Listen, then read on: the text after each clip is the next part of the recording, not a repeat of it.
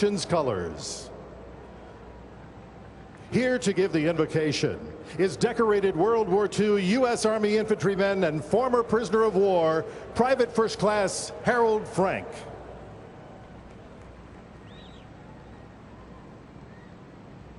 Thank God I'm American. Let us all pray. Thank you, dear Lord, for all of your many blessings and for saving my life. Lord, bless our military. For without our military, our armed forces, we would not have the freedom we cherish. Keep them safe and return them to their families. Lord, be with the drivers and their teams today. Guide them through this race. And along with the fans gathered here in Charlotte, I pray that all return home safely tonight.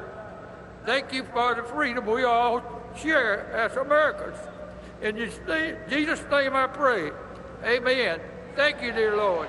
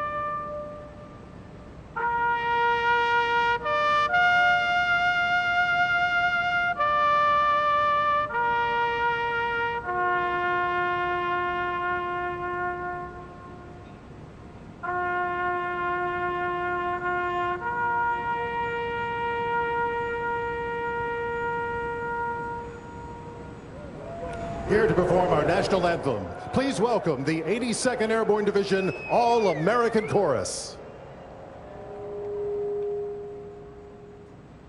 Oh, say, can you see by the dawn's early light what so proudly we hailed at the twilight's last gleaming, whose broad stripes and bright stars through the perilous fight o'er the ramparts we watched were so gallantly streaming, and the rockets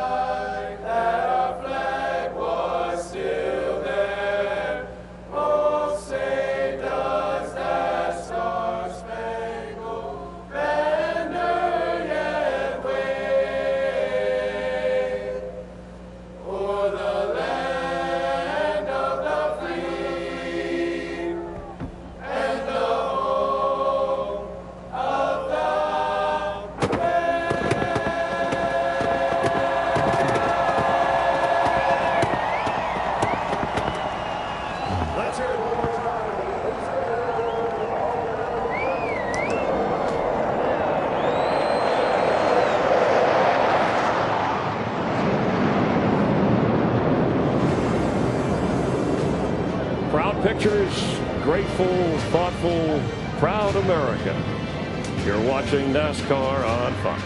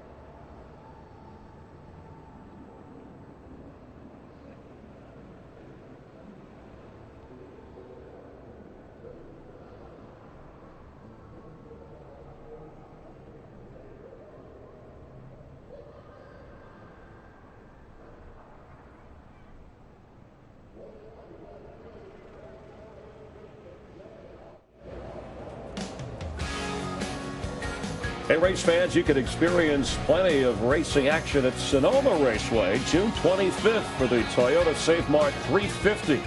Go to SonomaRaceway.com for tickets and enjoy. You'll see that race on FS1.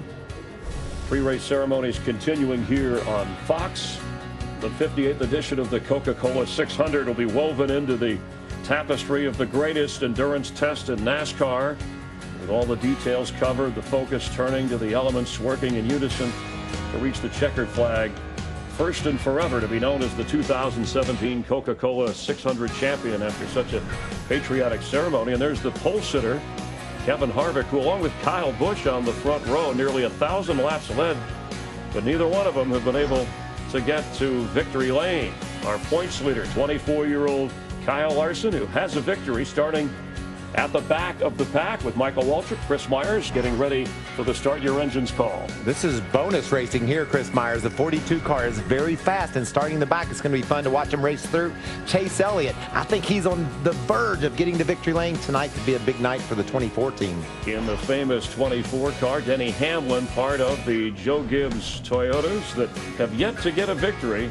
Again, they had 6 at this point last year. 3 of those Gibbs cars starting in the top 6, along with Eric Jones, a 5th place qualifying effort. He's had a lot of speed this year, Chris. He just had a lot of issues as well. And the record setter, Martin Truex Jr., they'll be talking to him on the pace laps, getting ready. 588 of the 600 laps last year to win. But this is a 4-stage race. He's going to have to be at his best Let's head down there for the call we want to hear. Please welcome Lori Hennessy, Senior Vice President of Entertainment for the USO, and Channing Tatum, star of Steven Soderbergh's upcoming movie, Logan Lucky. This Memorial Day, the USO and Coca-Cola are proud to salute America's military and their families, especially those who have made the ultimate sacrifice in the service of our country. To give the command, here with me today is Channing Tatum, actor and producer of the upcoming movie Logan Lucky, opening nationwide on August 18th, and proud supporter and tour veteran of the USO. In honor of the sacrifices our service members and their families make for this country, please join Channing Tatum in saying the most famous words in motorsports. Drivers, start your engines!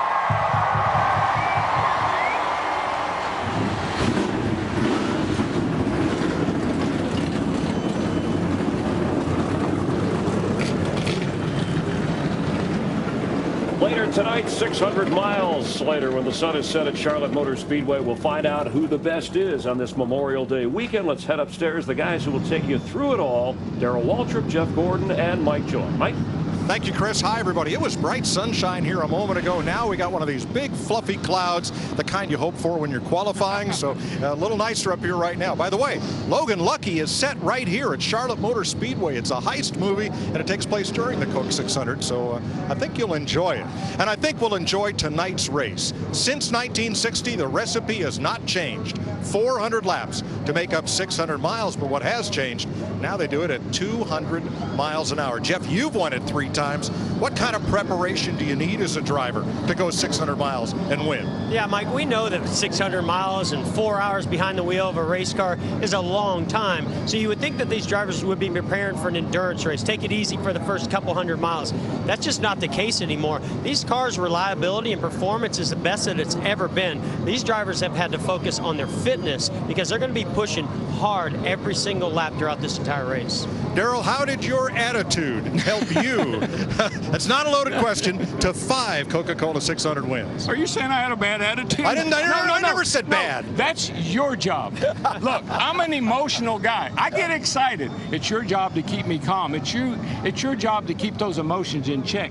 You have to play with emotion, but you cannot let emotion play with you. Stay in the game. Don't give up. And my golden rule: do not beat yourself. It is America's most solemn holiday, and it's a very emotional Memorial Day weekend here at Charlotte Motor Speedway.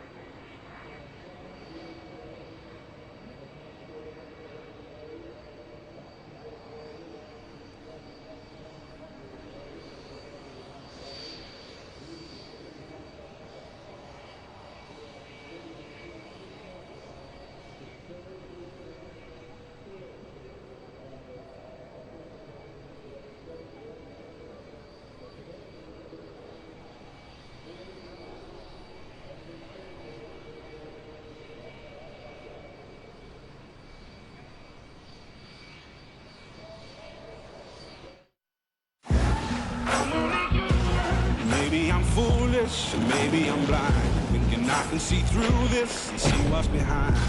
But I'm only human after all, don't put the blame on me.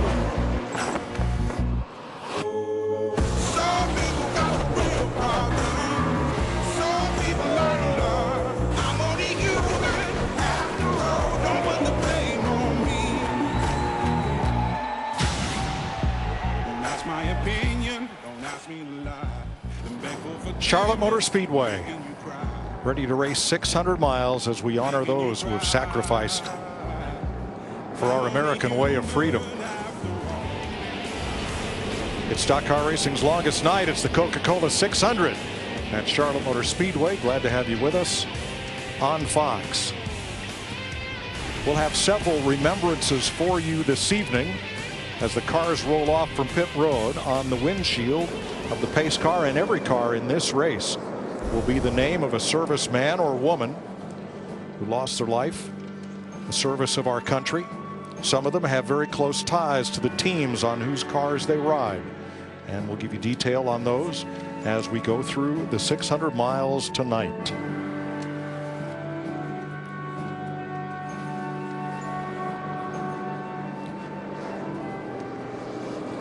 Let's have a look at the starting lineup. Pole winner Kevin Harvick, a two-time Coca-Cola 600 winner. He shares the front row with Kyle Busch, looking to win his first points race at Charlotte. Chase Elliott looking for his first series victory, and Matt Kenseth won this race as a rookie in 2000.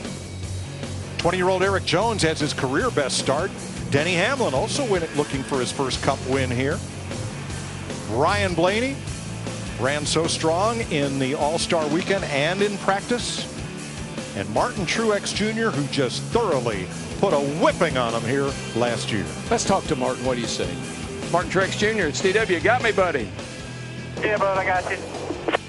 Son, last year you dominated this thing, as you well know. Set a bunch of records. You ate up the competition. Tonight you start 8th. How good's that car? I think it's been pretty good all weekend. I screwed up in qualifying. That's kind of why we're 8th, but we struggled a little bit with it yesterday at times, but I feel like we made the right adjustments, and we'll just have to see here. The track's going to be different, weather's different, all those good things with a long 600-miler. So see if we can play it all out right tonight. I'll be around at the end of this thing.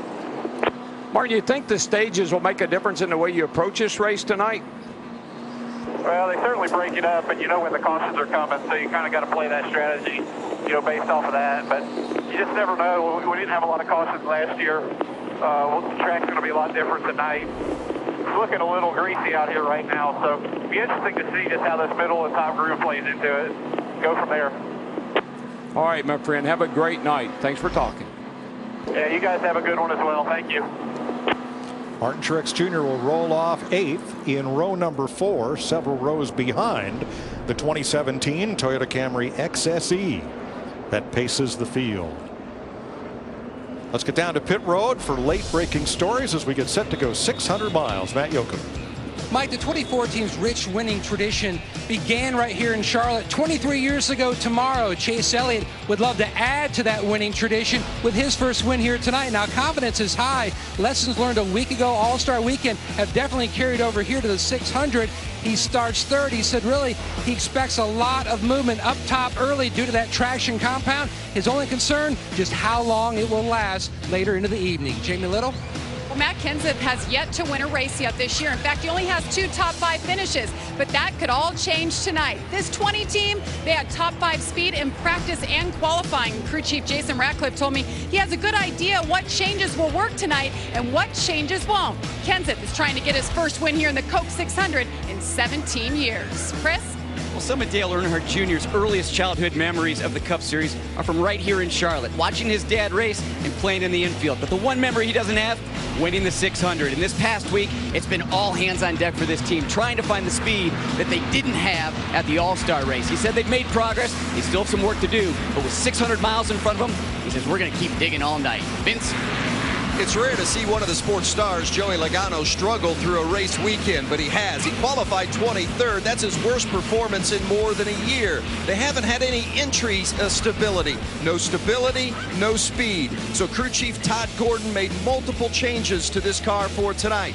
Logano and this team are as curious as we are to see whether or not those changes have worked. Larry? Yeah, Vince, this is the toughest race that a crew chief will have to deal with. Not only is it a long race, but you have to balance out all night long, making the adjustments the driver's looking for, but making the adjustments, keeping up with an ever-changing track as we get into the night. Let's take a look at our weather now. It is absolutely beautiful here. It's going to get hot right now, but you know what? The temps will go down and the speeds will go up. Now let's take a look at our race analysis. 400 laps, 600 miles, 4 stages, 100 laps each. Pit road speed 45 miles per hour. The fuel window 56 to 62 laps. Had some hard rain here last night. Competition caution at lap 25. And we have 2 drivers that will be going to the rear. Casey Kane for a gear change. Ty Dillon for an unapproved tire change. Mike? Thanks, Larry. Field heads up into the banking of turn number 3. You saw that turn 2 brightly sunlit. The rest of the track is in shade. And in this grandstand, NASCAR, Coca-Cola, and Fox honor past and present members of the U.S. Armed Forces. From now through 4th of July, share a personal message, honor your heroes. Visit NASCAR.com to download your sign and post it to social media. Use the hashtag NASCAR Salutes. From all of us at Fox Sports, NASCAR, and Coca-Cola, we thank all for their service.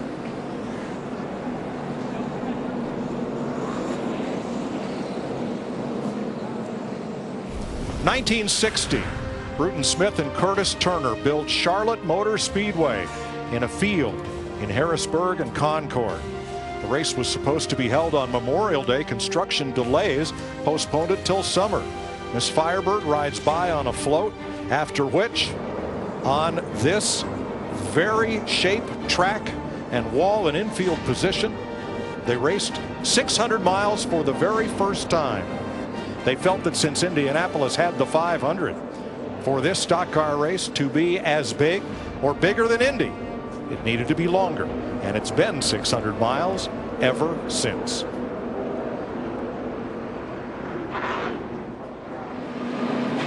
Here are the onboard views we'll have for you today and on into tonight, including Kevin Harvick from the pole on the world's biggest day of motorsports. Early this morning for breakfast, you watched Sebastian Vettel's Ferrari win the Formula One Grand Prix de Monaco.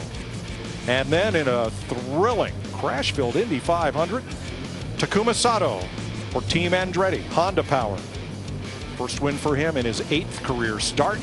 Who will join them as auto racing's biggest weekend winners 600 miles from now? Only 2 of the drivers in the front 11 spots have won the Coca-Cola 600. Mike, it's an honor to stand up here for 17 years and to send these drivers off on a 600-mile journey on Memorial Day. And so for all those fallen heroes, this one is for you. Boogity, boogity, boogity! Let's go racing, drivers!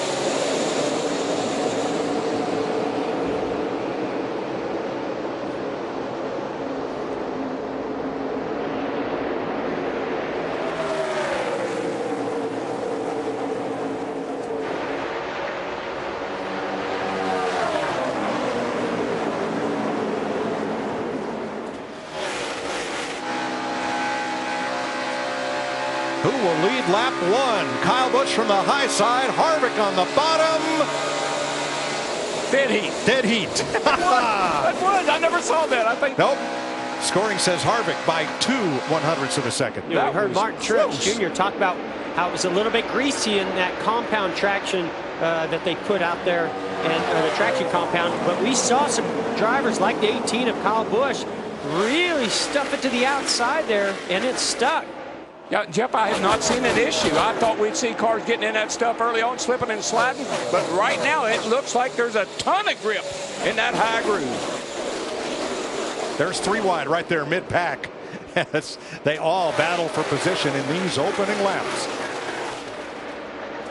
I think this is going to make for some really great racing as this night goes on. That top groove, middle groove should only improve as the cars run in those areas. Somebody might ought to tell Kyle Busch this is a 400-lap race, not a 10-lap race, because he has shot out to a pretty comfortable lead. I told you, DW, at the start, they got to push hard every lap. Every position matters, and these cars can do it over 600 miles. There was a little contact between Trevor Bayne and Paul Menard as they raced 3 wide with Dale Earnhardt Jr. on the inside. Second place, 20-year-old Eric Jones. He's a rookie. He's been racing for 14 years. First got in a car at age 7. What he needs to do, Mike, over here last week had a really fast car, got in trouble, ran through the grass, tore the car up. Follow that 4 car. That guy is smart. He'll show you a way around here. Follow him all night. You'll have a great finish. You might even win it. And Eric Jones drives like he's a veteran. You would never know this kid's a rookie. He's done a fantastic job already here early in this long race. Now what's up with Denny Hamlin, who started 6th and quickly has dropped to 13th. This was 1 lap ago. Hamlin on the outside.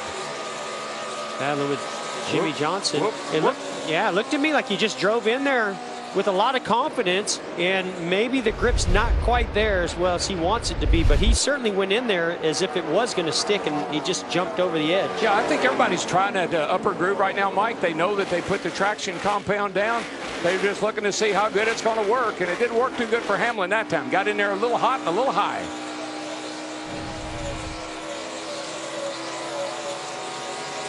Already Kyle Larson making his way up from the back. Well, he had to start last because his car failed pre-qualifying inspection. Here's 10th place. Great battle. Jamie McMurray on the outside of Jimmy Johnson. Matt. Mike, a few moments ago, a great example of just how slick the traction compound is early. In fact, Jimmy Johnson on the pace lap told Chad Canals that there's so much down right now, you can see the tire tracks of the cars in front of him. Chad suggested migrate to the bottom, hang there for the first 10 to 12 laps until it starts to come in. Yeah, that stuff's real heat sensitive, Mike. So the hot tires start moving up, inching up into that stuff. It'll get better and better, but it's going to take a while. It's not going to come right in like these guys wish it would. This track bite is a product that's been around for 35 years. It's commonly used in drag racing, and it was tried on the bottom groove at Bristol Motor Speedway a few weeks ago in an attempt to improve 2-wide racing. And after last week's all-star race, Charlotte Motor Speedway officials and NASCAR decided, well, let's give it a try here in the upper half of the racetrack. Yeah, you know, that was a concrete track. I said, well, maybe it works on concrete. This is the first time they've tried it on a super speedway like this. So this is an experiment that we're watching go down in the 600-mile race. Well, and the experiment started yesterday in the Xfinity race. We saw some great 2 and 3 wide racing in that race, and I think they thought, well, this is going to go into a night race. Let's put down a little bit more of that traction compound. Behind Daniel Suarez, Joey Logano has picked up just 3 spots after starting 23rd in his number 22, Vince.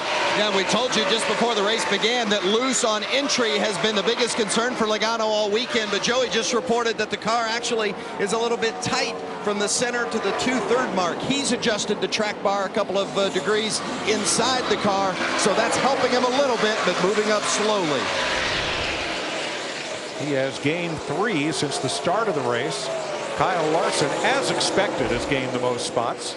Did not get to qualify after being fastest in one of the practice sessions, working his way through traffic, plus 14. Casey Kane up 12. Kyle Busch up 3/4 of a second on Kevin Harvick. Rookie Eric Jones, Ryan Blaney, and Chase Elliott.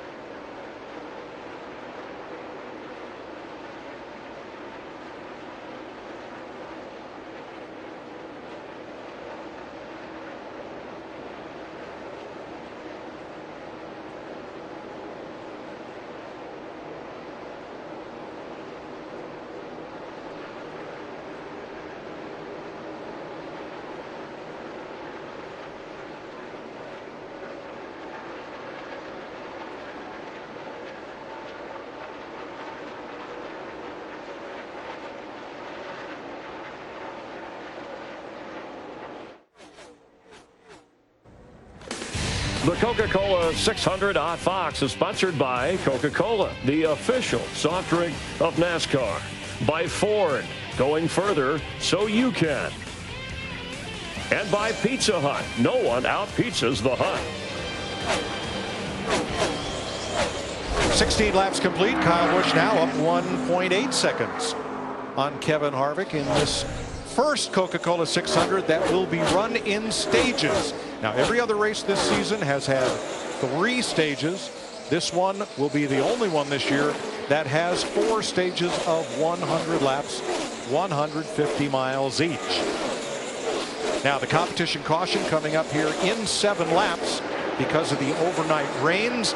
That's a typical NASCAR procedure when there has been severe weather to allow the teams to check handling and tire wear. We're back at 12th place. Stenhouse, Boyer on the outside, and you're riding with Denny Hamlin. 3 of them battling. Yeah, Clint Boyer's really been working that outside groove more than any other car that I've really seen out there. And you see there's some areas where there's benefits to it. Certainly on the X of the corner, there's a little bit more momentum. Obviously, he's got a plan. He wants to work that groove in there and benefit him later. There's another battle going on between Keselowski and Truex. Boy, we didn't see that happen a year ago. Nobody passed that 78 car. Now, maybe this is Truex working on the tube. Jeffrey Earnhardt down on the apron past the start-finish line. A lot of smoke. And we were told it smelled like rear end grease.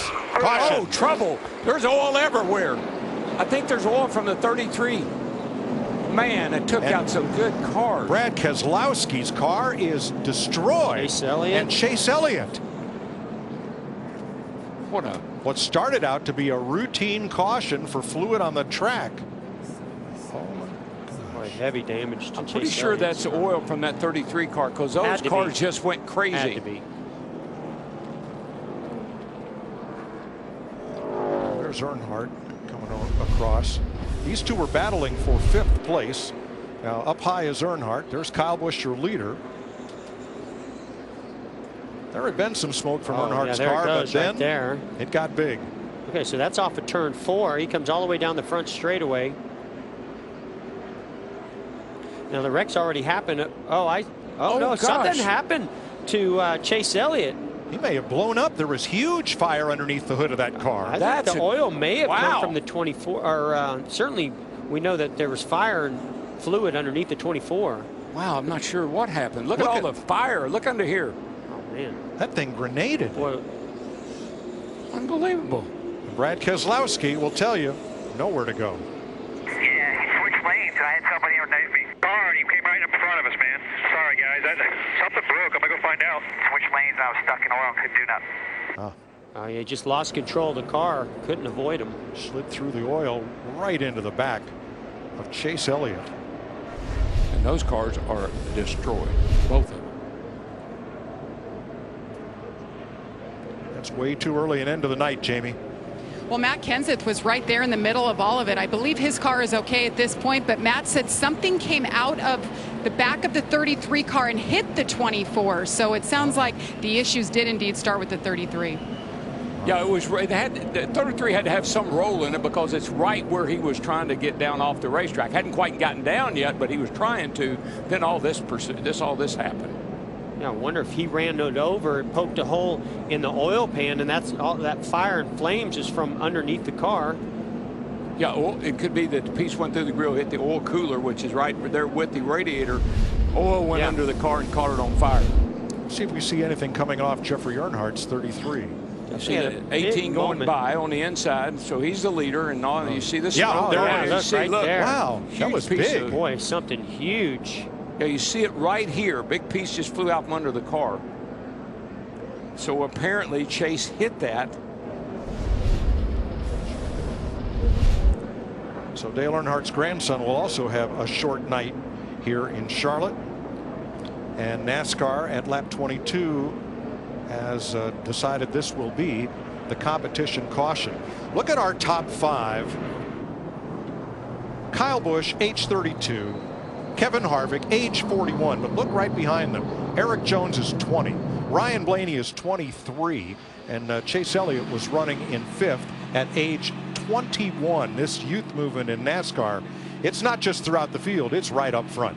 Yeah, they're very competitive. All of them are. It's 21 car. I mean, you know, this kid's just sitting there waiting to win a race. He won yesterday. Might win today. Yeah, we've seen young drivers come into the sport, but not at this level, with that level of competition and team that these guys have had. And that's why, you know, you put that combination together of talent, youth, and a great team, you're going to see some great results. And there's so many of them. We'll get one or two every now and then, but this year we just got a whole group of really talented young men. There's another one, Daniel Suarez. Yes, sir.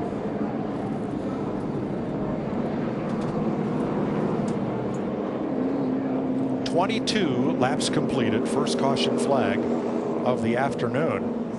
Rear end grease and something flew out from under Jeffrey Earnhardt's car and impacted Chase Elliott. Brad Keselowski piling in.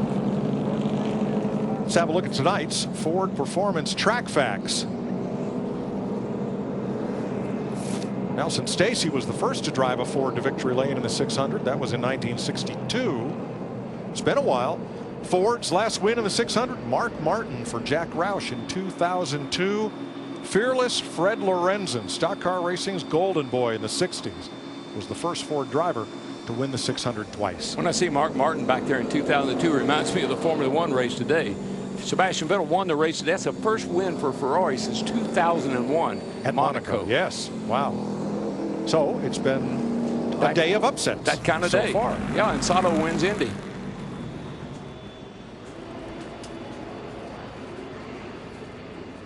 Well, I've not seen a car go underneath the rear of a car that far like Keselowski did to the back end of the 24 Chase Elliott in a long time. Yeah, I thought all the fires, when I first saw that, I didn't see the fire. Then we looked at it again, but we just saw fire everywhere. Something went through that car in the left front. And that's where the oil cooler most likely is. Yep. Caution is out at Charlotte for this.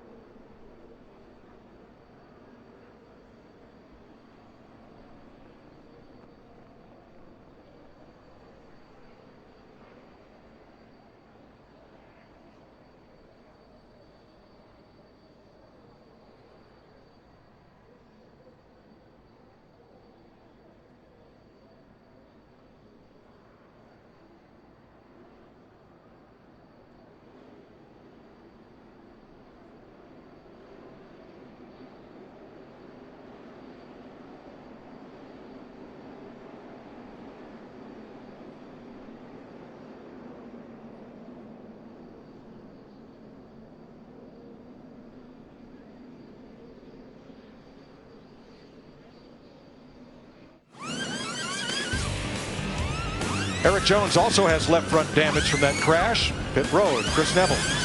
And Kyle Busch comfortably leading, saying the car a little too free on entry, tight in the center, wanting the car to focus on entry. Matt. Chris, you can see where the debris went right through the nose on the 77, just below the headlight, topping off with fuel. They're talking about what they're going to do as far as bear bond to go over that hole to seal it up, Vince.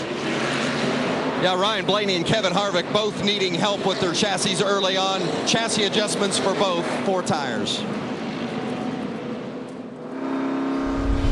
Kevin Harvick wins the race off pit road from Kyle Busch. Eric Jones to the back.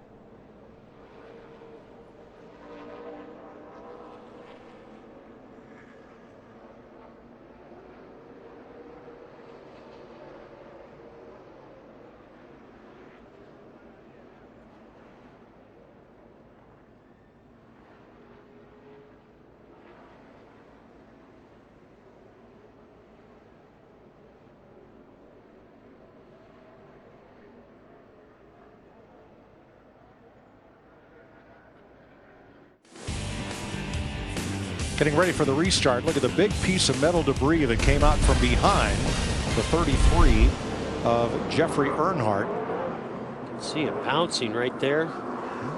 Big into Eric Jones' car. Bounces again.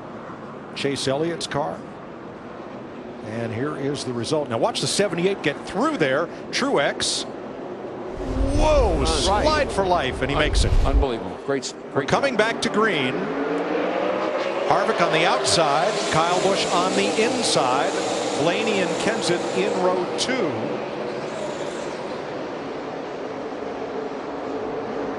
Then Jimmy Johnson, who like Truex just snuck through there, stacking them up midfield. And we're 3 wide with Dale Earnhardt Jr. up top. Newman falling right along. Both those guys like to work the top side. I know Junior's hoping that top side will come in, that top lane.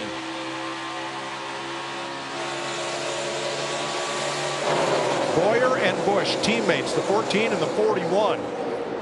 Right down on the bottom, A.J. Allmendinger fell all the way through the field and comes to pit road with a flat tire. 13 smoking, 47. They got all messed up in turn 1. Ty Dillon, a lot of smoke.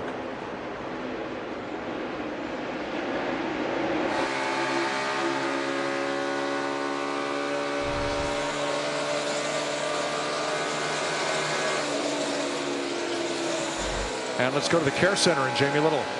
And Brad Keselowski has been check released, and you told me you're okay. Brad, did you even have a chance to see what had happened in front of you? Yeah, a spotter told me somebody was blowing up in front, and next thing I knew, Chase's car was on fire, and there was just oil everywhere. I guess I saw him in the ambulance. I guess he ran over something that broke his car, and there was just all oil down the front stretch, Jamie. Couldn't really turn the wheel or stop the car, and I ran right in the back of Chase. So it's a bummer for both of us. We had a really fast Miller Lite forward, and I think we had a shot at winning this race tonight, but that's the break sometimes. Thanks, Brad. Been a tough day for team owner Roger Penske, who had 2 of his cars taken out in one incident earlier today at Indianapolis. Teammates Austin Dillon, Paul Menard battle side by side. Back to Jamie. And Chase Elliott now outside of the care center. Chase, what did you see in front of you? Sorry, I couldn't really hear you, but it's so disappointing. Our Napa Chevy was I felt like going to be all right as the night went along. I just the 33 broke something, I guess, and I hit it, and it was pretty hard. Whenever I hit, I knew it destroyed our nose at least, and I saw some fire, and I guess I was laying down oil all at the same time, and Brad couldn't get stopped and got me, so I hate it. It's such a bummer. I don't know what you do. Let's go on the next week. Dover, Delaware next Sunday. Eric Jones is trying to fight his way back up front. He had front end damage from that collision and restarted near the back. Yeah, he's got a really fast race car. We saw he was running in the 3rd position when all that happened, so I'm pretty sure we'll see him come up through here pretty fast. Yeah, big hole in the left front of Chase Elliott's car. Larry? Yeah, more than likely it got the oil cooler or something like that. That's where the fire came from. It essentially was an oil fire, and that, you saw the fire coming out of the back of it.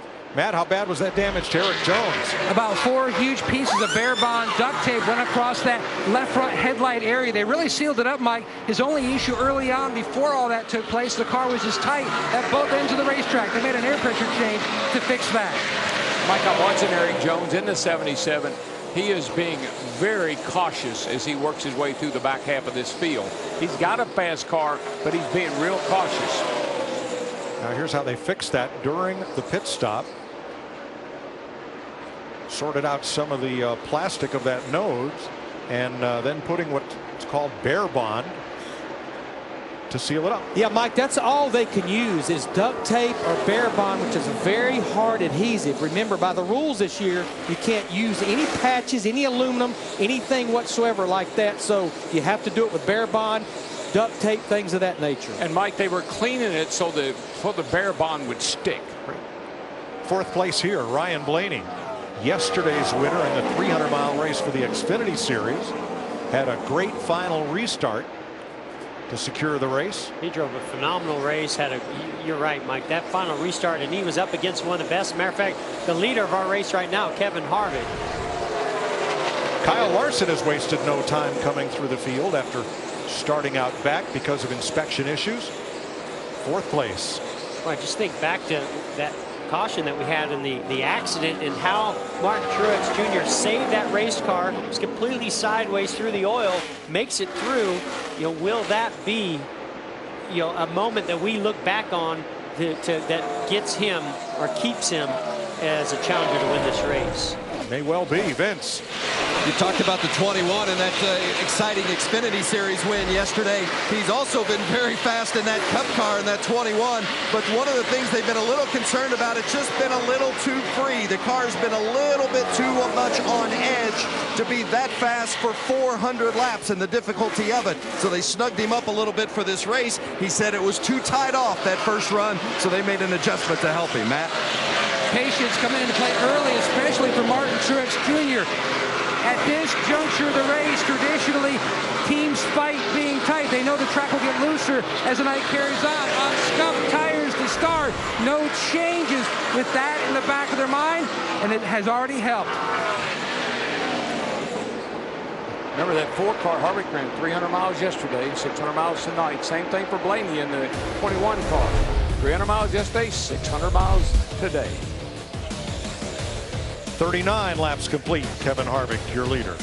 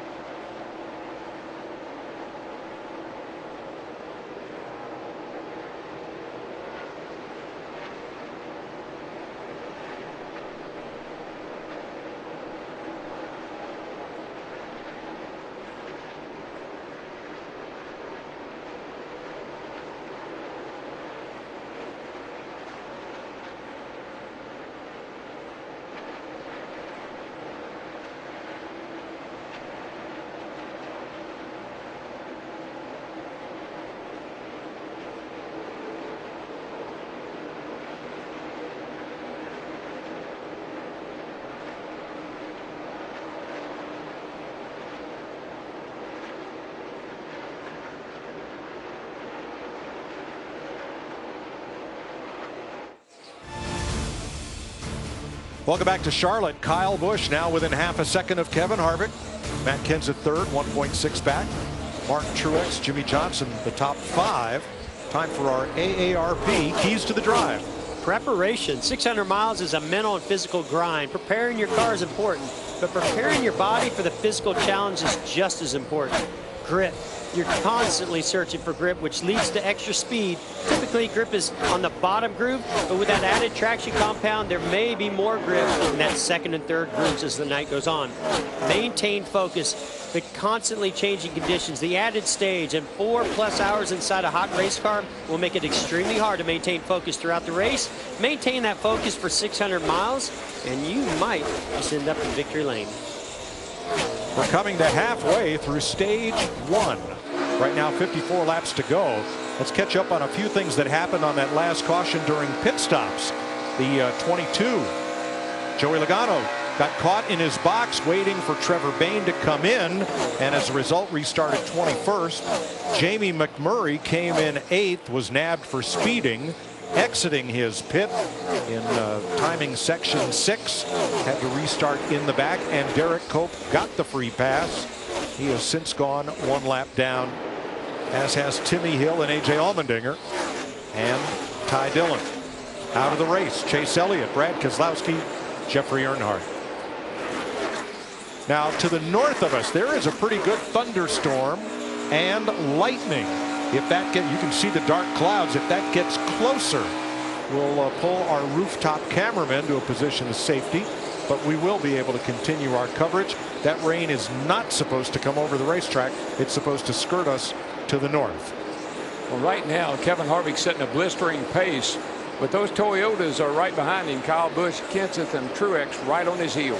Yeah, you know, that pole position by Kevin Harvick in that #1 pit stall already paying off for them, because they were able to get that jump on that last pit sequence to get that lead and maintain it so far during this run. Vince? Yeah, and although Kevin said he was a little tight back to the gas during that first run, they made a chassis adjustment to help him out, and the clean air certainly feels good. And guys, you know, when you have a day that's successful, maybe even a winning day, and you can look back on it and talk about a couple of near misses, some good luck that you got. Well, on that yellow where it caught out Chase Elliott and Brad Keselowski, that debris, they told Kevin, missed his car by about a foot. Yeah, it sure wasn't much. Yeah, I thought Kevin actually did a great job. He could see that debris bouncing on the racetrack. You saw him avoid it and run extra low off of turn 4, and unfortunately the 77 of Eric Jones, he was right in the sun. It was just right in his eyes, and I don't think he could actually see that debris.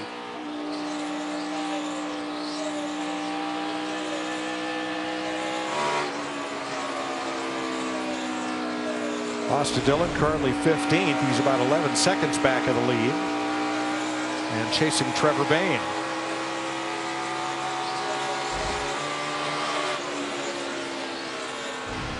We just crossed through halfway in stage 1 of a 4-stage 400-lap race, the Coca-Cola 600. Kevin Harvick in front of Kyle Busch by a little less than half a second.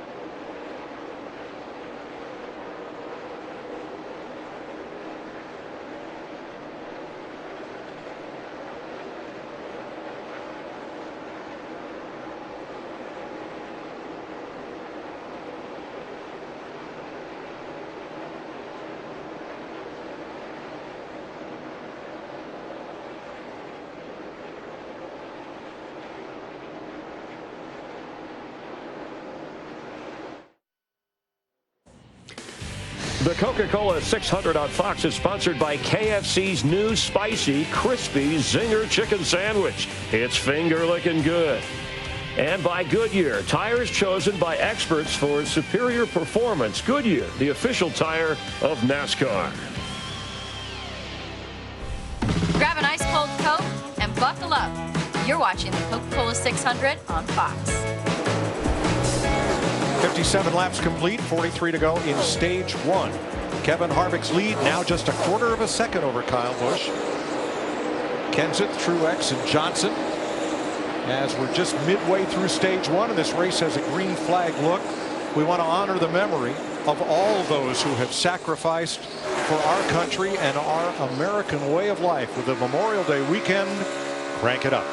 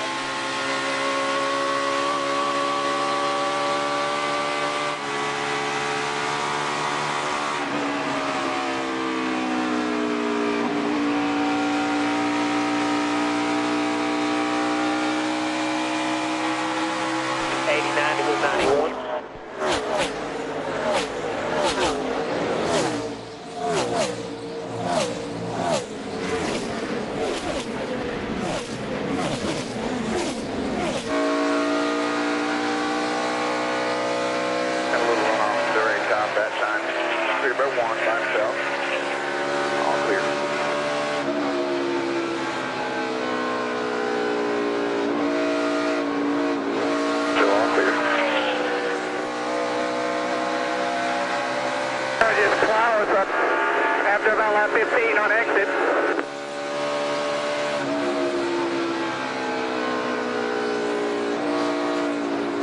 Out there even. One back with a run, got some full middle here. 3 mid. Good job. Still 8 out back. All clear. 5 side lapper. Clear.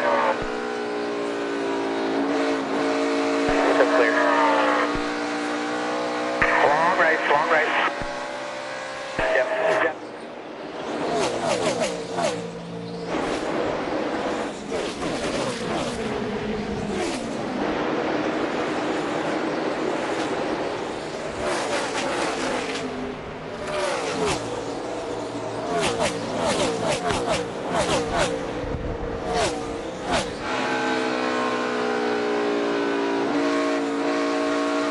One back with the front. We'll be pushing down the front. Good.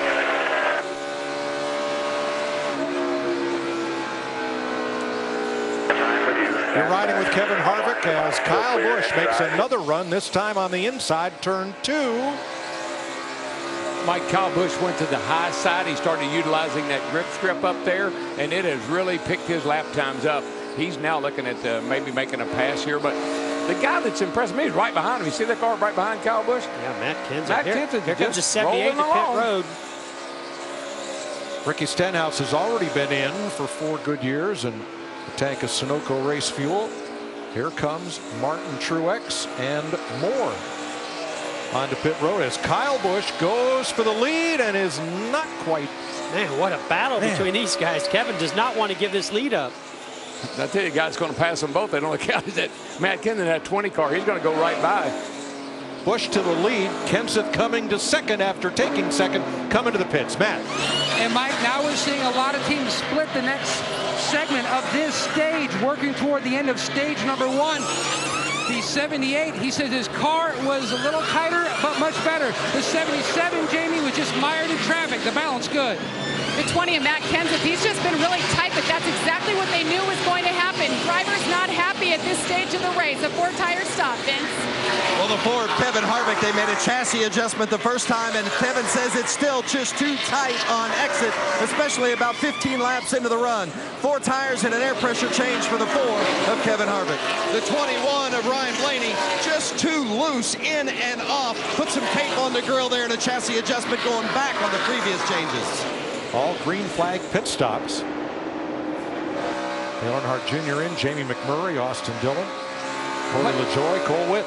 That was just a flurry. I mean, Yes. one car, Mark Truex Jr. comes down pit road, and all of a sudden, everybody's on pit road, except for Kyle Busch, and here he comes now. There's a couple of them that didn't make it, or at least they almost Watch didn't make Cole it. Witt. He Watch Cole almost Witt. didn't. He's got this baby sideways. Right in front of the leader. Kyle Busch is in. Chris? And Kyle Busch staying out a couple laps longer than everybody else. When he was right behind Kevin Harvick, he said the car working pretty well. However, he is a little bit aero tight there, so the team going to loosen him up a little bit on this stop. Denny Hamlin, too fast, exiting. And the car had gotten pretty good. He was run up in the top 6. Jimmy Johnson just on the cusp of 1,000 career laps led at Charlotte. Gives up the lead to make his stop, Matt. Jimmy Johnson warned several drivers busted in segment number 1 entering pit road. That first section caught speeding chassis adjustment for Johnson. He said his car is just tight in the center a little bit more this run than the previous. Canal said the pace is also a little bit different, slowing down. Great stop with the 48. They were in and out. Really good time. 32 laps to go in stage 1. And Danica Patrick picks up the lead here in Charlotte from David Reagan and Martin Truex. Jamie? And Danica Patrick, she competed in 7 Indy 500s, 6 top 10s. She watched it earlier today, and she felt good about her chances tonight. She's your current leader. When she pitted that first time around, though, she said she was a little bit tight, but that wasn't the problem. The jack post broke on the right side, so they had a hard time jacking the car. They said they want to try to fix that on the next stop, but that'll take a little time. Well, it's pretty hard to fix that jack stop. It's welded up into the frame rail. When that breaks off, not sure how you're going to fix that in a hurry.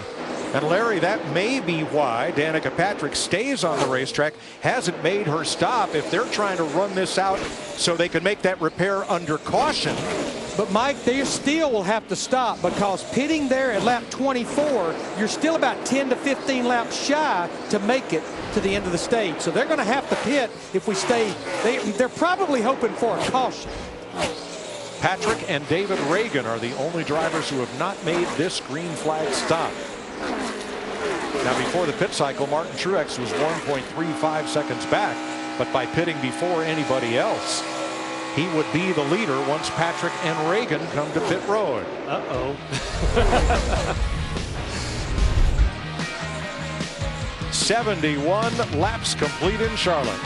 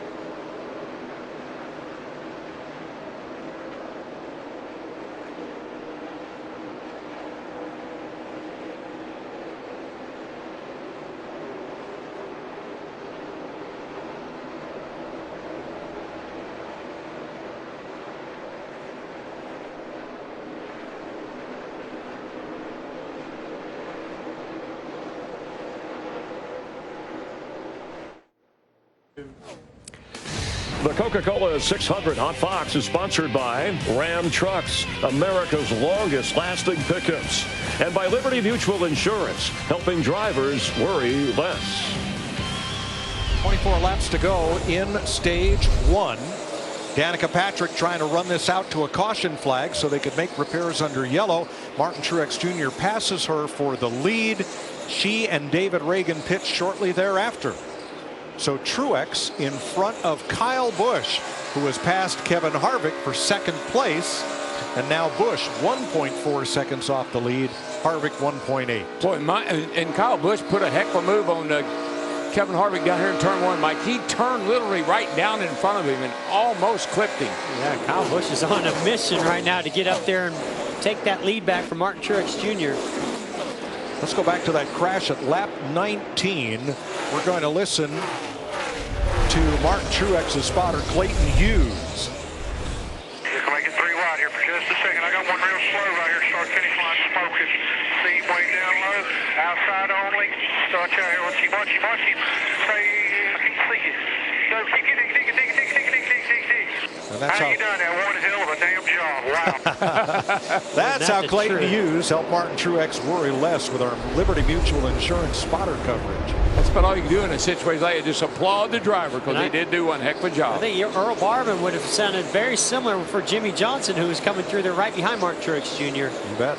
And, you know, I want to go back to this pit sequence and how Martin Truex Jr. got the lead. And they had a really nice pit stop. And if you look at the in-lap, out-lap, not a big difference there. But where he did make a difference is he came a couple laps earlier than our leader, Kevin Harvick, and the 18 of Kyle Busch. Those laps on fresh tires on the track, he was boogieing. He was getting after it. And that's where he made up the time and was able to get the lead. His pit sequence, the in-lap, the stop, and the out-lap combined, was about half a second slower than Kyle Busch. But Truex had the lead by 1.5 seconds when he took first place.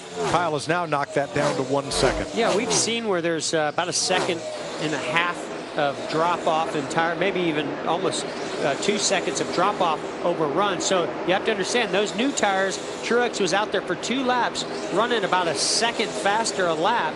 And what that did was finally when that sequence came, he was ahead of these guys. There's Kyle Busch in the 18, lapping Michael McDowell. You saw the gap to the bright orange and black number 78 of Martin Truex, our leader. Mike, if you beat that 18 car on and off pit road, he has a great pit crew. We saw that in the All-Star race. He gets on and off pit road right on the money. If you beat him, you may have to speed to do it. Martin Truex has led the most laps in both of the 2 prior Coke 600s. Only one driver has led the most laps in 3 in a row. Darrell Waltrip. Ooh. Oh, that guy. Did you win all 3 of those? I must have. I'm gonna say I did. I'm gonna say I did anyway. 83 laps complete, 17 to go in stage 1 of this race that'll be run in 4 150-mile stages. Stage racing new to NASCAR for 2017. All of the races have 3 competition stages. This one has 4. Top 10 drivers receive points at the end of each stage, and the stage winner receives 1 playoff points that he carries all the way through to Miami in November. Let's get down to Chris Neville with our nationwide Dale Jr. Performance Report. Well, Dale Earnhardt Jr. just have a handful of positions from the start. Yesterday in final practice, he was just saying that car was just too edgy over the bumps. And in these first stage of this race, still saying the car bouncing around a little bit, but much more comfortable than it was yesterday. He said his biggest issue, though, the car just way too tight. He's tried running low and he's tried running high. But right now, that team just trying to loosen up that car in the center of the corner. And that's what happens, Mike. You make the car comfortable to drive, a good ride quality, you're going to give up some speed. And you're probably going to have a car that's a little tight. But it was Jeff who said yesterday that if your car's real good in the bright sunlight, that might not be a good thing when darkness settles in here. 15 laps to go in stage 1. Keep it right here as we go side by side on Fox.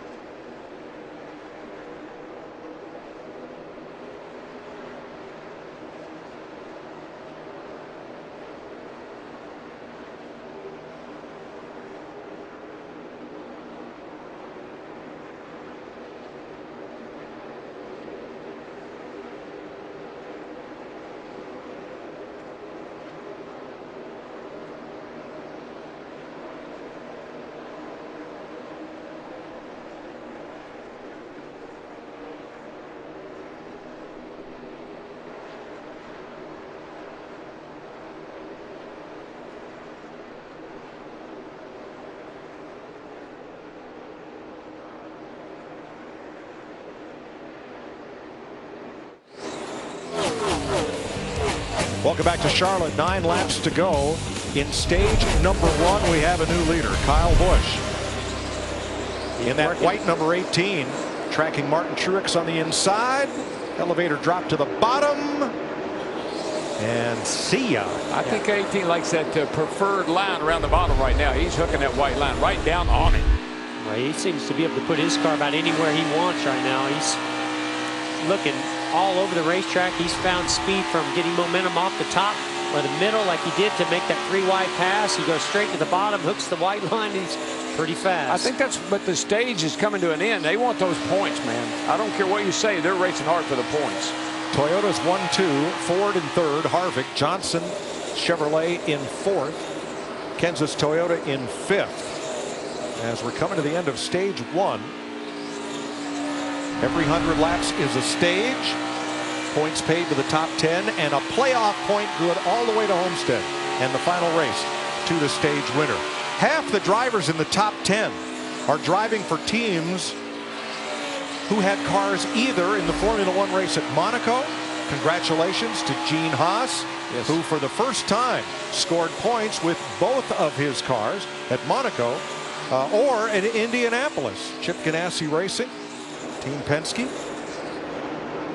In fact, Ganassi now has 2 cars in the top 10 as Jamie McMurray has overcome his speeding penalty and worked his way up to 10th place. Talking about the end of a stage, if you haven't won a race, you might be thinking, I better book all the stage points I can, just in case.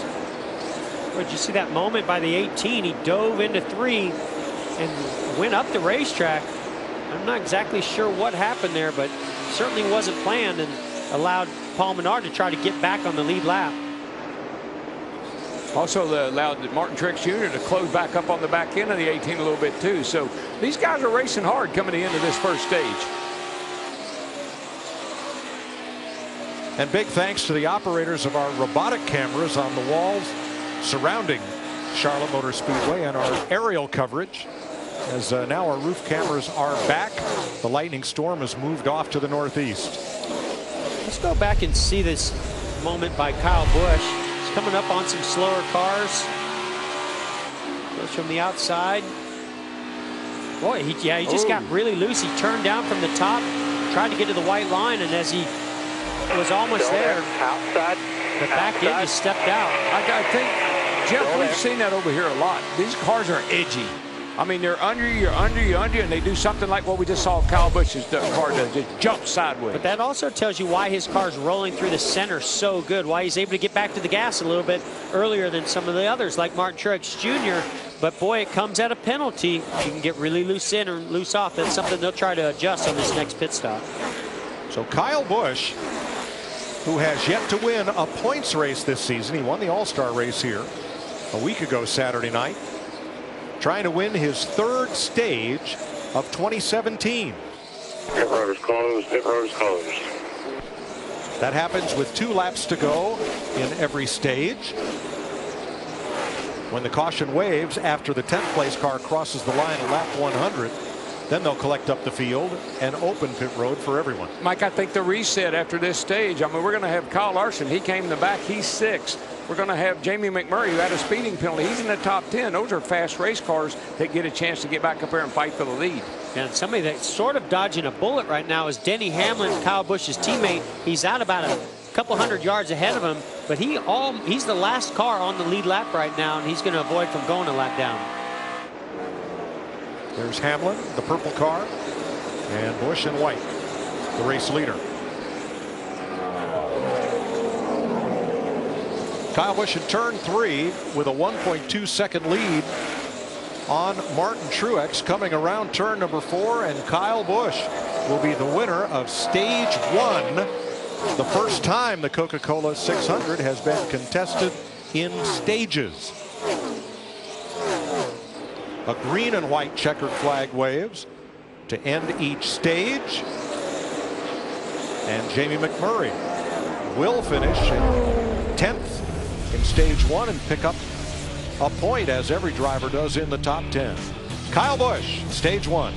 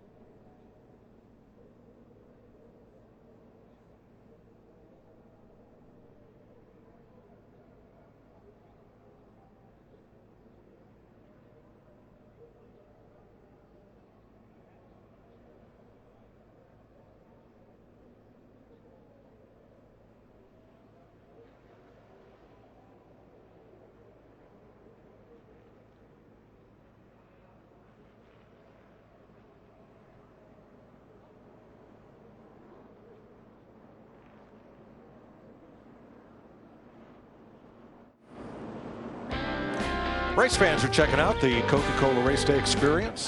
This summer, Share a Coke is back with more names than ever. Coca-Cola invites you to share an ice cold Coke with someone who needs it most. Coca-Cola, taste the feeling. Pit road is open at the end of stage 1. Here's Chris. And boy, Kyle Busch just have a dominant car here in this opening stage. He's saying the car just a little bit tight in the center of the corner off. Occasionally that front end just grabbing, and that's when we saw the back end of that car getting a little bit edgy. The team going to try and help that car in the center. Also put 4 tires on. Matt? And Jimmy Johnson, not quite as good as he wanted to be at the beginning of that run. The car was good entry and exit, but it just became too tight in the center. For the 78, not bad at all. Slight air pressure change for Truex. Vince? Kevin Harvick loves the way his car takes off, but the longer he goes, the less rear grip he has. They made an adjustment to help him. Martin Truex Jr. right there, but it was Harvick the first one off. That's your Sunoco race off pit road. And that was right at the line, close between Harvick and Truex. Well, one great thing about stage racing is we get to hear from each stage winner. Jeff. Hey, Kyle, this is Jeff up in the Fox Sports booth. You got me? Yes, sir. How's it going? Oh, it's going pretty good. It's going real good for you, man. Congratulations on winning that stage 1. Boy, the car looks really, really good. You know, tell us about the track and how it's changing and what you anticipate is going to happen and how you can stay dominant the rest of the race. Good question. Such a differing race from the beginning to the end. You know, you talk about being in the sun going into the night. Typically, when you're good during the day, it's not a good omen. But sometimes it can be if your car's just fast overall. I feel like we've got good speed in our M&M Camry. So really appreciate these guys. They've been doing a good job. We'll stay on top of our adjustments here as it transitions and hopefully keep ourselves up front. All right. Well, thanks for talking to us, and good luck the rest of the race. All right. Set some air conditioning down here, too, later, will you? It's pretty good up here. Like a hamburger?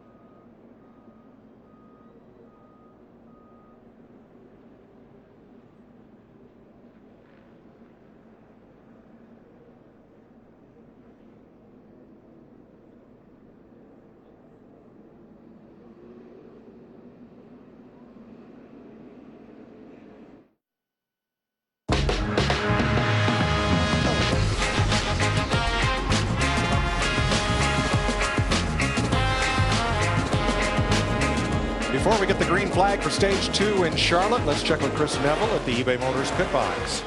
Well, Mike, one of the things I love about pit lane is the whine of the impact wrenches down here during pit stops. And over the last couple years, we've seen teams developing their own pit guns. A clutch gun, which is perfectly balanced, about 15,000 RPMs. But like a race car, it's temperamental. So teams also have these backup guns by Ingersoll Rand. It's a bit heavier, about 10,000 RPMs. It's tried and true, but a second and a half slower on pit stops. That's about 3 to 5 positions in pit lane. Mike?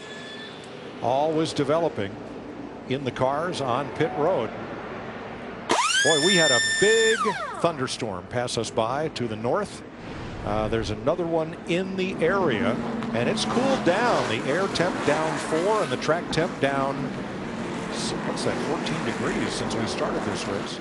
Mike, first time I heard one of those air wrenches, I said, something's wrong with that air wrench. It was screaming at you. Screaming. Ready to go green as the drivers approach the Geico restart zone. Harvick outside of Truex, Kenseth and Johnson, Busch and Larson, Blaney and Boyer. Here we go. Again, Harvick takes advantage of that #1 pit stall, gets off first.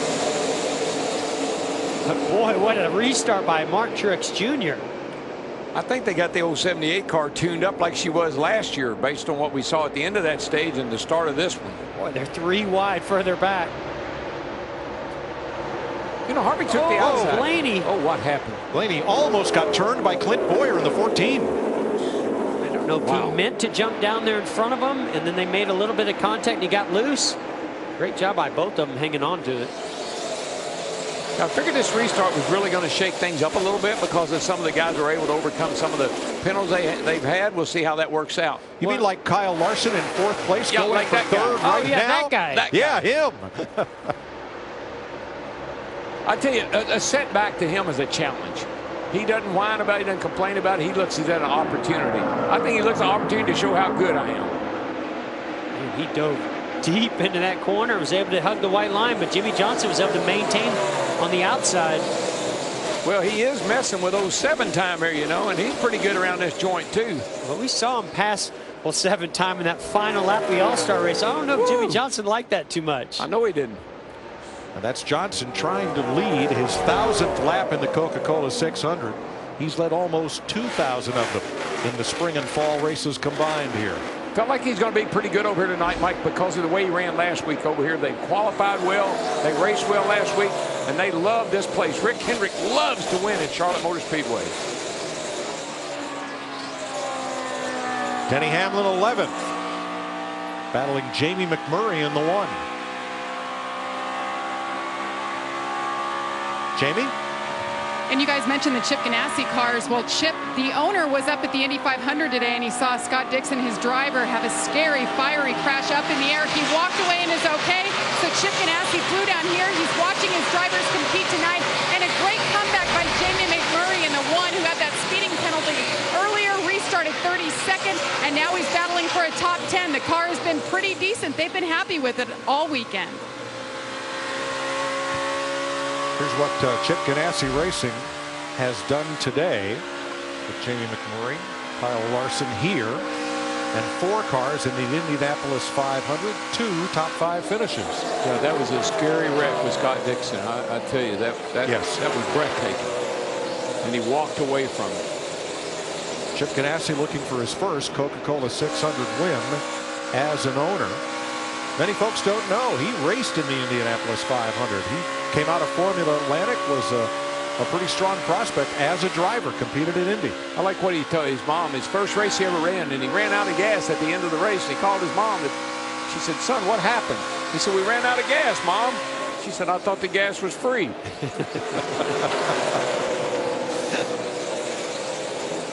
Second place. I've been watching Jimmy Johnson. You know, one of the things that Jimmy does so well at a lot of tracks, but this one in particular, he can really run that car free through the center of the corner. We saw that little bobble by the 18 of Kyle Busch when he was leaving this race.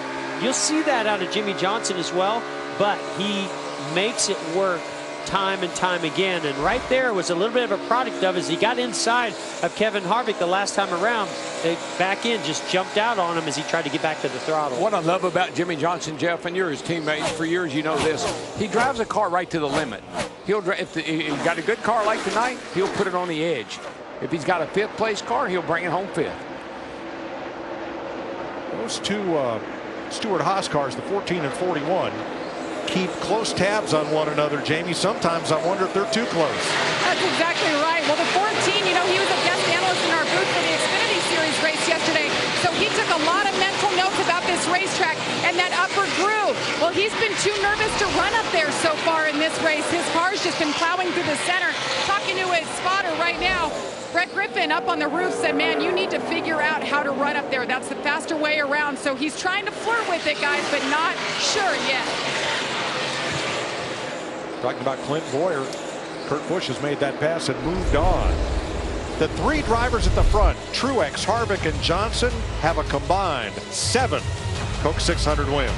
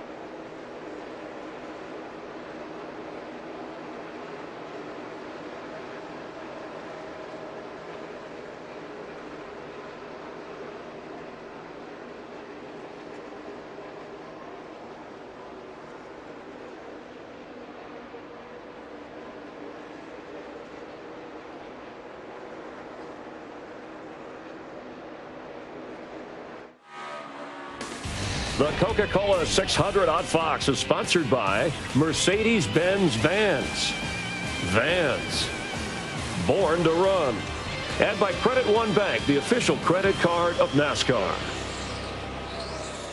122 laps complete in Charlotte. Aerial coverage provided by Goodyear. Everything they learned making tires for the grueling demands of NASCAR inspires what rolls into yours. Goodyear, official tire of NASCAR. You're watching Kyle Larson in the 42, takes second place from Kevin Harvick, and here comes Jimmy Johnson coming back after Larson took advantage of Johnson, sliding up the racetrack. Now, how did Kyle Larson get to second place? Let's have a look at this. Jimmy Johnson down to the inside, trying to make the move on Harvick, who was second at the time. And watch what happens right at turn number 2 to Johnson. there. Big slide, loses momentum, and here comes Larson. Mike, I know Jimmy Johnson, that all-star race. Remember the other night, last lap, the 42 car drove into turn 3 and absolutely slid right up in front of Jimmy Johnson to take second. I don't believe Jimmy Johnson is really very happy with having a race with Kyle Larson. Wonder if Kevin Harvick is. He's in the pits. Vince. Yeah, Kevin just radioed in, said, I have a tire coming apart, so they wasted no time at all. Got him in. They're also going to put the wrench in the right rear to make a chassis adjustment, as Kevin said, he continues to just get tight as the run goes in that 4 car. So an unexpected stop for the 4 of Kevin Harvick. So Harvick back on track as we stay green. He will lose 1 lap to Martin Truex Jr., the 78, with that stop. Jeff, you think that's an oddity? It's not something that the traction compound may have created, or you think it's just an oddity? It's a really good question, DW. Jimmy Johnson now second, 3 seconds back of Truex. Matt? Mike, before that last pit stop, Jimmy Johnson, his car was just getting tighter and tighter as he ran, especially through the center of the corner. A wedge adjustment and air pressure hasn't helped. Now it's on the splitter, and that's not his only recent frustration. How big is that 42 spotter? Fairly small, sir. I'm tired of him driving me into the fence when he passes me. From up here, I could feel that aggression coming out of that 48 car. Now in turn 2, where you saw Johnson slide up the racetrack and lose the spot to Larson the first time, Jimmy said he was on the splitter. Larry. Yeah, as the speeds go up, the car travels more. So let's use our Ford cutaway car. This could be a change that a lot of teams make during the next stop. What this is here, this is Packers. They're travel limiters. And you see that little shim. You can put a shim right in there. It's just a little thin shim, and that can actually get the car up off the racetrack. I would say at the end of stage 2, as the track goes through a major transition, that adjustment will be made on the front shocks by a lot of race teams, probably the 48 team as well. Yeah, he's on the splitter and the chip. Yeah, Larry, and that track temp, as it just keeps coming down, it's just going to keep gaining grip. We've already seen this run showing a lot more speed, which is, I'm sure, adding to that splitter getting into the racetrack, and it is only going to travel further as this race goes on. Johnson's found something. He's pulling a little bit ahead of Kyle Larson. Remember, Larson had to start in the back row because of failing pre-qualifying inspection. He whipped right through 26 cars in the first 30 laps and has now made his way to 3rd. Well, he did say how much he was looking forward to passing cars. Yes, but Mike, you know, talk about the 48 car. There were just sometimes some situations where another driver motivated me to drive a little wee bit harder. Yep. The report from Kevin Harvick's pit, they did not have a flat tire. They had a loose left rear wheel. That's what brought him to pit road under green. The pole sitter, Harvick, now 1 lap down. That's reassuring, because with the grip compound that they put down and everything, I was wondering if that would create any kind of issues, but apparently not. Well, we haven't seen Kyle Busch come up through there in the way that I anticipated him coming up through there as fast as he was at the end of stage 1. Lost a little bit on the pit sequence or the pit stop. Larry, what are they looking at here on those wheels that came off Kevin Harvick's car? They're looking at the lug stud holes right there, because that will tell them that they had a loose wheel. Now, the bad thing about pitting there at lap 124, that's 76 laps to go in his stage, he's going to have to pit an additional time if we don't get a caution. Yeah, there's a lot of telltale signs, Mike, when you have a loose wheel. One is the impulse that they have in the air gun itself. Tells them if they hit all the lug nuts, and then when you pull the wheels off, you look at the holes in the wheel and see if they're elongated or not. You just saw Austin Dillon move his Chevrolet up into 9th place. Martin Truex Jr., the leader now by 4 seconds over Jimmy Johnson.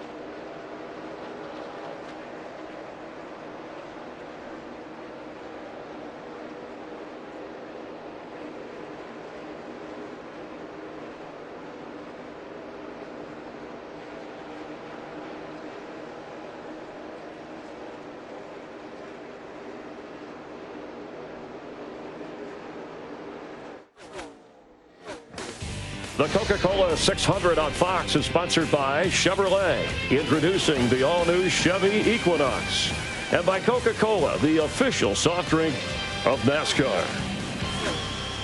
62 laps to go in stage 2. Let's look at how our Coca-Cola family of drivers are faring. With Austin Dillon and Denny Hamlin in the top 10, Ryan Newman 12th, rookie Daniel Suarez ahead of Joey Logano and Danica Patrick. Now we're 62 laps to go in stage 2. We may also be racing the rain. And Casey Kane slipped up in turn 2, top of the screen. Just putting it right there on the edge. Might just over. Just remember, guys, this is about the time the track will go through a transition. Larry, you may speak to this, how the track changes from the sun going down and starting to cool. Grip will increase. It's going to increase overall grip, but what I was getting from some of the crew chiefs, DW, it gains a little more front grip than rear grip, which will make the cars actually a little freer, a little looser. Yeah, we saw that. And the drivers have to start driving the cars different as the balance changes, as the grip level increases. Now you have to start pushing the car a little bit harder, driving a little deeper, get back into the gas a little bit sooner, and that's where you'll start to push it further to the edge and jump over it like Casey Kane did. And that's where we'll also hear drivers like Jimmy Johnson saying, I'm hitting the splitter. Once those speeds pick up, you drive in a little harder, get in a little quicker, you plant that nose a little more, and you're going to get that splitter hitting the track. Now, we've been caution-free in stage number 2 so far. Kevin Harvick, after making that green flag stop, has now moved up into the free pass position as David Reagan makes a stop, and caution is out. Matt DiBenedetto finds his way into the wall in turn 2, and Kevin Harvick, being the first car 1 lap down, is going to get his lap back. DiBenedetto was 26th. Pretty hard lick, Mike. Whole right side of that car is pushed in pretty good. Got the window net down. It's a good sign for DiBenedetto. Around inside there. Well, what a break for Harvick. Not just this caution, but the 38 had just hit pit road, which allowed Kevin Harvick to be the first one to get the free pass. Rodney Childers, Harvick's crew chief. You see a little smoke upper right from DiBenedetto. Yep. And here's your leader, Martin Truex, having a scoop past on the low side. It almost makes me wonder with that 38 smoking a little bit if he maybe had contact with the wall down here in 3 and 4, and that's the end result. And the big loser in all this was David Reagan, who had just come to pit road and completed his stop when the caution flag flew. He would have been the first car 1 lap down and would have gotten the free pass, but he is now 2 down after making that green flag stop.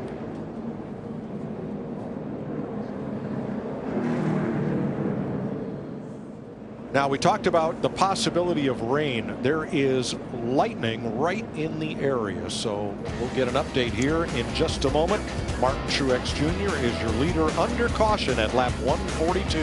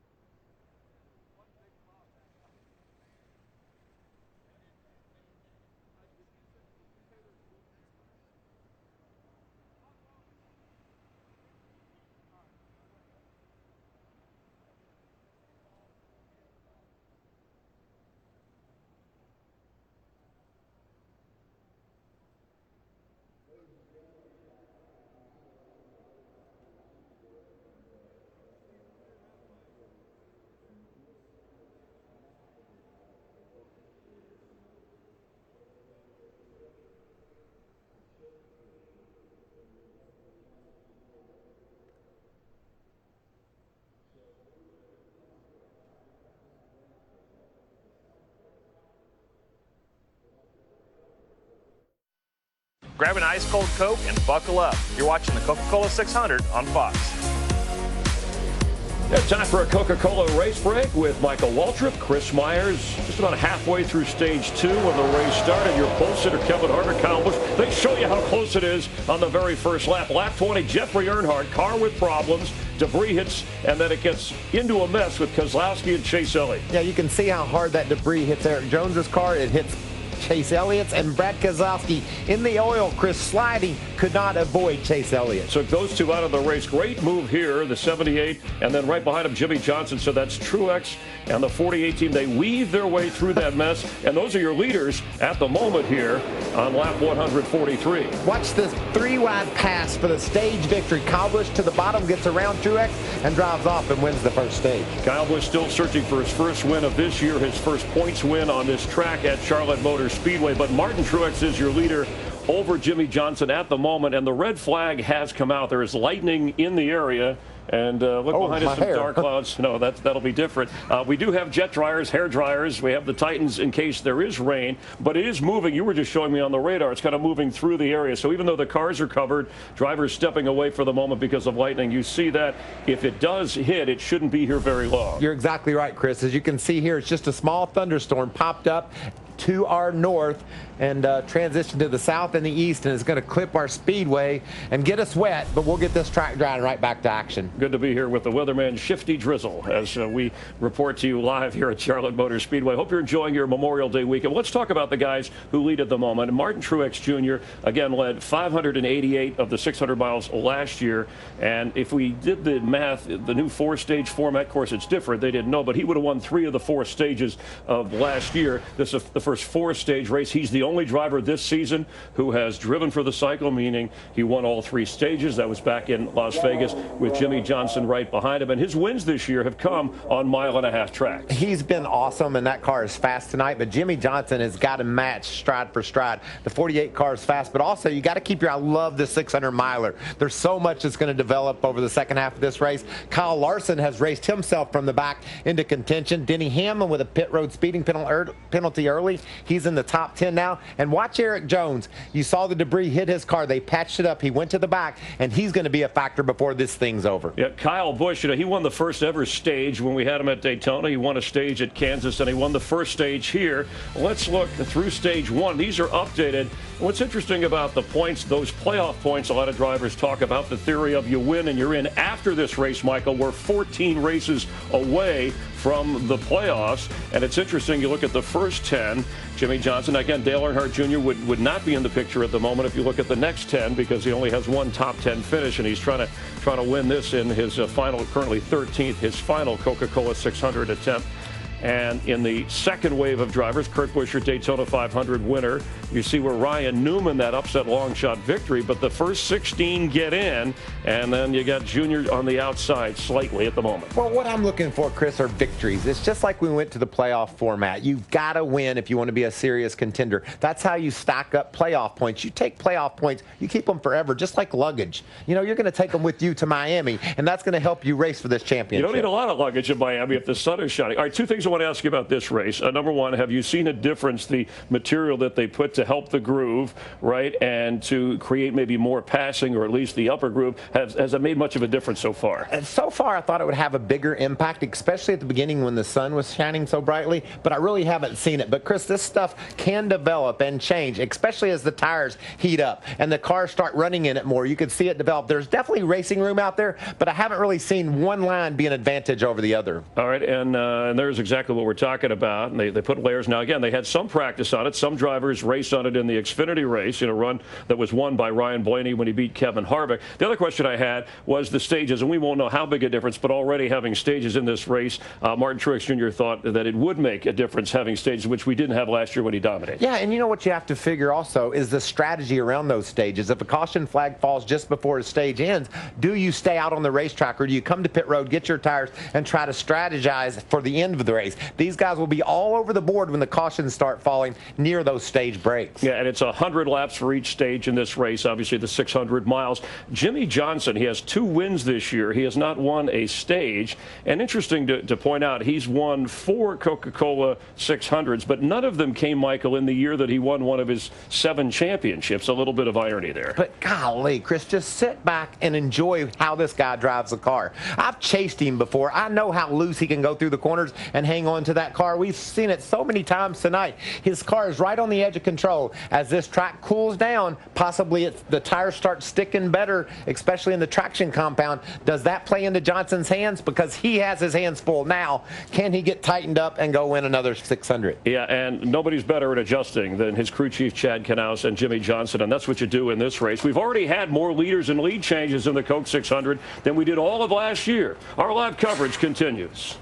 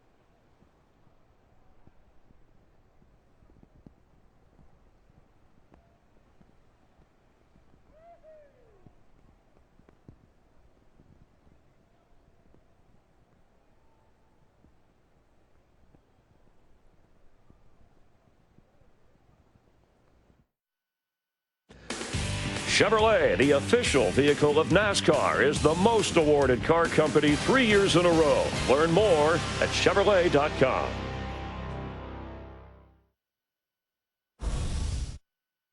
Awesome seeing you here on this Memorial Day weekend. Thank you to all that have served and are currently serving in our U.S. military. 33 smoking up here in front of us. He's on fire. There's a big crash. Back it down, back it down. Sorry, guys.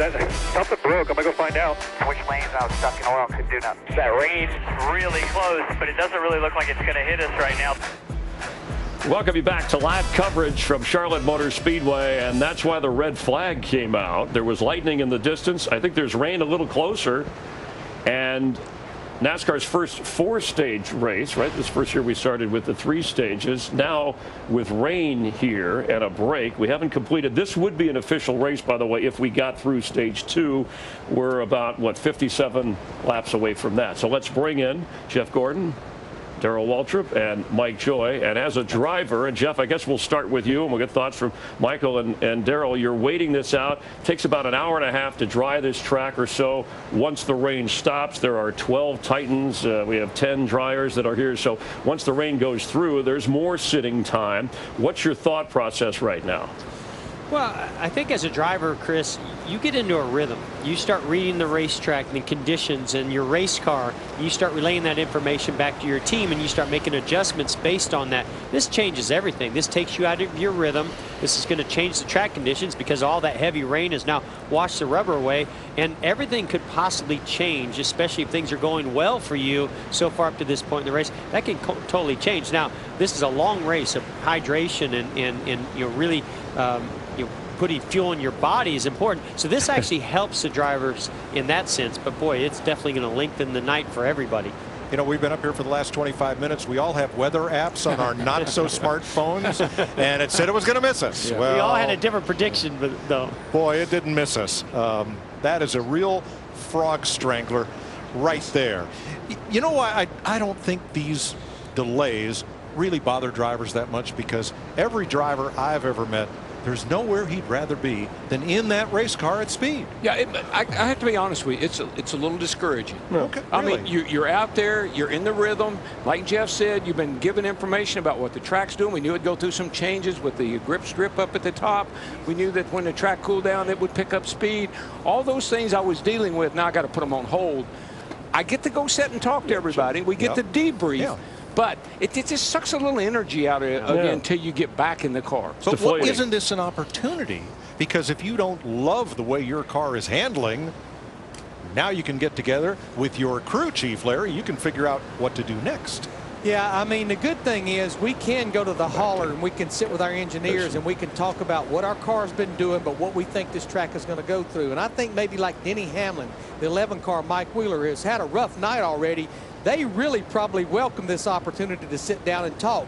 It's probably going to expedite some of the changes I was going to make to the race car, especially once we got to the nighttime, because by the time we go back racing, this track is going to be clean, it's going to have a ton of grip, and we're going to definitely be well into the nighttime. And Larry McReynolds, this is when I love my crew chief. I got to talk to him. I got to tell him what I need in my car, why I'm not winning this race. How are we going to adjust to get better? Think about it, Chris. The crew chief had a game plan. The game plan has now taken an abrupt change. You got to figure out where you're going to go from here. When the track dries, what's it going to be like? How can we adjust our car to make it better and get up there and compete with Truex and Jimmy Johnson, who appear to have the best cars? Yeah, I was going to ask you, the best cars, and Truex was one of the favorites coming in, and Jimmy Johnson is always a favorite. But you don't know when's the rain, when is it going to stop, what the conditions are, as you said, once the track is dried. And then you have, do you race to get halfway and make it official, which is, again, through 2 stages with this new format, or will you get to complete all 600 miles? And just think about Casey Kane. He just bounced off the outside wall. There's teams, whether you're running up front or back in the 20s, that have goals. They think they can get up and get a top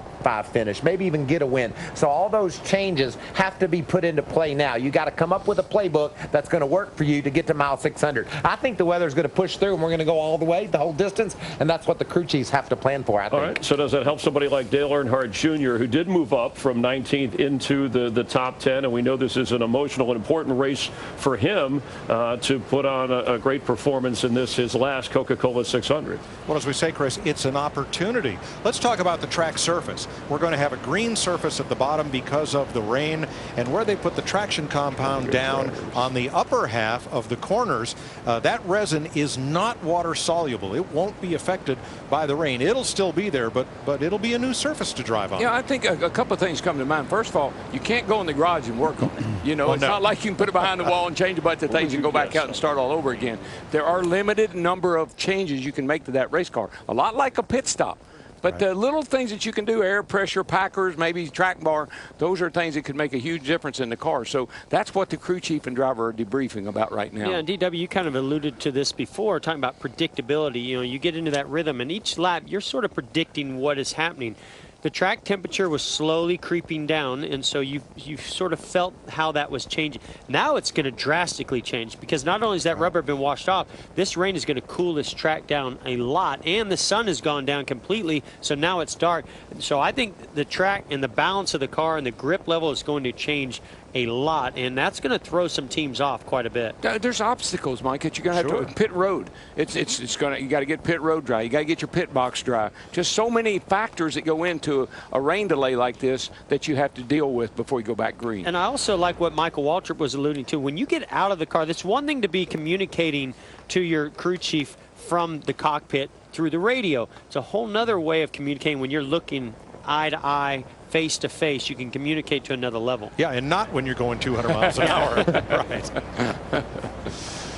And just think, when they make those adjustments, Chris, we're going to try to come to pit road and make them in 12 seconds. It's not like we have a chance to put our car on jack stands and make a big change. We got to do it in a hurry. It's hard to pay attention when, this Memorial Day rain. But you were just saying, checking your radar, we think about smart. 30 minutes.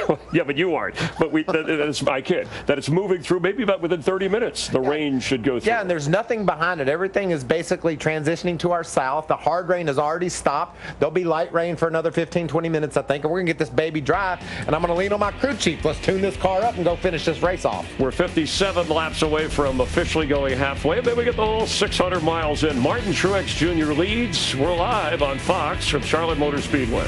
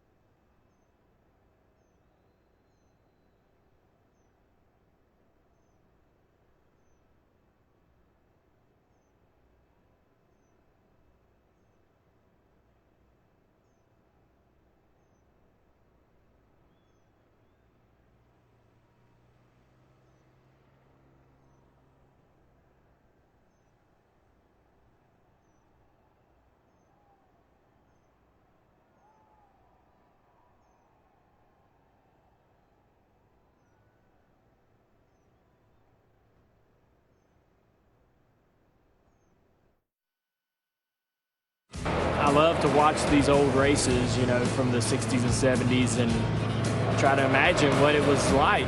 The personality, the iconic cars, the color schemes, the clothes people wore, the history it's hard to ignore for me. Just a really unique time as the sport was in such an interesting phase, Dale Earnhardt Jr. on our pre-rush show, and the big board here at Charlotte Motor Speedway shows him at 13th at the moment. Martin Truex Jr., your leader, 143 through the 400 schedule laps. A little lightning and rain, but seems to be moving through the area. We don't have 60s and 70s, but for the next 30 minutes or so, let's go back to the 80s. This is a NASCAR classic, 1987 Winston 500. We'll update you on the race here in just a bit.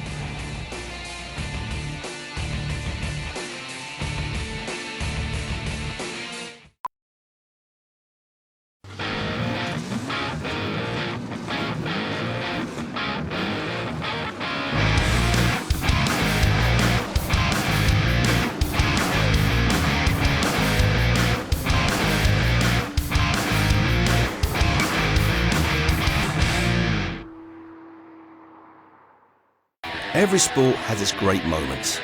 Whether it's a close finish, a dramatic crash, or a great underdog victory story, NASCAR has plenty of moments that have left fans amazed.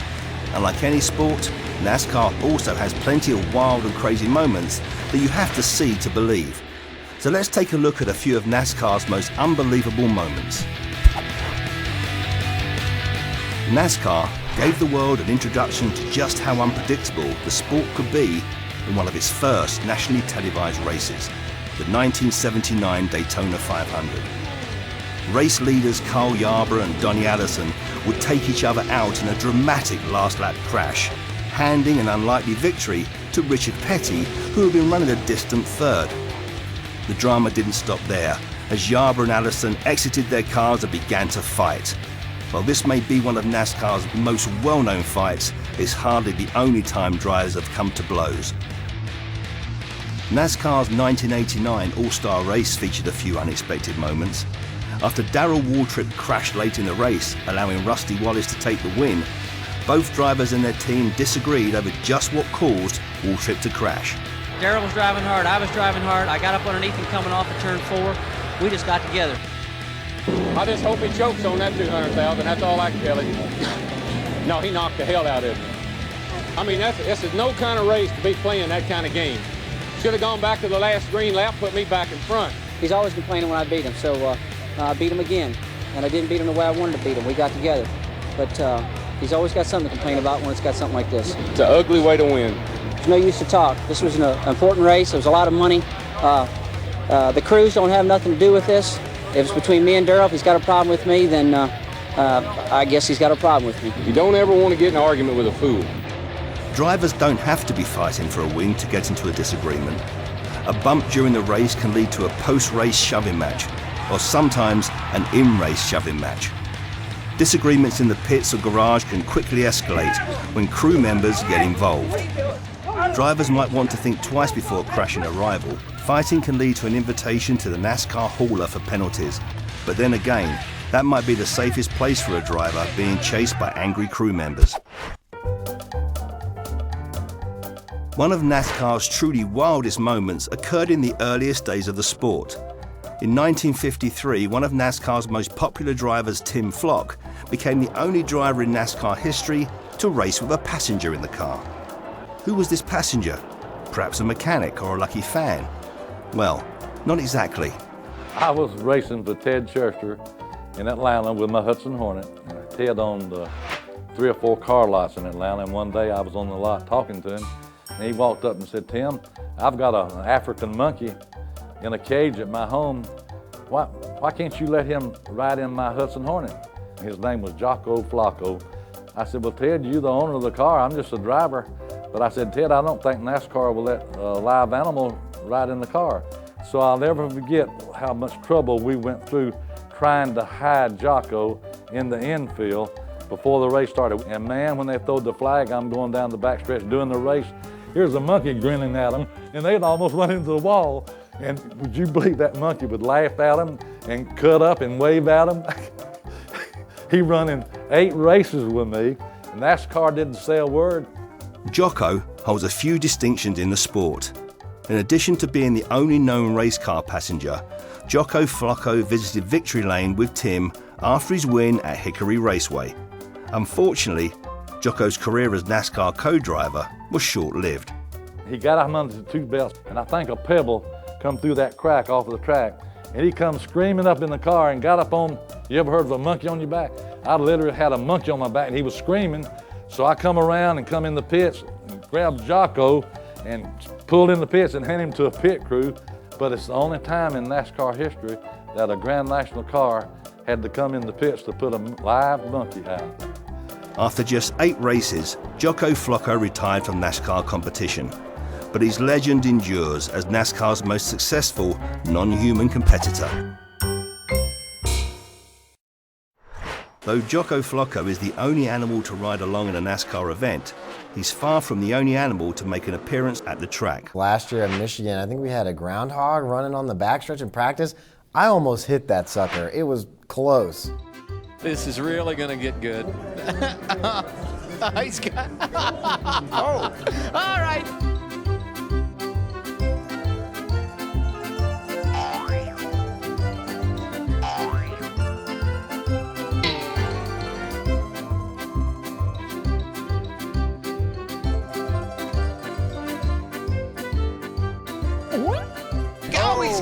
way again. I didn't have a good feeling about it. I told you, I'm still putting my money on the... They were trying to relocate the groundhog, and he's on the run. NASCAR events have been interrupted by wildlife on a number of occasions. I saw a turkey at Pocono at a test one time run across in front of me. That was funny. I was like, wow, there's a turkey. And I watched a rabbit get destroyed at Sonoma. I seen it, I was like, there's a rabbit. And next time I came by, it was just fur and guts. Always mindful of safety, NASCAR officials work hard to make sure everyone at the track is safe, including rabbits, squirrels, and other furry creatures. Why did this chicken cross the racetrack? Who let this dog out? We may never know. Animals aren't the only uninvited guests to interrupt a NASCAR event. Believe it or not, fans have found their way onto the track more than once. Sometimes it's a fan who sees a great chance to meet his favorite driver. Just a moment ago, here's what's happened. A fan somehow gets out of the infield area, comes out on the track, and is trying to get Matt Kenseth's autograph. Jumps over the fence, goes running down there, jumps over the gray fence, slides to the right side window of my car and hands me a hat and a Sharpie and says, will you sign this? I'm like, I'm a little busy right now, buddy. Have you ever seen anything like that in a red flag? Oh, we've seen a lot of weird things. That's the first time that's happened in our car, I think. But Matt and all the guys there got a good laugh out of it. Every fan wants a chance to drive a car on their favorite track. However, one fan decided to take matters into his own hands at Talladega. Well, the pace car, we understand, has been stolen. The officials are not driving this thing, and somebody has actually gotten into the pace car and stole it. I thought it was a hoax at first, or a joke of some sort, and then I didn't know how they were going to stop it, but they roadblocked the track.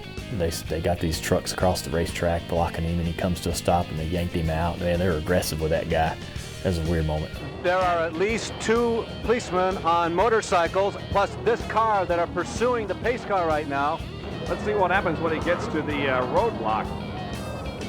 Will he try to go through it, or will he stop and be captured? And I guess he's going to stop. Well, this is certainly a... Well, I've heard the story of that man who makes a living by going around crashing parties, but this is certainly a first. And you can see that the crowd standing and applauding the officials who finally have captured this thief. It has been a bizarre day. Sometimes a fan just wants to cheer his driver to victory, or maybe find a better view of the racetrack. Whatever the reason, the racetrack can be a dangerous place. Please remain in your seat at all times. Many times a driver's biggest competition can be the racetrack itself. Sometimes the track's effects on the race is more obvious than others. NASCAR fans love a good night race, and one thing you have to have for a good night race is lighting.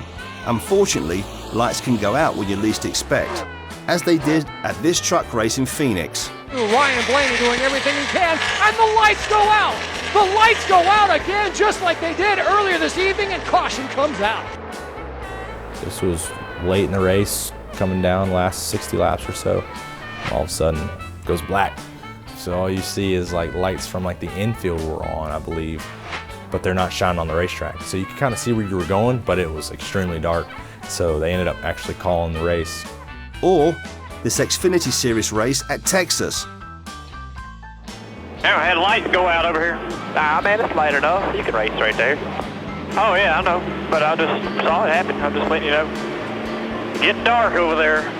Or this Cup Series practice session at Daytona. Jeff Gordon in the 24 being pushed by Carl Edwards in the 99. It's like they were trying to time as we just had the lights go out on the back straightaway. NASCAR's sponsors love seeing their logos on TV during races, but one sponsor got more TV time than they bargained for during a qualifying session at Chicagoland Speedway. We were qualifying, all of a sudden they had this huge orange Tropicana ball that was a blow-up advertising piece that blew over the fence onto the front straightaway and started rolling down the straightaway during qualifying. Look what's chasing. Right. Just when you think you've seen it all. Let's cover up. Look what's chasing Todd Szegedy around the racetrack. I wonder what was going through Todd's mind when he looked up and saw that big orange thing coming at him. Look at that. I don't think I've ever seen anything like this happen before. The track truck is coming out to collect it, and it dwarfs the track truck. Watch this. Bet you've never seen that. Yeah, I mean, I'm like you, Mike. I feel like they owe Todd Zegedy a rerun here. I think the Tropicana Orange set track record, so we got something to shoot for now. Can you beat the Orange? I think we can catch him, but we can't pass him. No way. You can't get around something that big on the track, right? I don't think so. You know, the safety truck out here tried to get around him, and it just mowed right over him, so I don't think I don't have a chance. One of the most spectacular and unusual examples of equipment failure occurred at the 2012 Daytona 500. That would be Juan Montoya knocking down the jet dryer and starting the racetrack on fire. One of the strangest moments was probably Daytona when Montoya hit the jet dryer. Montoya hitting the jet dryer at Daytona probably is the craziest thing that I've ever seen on a track. Juan Pablo Montoya, I think he broke a truck arm, or there's something that broke in his car. Juan Pablo Montoya's car has blown apart right with the jet blowers that were working to the high side of the banking. Matter of fact, Juan Pablo has hit one of the jet dryers and the car has exploded. Right now, the safety crews are on the scene tending to Juan Pablo Montoya's car in an unbelievable accident. That was an interesting race because Sunday had gotten rained out. I think it was the first time ever that Daytona was being run on a Monday. It was raining early in the day, so we had to run it at night. I didn't actually see it from the track initially. my spotter, it was actually under caution, so we were going really slow on the track. And my spotter just came on, and he actually couldn't even tell me what was happening. He just kept saying, oh my, like just stop, just stop. When you're going down the back straightaway at Daytona, that's where the airport is, kind of behind the back straightaway turn 3 grandstands. And so, your first thought is, man, there's something on fire over there. And you're like, no, that's on the racetrack. The fire quickly grew as jet fuel spilled onto the surface of the track. Drivers watched from the backstretch, even getting out of their cars to give interviews as track workers tried to put the fire out and determine if the race could continue. My dad happened to be leading at that point in the 500, so we thought they were going to cancel the race and he would have won the race, which would have been awesome. That was just one of the most bizarre series of events. Eventually, the fire would be put out, and NASCAR would come up with a surprising solution to prepare the track surface for racing. Using laundry detergent to clean the fuel off the track, NASCAR had the track ready to go racing again after a lengthy delay.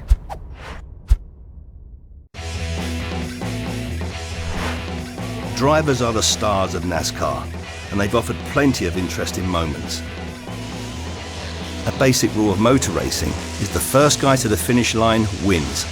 But in a strange twist, this wasn't the case for NASCAR driver Ricky Rudd. In the Rudd is there. 11 Owens!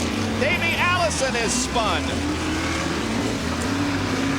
Ricky Rudd now has the lead. All kinds of contact here in the last few laps.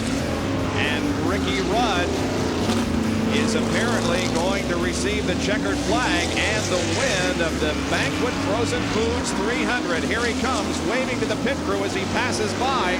The black flag is shown to Ricky Rudd. Rudd has shown the black flag. Davey Allison is shown the checkered flag.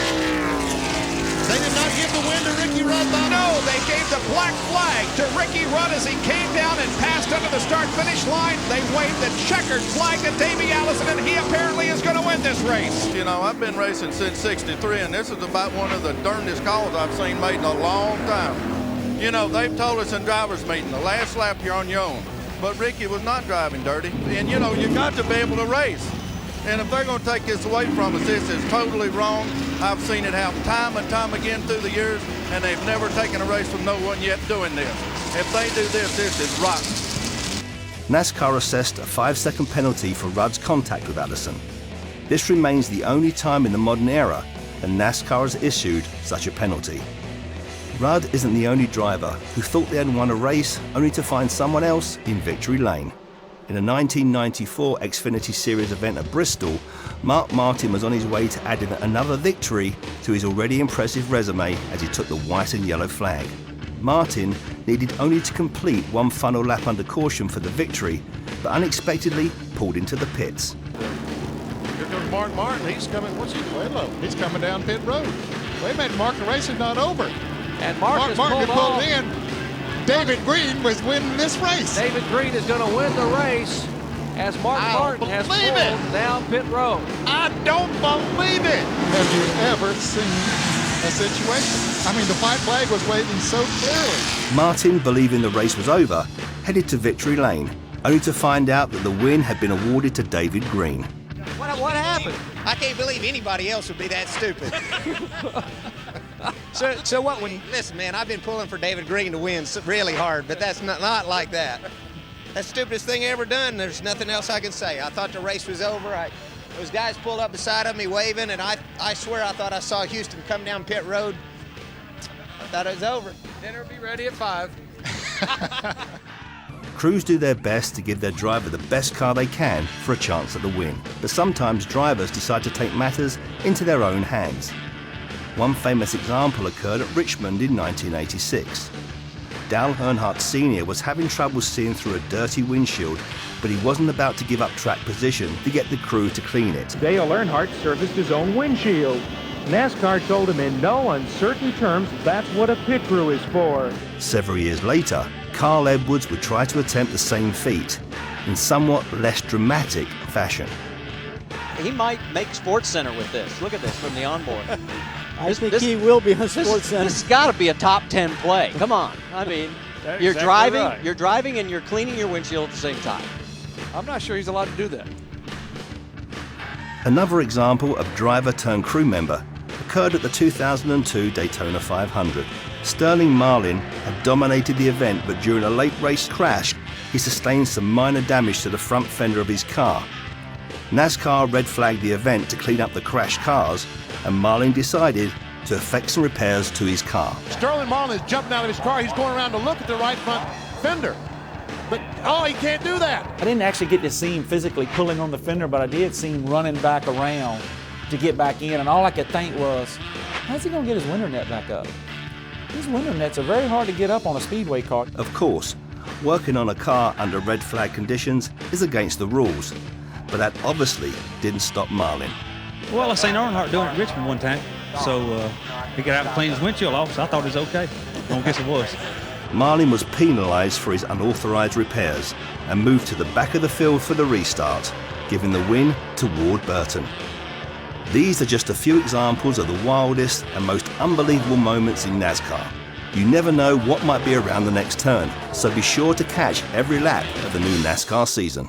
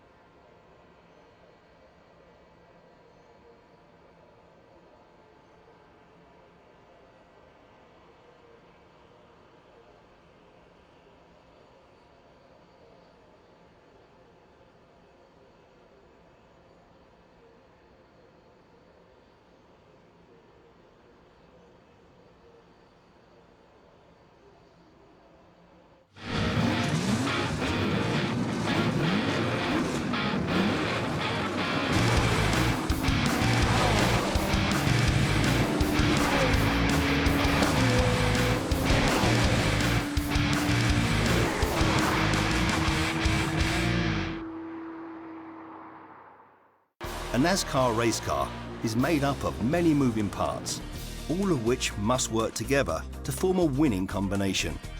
One of the most important parts of the car are the 4 Goodyear tyres. On the surface, tyres may seem like a relatively simple part of the car, but there's a lot that goes into making sure these tyres can keep up with the demands of a NASCAR race team. NASCAR is the leading form of motorsports in North America, so it does a lot for the Goodyear brand just to get the Goodyear name in front of a lot of consumers. Goodyear has been a part of NASCAR for more than 60 years and has been the exclusive tyre supplier for NASCAR's top 3 series since 1997. While other tyre manufacturers have been a part of the sport in the past, NASCAR chooses to limit teams to only one choice of tyre due to the unique role a tyre plays in racing. Tyres impact the performance and safety of a car. Limiting competition and using only one manufacturer for tyres allows a greater focus to be placed on the safety aspects of the tyre. Goodyear racing tyres are quite different from the tyres you'd use on your own car. In NASCAR, we run on treadless tires, and our tires are only good for 40 or 50 laps. Well, I'm hoping your tires at home are good for 50,000 miles. So the way it's constructed, the way it's made, probably a little bit more durable than what you have. It's a lot wider. It's a 10-inch tire compared to a 6-inch or 8-inch tire that you have on your regular car. So it's more tire surface to the track, which lets us run a little bit less air for grip. While Goodyear racing tyres are designed for performance, the safety of drivers is also a key concern, as a flat tyre at 300 km per hour can be very dangerous. Inner liners are a special safety feature that Goodyear utilises for tracks longer than 1.6 kilometres. Goodyear uses the inner liner or safety spare, so that's actually a tire within a tire. We like to say that it's our initial run flat device. It was developed in 1966. With actually a tube inside, and in 1994 we converted it to tubeless.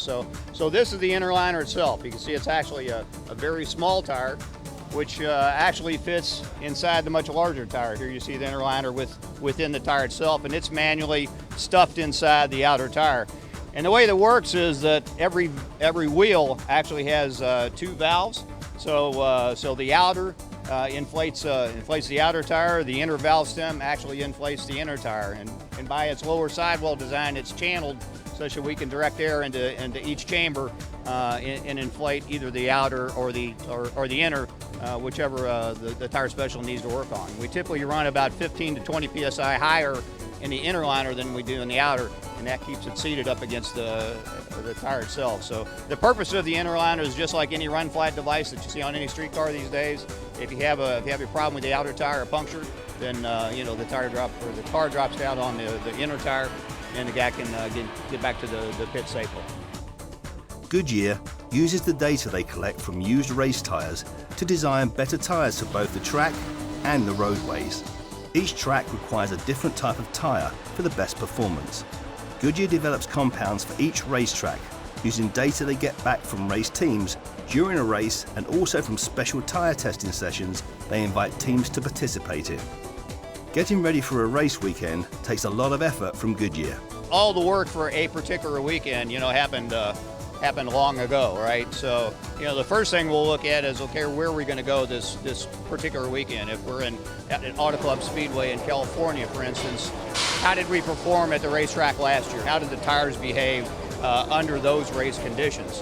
And if we're happy with that, then we kind of look at some other factors. Okay, is the racetrack the same? Is anything going to happen to the racetrack that would change the environment in which our tires have to operate? If not, then we look at the car. Is there anything changing within a car?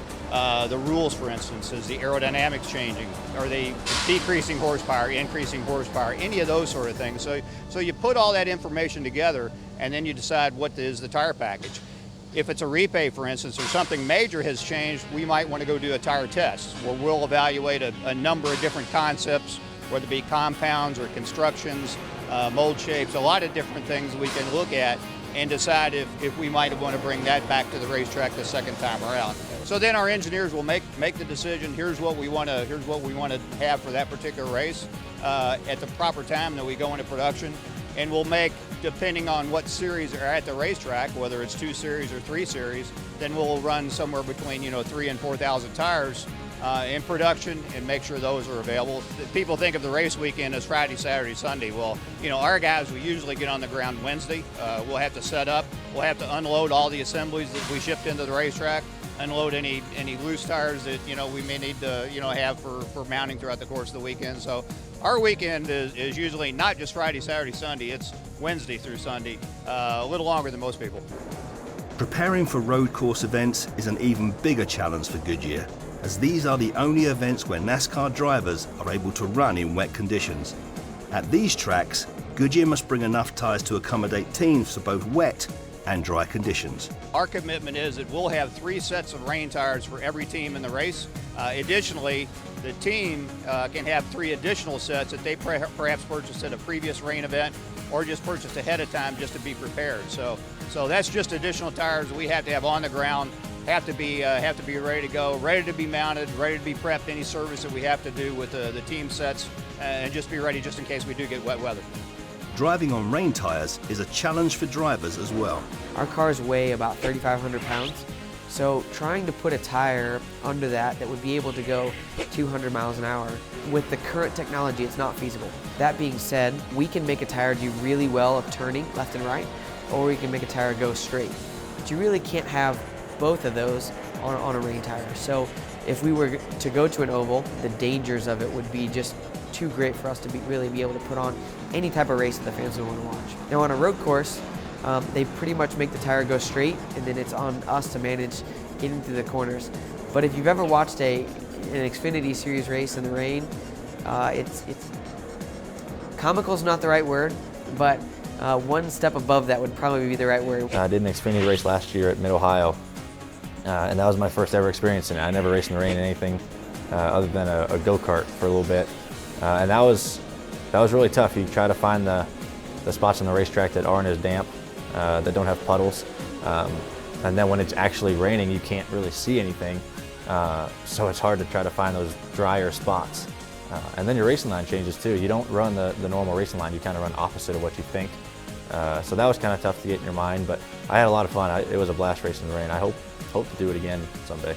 When it's time to race, teams can make a couple of major adjustments to the tyres. The most common adjustment is changing air pressure. Your passenger car typically recommends tyre pressures of 30 to 35 pounds per square inch. At some tracks, a stock car may run as little as 10 psi in their tyres. In a street car, you're going straight and you want fuel economy, so you want a lot of air pressure, whatever the tire manufacturer recommends to create less rolling resistance, so you can roll down the road.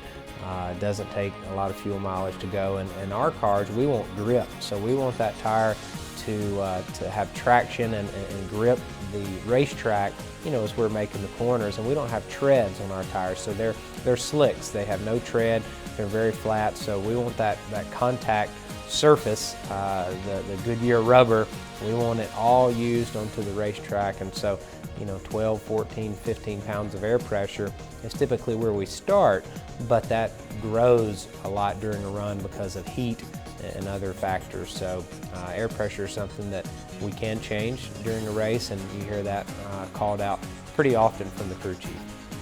NASCAR does not limit teams on how much or how little air pressure they put in their tyres. Goodyear will provide teams with a recommended minimum pressure for each track, but it's up to the teams to decide if they want to push the limits for increased performance. Another adjustment teams can make that is more noticeable to race fans is tyre camber. Camber, to most people, is best described by a bicycle, where you can keep the front tire straight. If you lean it over, it'll turn. So you can keep your handlebars straight, lean over, and it'll turn. That's what camber does for us. So when you lean that tire over, it automatically wants to turn. So we put camber in all 4 tires of our race car. When you get in the straightaway, your tires are leaning, you know, towards the inboard of the race car, towards the inside of the racetrack. And what that means is when you go into the corner and you start picking up banking, because the banking is also this way, it actually lays the tires down. The force of the car, the force of the banking, centrifugal force that you're creating with the race car with the speed, lays the tire down. And while we put camber in the tires, you want the most tire patch that you can on the car in the corners. It really doesn't matter about the straightaway. It's not a big deal because you're going straight. but you really want to have everything touching the track as best you can in the corner, so that's why we add camber to adjust for that. Your passenger car's tyres may have a 1/10 of a degree of camber or so, which appears to be essentially straight up.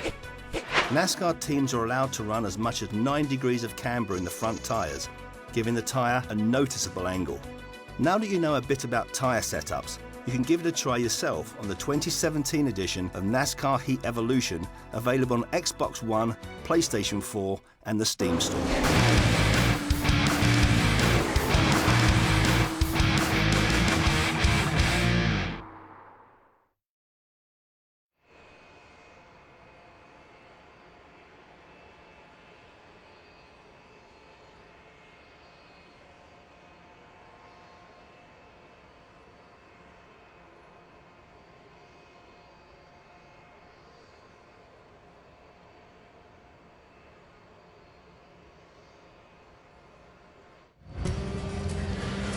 Skies are clearing live at the Coca-Cola 600 from Charlotte Motor Speedway here in North Carolina with Michael Waltrip, Chris Myers. The gang is all here. We hope you don't go anywhere. Thanks for spending some of your Memorial Day weekend with us. We're 143 laps in of the scheduled 400 for this 600-mile race. And on auto racing's greatest weekend, it began in Monaco. Germany's Sebastian Vettel winning in a Ferrari. Ferrari finished first and second, and Takuma Saito winning the Indianapolis 500 in his Honda-powered car, his first ever victory. A quick recap, and Kimi Räikkönen, who once started on a pole in a truck race here at Charlotte, he was on the pole here. Pascal Wehrlein in a wreck here against the wall, and then Vettel takes the checkered flag. First Ferrari win there since 2001. Lap 53, amazing how Scott Dixon was able to come out of this without any serious injury. Takuma Saito holds off Helio Castroneves for his first ever win at the Indy 500, and a well-deserved sip right there. That milk must have tasted really good to Takuma. He really enjoyed that, and just a great race for Sato. He did a great job all day long. What a competitive event it was. And some of NASCAR's owners, and Chip Ganassi and Gene Haas, had successful days as well there. Yeah, Ganassi with 2 top 5s in the Indianapolis 500, and Haas with 2 top 10s scored points in the F1 race for Haas F1. And back to the Coca-Cola 600, Kevin Harvick on the pole. He's a 2-time winner of this event. If you tuned in after things got racing from the start, Kyle Busch and Harvick, look how close on a great day for the military. Quite a pre-race celebration. And the weather looked okay when we started. The threat of rain.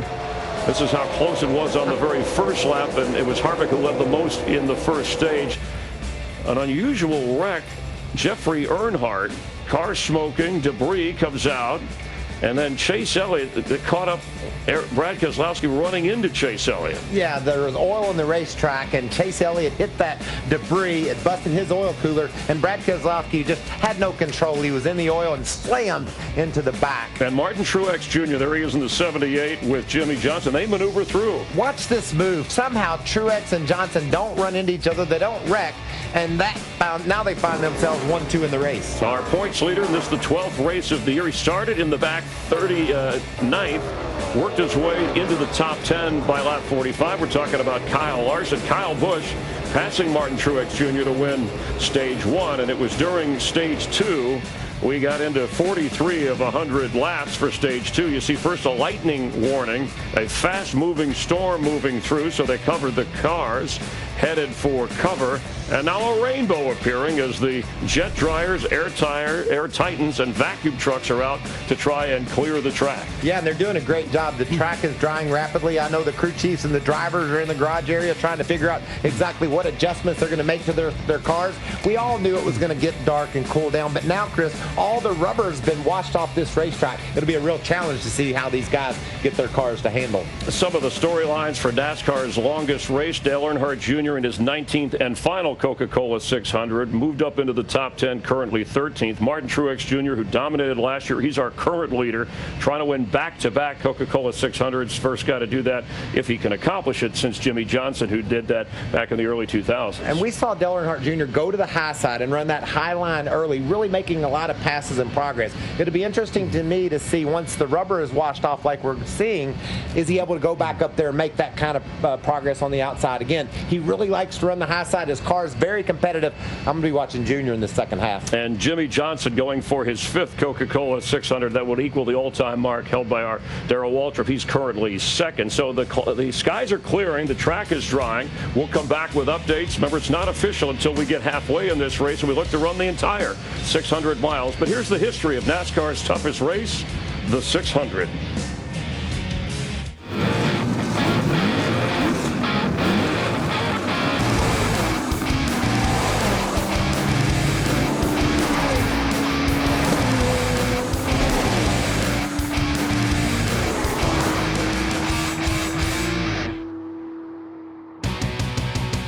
NASCAR drivers are the face of the sport, but it takes a huge team of people to put the best race cars on the track each week. Drivers depend on their teammates and crew members to help them perform at their best.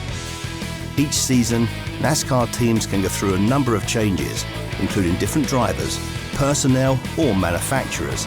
In this episode of NASCAR University, we'll give you an overview of each of NASCAR's top race teams, so you'll be ready to spot your favorite driver on the track. Hendrick Motorsports is one of NASCAR's most successful teams ever. Things were not always this way though. Founded in 1984 as All-Star Racing, the team struggled to find funding and planned to shut down after only running a few races. Plans changed after the team pulled off one of NASCAR's great underdog victories in what was to have been their final race at Martinsville.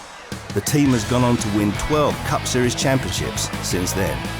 Owned by Rick Hendrick, the team has 4 full-time entries in the Monster Energy NASCAR Cup Series.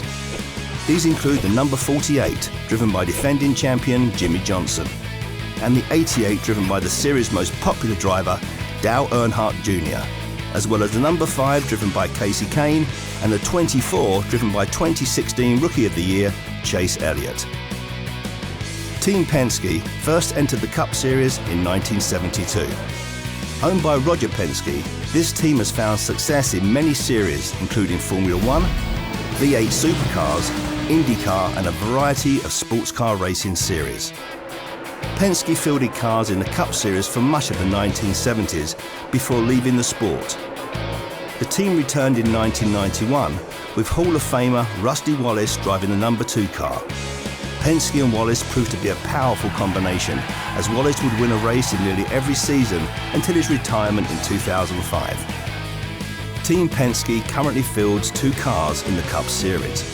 The number 2 car, made famous by Wallace, is now driven by Brad Keselowski, who captured the team's first NASCAR championship in 2012. Joey Logano drives the number 22 for Team Penske and has collected several victories for the team, including the 2015 Daytona 500. Wood Brothers Racing is NASCAR's oldest continually operating race team. Founded in 1950, this team is still run by the same 2 brothers who began the team, Glenn and Leonard Wood.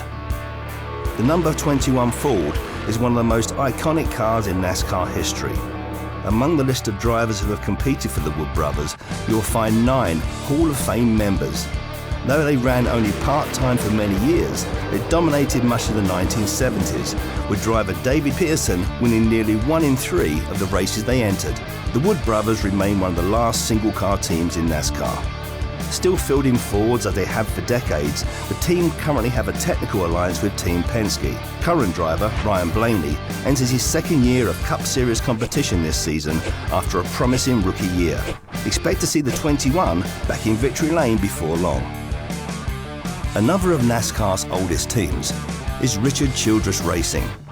Founded in 1969, Richard Childress was both owner and driver for the team initially. In 1981, Childress turned driving duties of the number 3 car over to Dale Earnhardt Sr. This partnership turned out to be one of the greatest in the sport, as Childress and Earnhardt would go on to win more than 60 races and 6 championships together. RCR's current lineup of drivers includes Austin Dillon in the famous number 3. Dillon, Childress' grandson, is the first to drive the number since Earnhardt's death. RCR's number 27 Chevrolet is driven by Paul Menard, and Ryan Newman drives the number 31. Roush Fenway Racing is one of NASCAR's most successful teams. Founded in 1988 by Jack Roush, the team quickly became one of the most dominant in the sport. Hall of Fame driver Mark Martin spent much of his career behind the wheel of Roush's number 6 Ford. The team expanded and for much of the early 2000s fielded 5 cars. Roush set a record in 2005 by qualifying all 5 teams for the chase, which at that time included only 10 teams. This dominance would lead to NASCAR eventually limiting owners to a maximum of 4 teams. In 2007, Fenway Sports Group, which owns the Boston Red Sox and Liverpool FC, bought a portion of the team, renaming it Roush Fenway Racing. RFR plans to field just 2 cars this season, but is looking to expand again in 2018. The current team includes a 2011 Daytona 500 winner, Trevor Bayne, driving the number 6 Ford, and former Xfinity Series champion Ricky Stenhouse Jr. in the 17. Stuart Haas Racing is a relative newcomer in the Monster Energy NASCAR Cup Series. The team was founded in 2002 by Gene Haas, who also owns the Haas Formula One team. This team began competing under the name Haas CNC Racing. The team had limited success until 2009, when Tony Stewart bought a 50% stake in the team. Since then, the team has doubled in size from 2 cars to 4, and now has 2 championships. The team has undergone several changes for the 2017 season. Most notably is a change from Chevrolets to Fords. The other major change includes the addition of a new driver. With team owner Tony Stewart retiring from Cup Series competition, Clint Boyer joins the team in the number 14. Also in the lineup for SHR are former champions Kevin Harvick in the 4 and Kurt Busch in the 41. Fan favourite Danica Patrick will return to drive the 10 car for the team. Joe Gibbs Racing has been one of the top performing teams in the series for several years. Over the last 2 seasons, JGR drivers have combined for 25 wins in only 72 races. Owned by former NFL coach Joe Gibbs, this team was founded in 1992 with Hall of Famer Dale Jarrett behind the wheel. The team won championships with Bobby Labonte in 2000 and 2 more with Tony Stewart in 2002 and 2005. JGR has steadily grown its operations and now fields 4 Toyotas in the Cup Series with one of the strongest lineups in the garage. The team features 2 former Cup Series champions, Matt Kenseth driving the 20 and Kyle Busch in the 18. Denny Hamlin has been with the team for his entire Cup career in the number 11. Daniel Suarez will make his Monster Energy Cup Series debut in the number 19 following the retirement of Carl Edwards. Furniture Row Racing is Toyota's other top-performing team and has a close technical alliance with Joe Gibbs Racing. Furniture Row Racing is owned by Barney Visser and for much of its history has also been sponsored by the furniture company he owns. Founded as a single-car team in 2005, this team has fought its way to the top tier of NASCAR teams. The team earned their first win at the 2011 Southern 500 in dramatic fashion. The team became the first single-car team to ever qualify for the chase in 2013.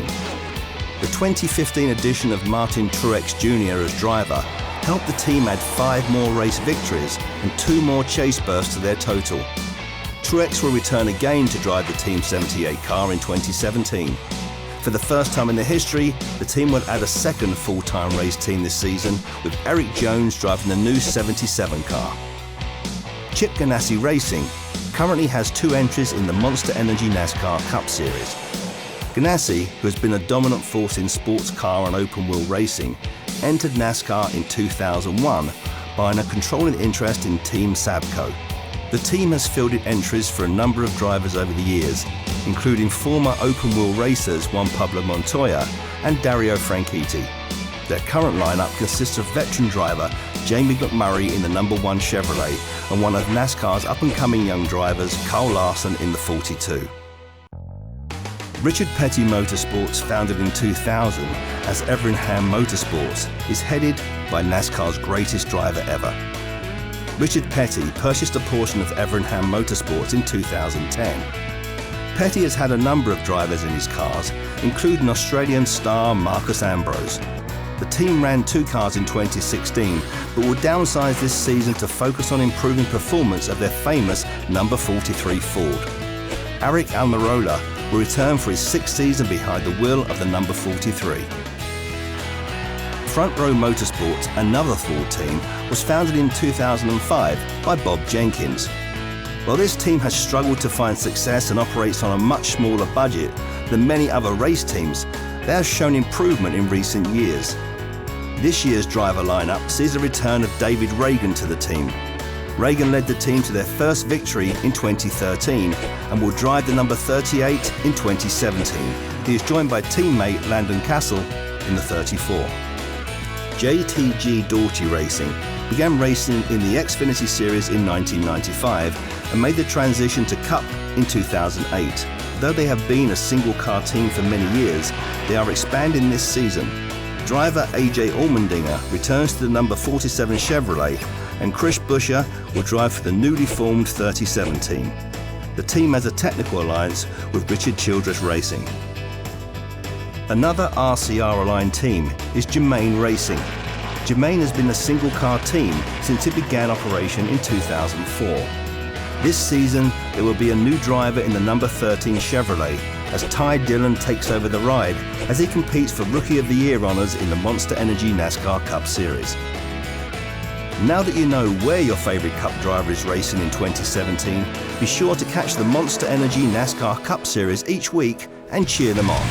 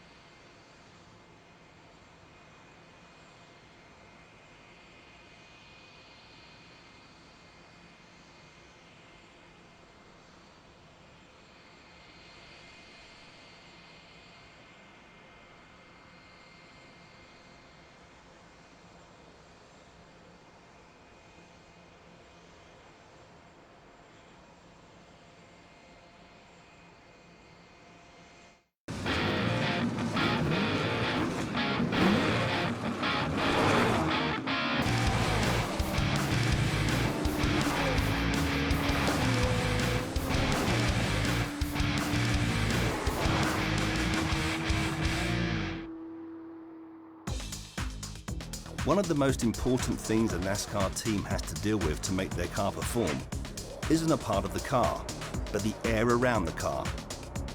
Air affects how the car handles on the racetrack in a number of ways. The science of how the air interacts with the car is called aerodynamics. For a stock car, the 2 key aerodynamic factors affecting the car are downforce and drag. Drag is wind resistance fighting against the forward motion of the car. If you ever stuck your hand out the window, if you're going 25 miles an hour, you can feel that air. But then imagine going 200 miles an hour. And so that air is a pretty big deal. It's kind of almost like hitting a wall. A team wants to minimize drag as much as possible while maximizing downforce. Downforce is the pressure created by the air pushing down on the car as it passes over. Adding more downforce allows the car to have a better grip on the racetrack. Unfortunately, most adjustments that increase downforce also increase drag, which makes the car slower. So teams have to balance the need for car control with speed. When teams talk about car control, or handling as it's referred to in NASCAR, new fans may find the terms they use unfamiliar. We asked some of NASCAR's best drivers to explain how it all works. Well, the funny thing is that in Europe, for example, basically all over the world, we don't use the word tight and loose. We use oversteer and understeer. So actually it's pretty funny that the first time I came here and I jump out of the car and I go to the crew chief and I told him, yeah, I have some understeer in this corner and oversteer in this corner. He was like, what are you talking about? Here in NASCAR we use tight when the car is pushing or is missing some front grip, and we use loose when the car is oversteering the rear tires and is missing rear grip. When I say my car is tight, the best thing to compare it to is if you've ever been on the interstate in a rainstorm, you hit a water puddle, you start to hydroplane, you're turning the wheel and nothing's happening. That's basically what we have going on. We're going into the corner, you're turning the wheel and the car doesn't want to turn as good as you want it to. So that's a tight condition. Then our worst spot is tight on exit. So when the car is turning, you get all the way down to the center of the corner on the bottom line, and when you get back to the gas, the car kind of takes off and goes towards the right. It doesn't literally turn right, it just kind of stops turning at that point. And so you have to get back out of the gas, let some load back off the front tires, get it back in the racetrack. By that time, you've given up a lot of seconds, a lot of time, and it hurts your performance. So when a car is loose, that means when it's going into the corner, the rear is starting to come out, so or fishtailing. So what happens is that we will barely start turning and the car starts turning itself. When that happens, it's oversteer and the car is turning too much by itself, which can cause us to spin out.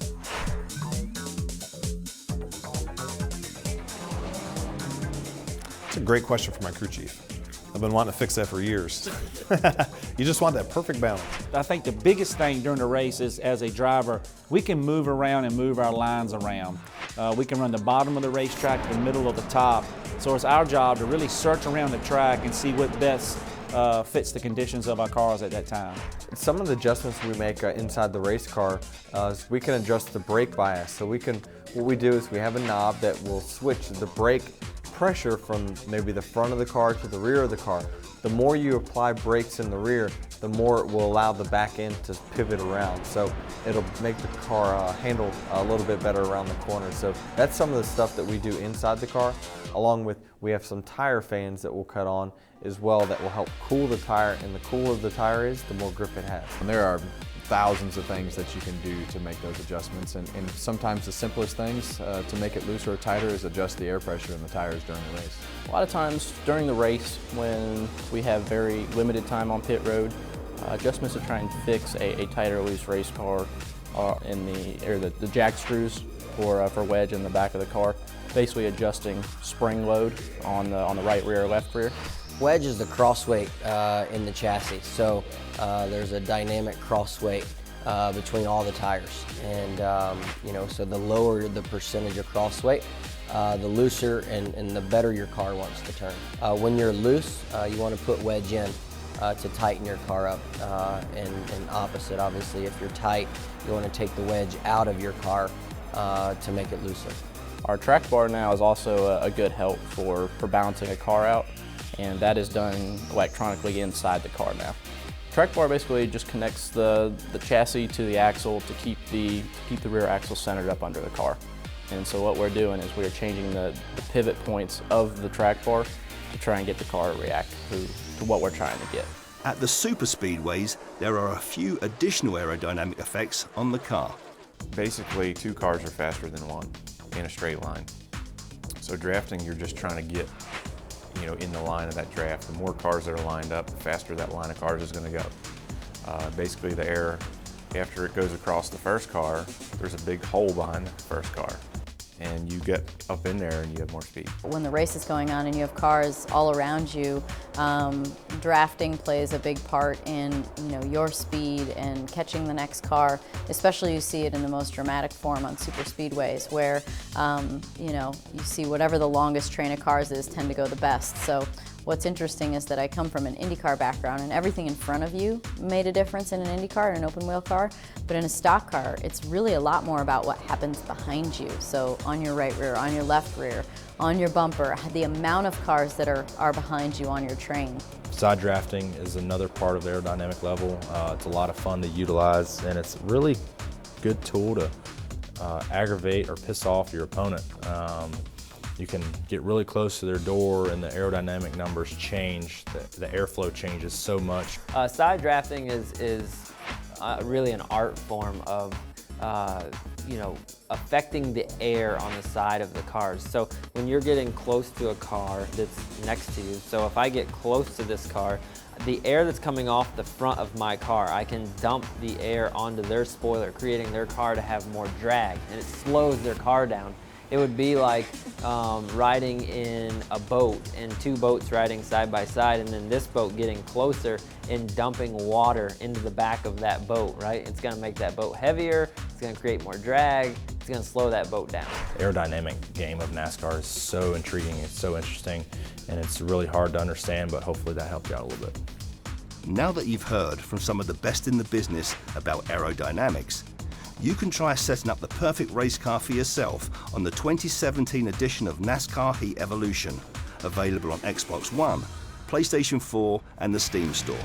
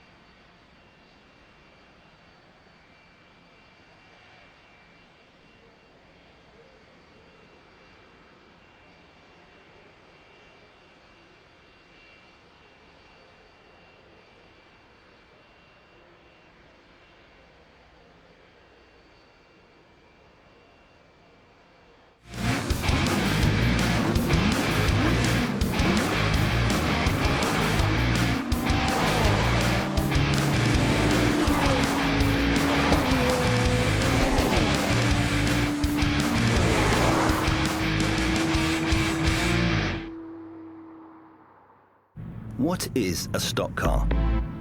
In the early days of NASCAR, a stock car meant a car from a dealer's stock inventory.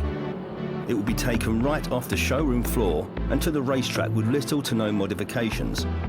As time went by, speeds went up, and racing a street-legal car on a racetrack became too dangerous. So certain modifications were allowed for safety and performance. Today's NASCAR racing machines are hardly stock in the traditional sense of the word, but the name has stuck. At first glance, a NASCAR race car does bear resemblance to its passenger car counterpart. The general shape of the car looks the same with a few modifications, such as the rear spoiler. Inside the car, a gasoline-powered engine drives the car, and a transmission shifts the gears, but that is where most of the similarities end. A NASCAR race car from the Cup Series can produce around 725 horsepower, allowing it to reach speeds in excess of 300 kilometers per hour. These cars will leave your average passenger car often making well under 300 horsepower in the dust. While your car may use a 4 or 6 cylinder engine to improve efficiency, NASCAR vehicles use an 8-cylinder engine to generate power and speed. The trade-off for this is lower gas mileage. A Cup Series car can burn as much as a litre of fuel each lap, depending on track size. Inside the cockpit of the car, you'll notice many differences from a passenger car. First, there's only one seat. No passengers allowed in these cars. You'll also notice steel tubes encircling and crisscrossing the interior of the car. These roll bars, or roll cage, are designed to protect the driver in the event of an impact or flip. Another safety feature you likely don't have in your car is a fire extinguisher. Each car must have an onboard fire extinguisher by the driver that can be triggered manually in the event of a fire. Fire extinguishers in the engine compartment and fuel cell are also required. These extinguishers are activated automatically for safety. While some things may look familiar inside the car, such as the steering wheel and the shifter, even these basic items are modified to use in racing. The steering wheel is detachable to allow the driver to exit the car quickly in the event of emergency.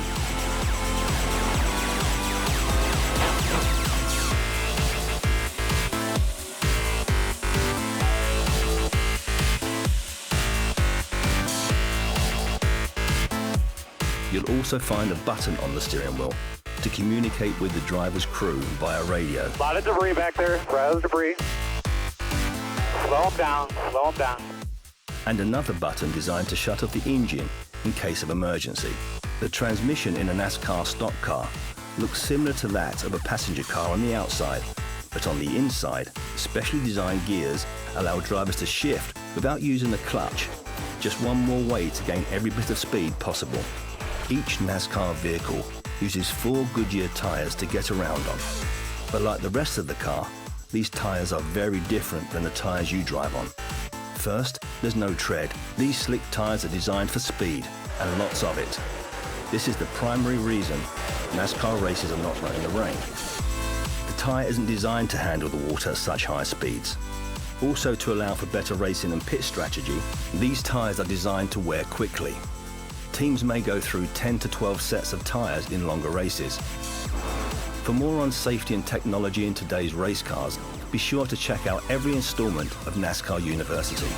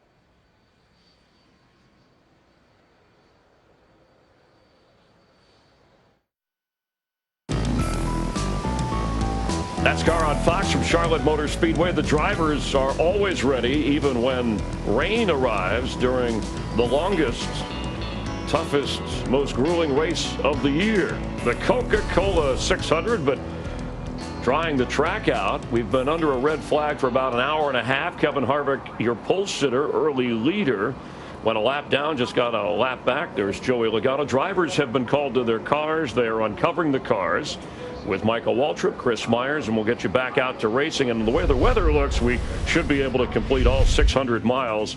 This week, news in the NASCAR Hall of Fame area.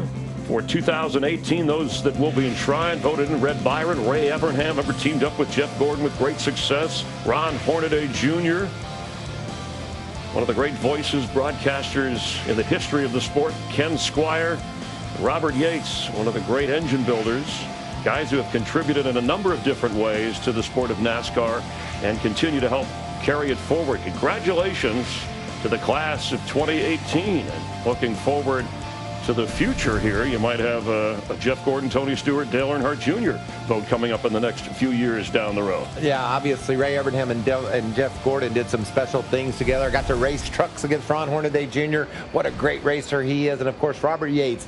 Fortunately, I got to drive one of his powerful engines one time, and he's propelled so many people to victory lane, and such a great guy. That's a great class. I'm happy that that we got to witness it. Yeah, and it was nice. Ricky Stenhouse Jr. stopped in the Hollywood Hotel, was going to chat with us, speaking of Yates and Ford engines, and he is currently 15th, but then got called back out to get in his car. Yeah, and he was excited, too. He didn't know we were going to get going this quickly, and you can see the drivers are at their cars, ready to go back at it. We talked about exactly what all's gone on during this break, how you're going to adjust your cars, what moves are you going to make in order to be able to win this race. That guy right there has control of the race right now.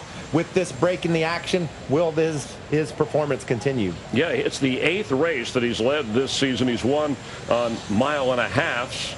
And when you think about the 4 stages now that we have last year, of course, he's the only driver who's won all 3 stages this year in Vegas, driving for the cycle. He led 588 of the 600 miles, and just total domination, set a NASCAR record winning the Coca-Cola 600 last year. We've never seen anything like it, and he knew his challenges would be greater this year with the stage racing, but he was up for the challenge. Talked to him in the grid walk, and he was very confident about the car he had. What a touching moment it was for he and his girlfriend Sherry there, sharing tears of joy in victory lane. And the records that he set and currently leading. But you've got Kyle Busch, who hasn't won a race yet this year. He's led in quite a few, currently running 4th. You've got Kyle Larson, the points leader, who's come all the way back from starting 39th. And you have Jimmy Johnson, a 4-time winner, the most of any active driver in this event, currently 2nd behind Truex. And Martin Truex Jr. said in the pre-race, actually was talking to our guys on the warm-up laps, the pace laps, he said, no, this is a different race this year in terms of dominance because of the stages. And now you have the weather element thrown in this delay. Yeah, exactly. And that car has been really smooth and fast, but watch for Jimmy Johnson. That car's been loose. If he gets it tightened up a little bit, he could be a real challenger to Martin Truex Jr. and Matt Kenseth. I think those veterans have a couple of cars that they can go up there and be a part of the story tonight. A rookie has won this race just once in the history, and that was Matt Kenseth on this exact date 17 years ago. He is currently 5th. Eric Jones, the rookie, currently 12th. You think he has a pretty good shot of finishing? Well, he had his best starting position of any race. No doubt. He got behind when he took on that debris in the crash early, but his car's fast. He's been able to steadily make his way up into the top 10. He currently sets 12th. And also watch Kevin Harvick. We've seen guys early in the race overcome problems and be able to race toward the front. Kyle Larson, also Denny Hamlin did just that. Can Harvick, with just over half the race remaining, is he able to get his car back up in contention? It'll be a fun story to follow. He's a 2-time winner of this event. He's led 45 laps, 2nd to the 53 of Martin Truex. Denny Hamlin is currently 10th. And again, Joe Gibbs Racing and his Toyota is looking for their first victory of this year. We expect to get back to racing within the hour. We're live at Charlotte Motor Speedway, 143 laps in of a 400-lap race.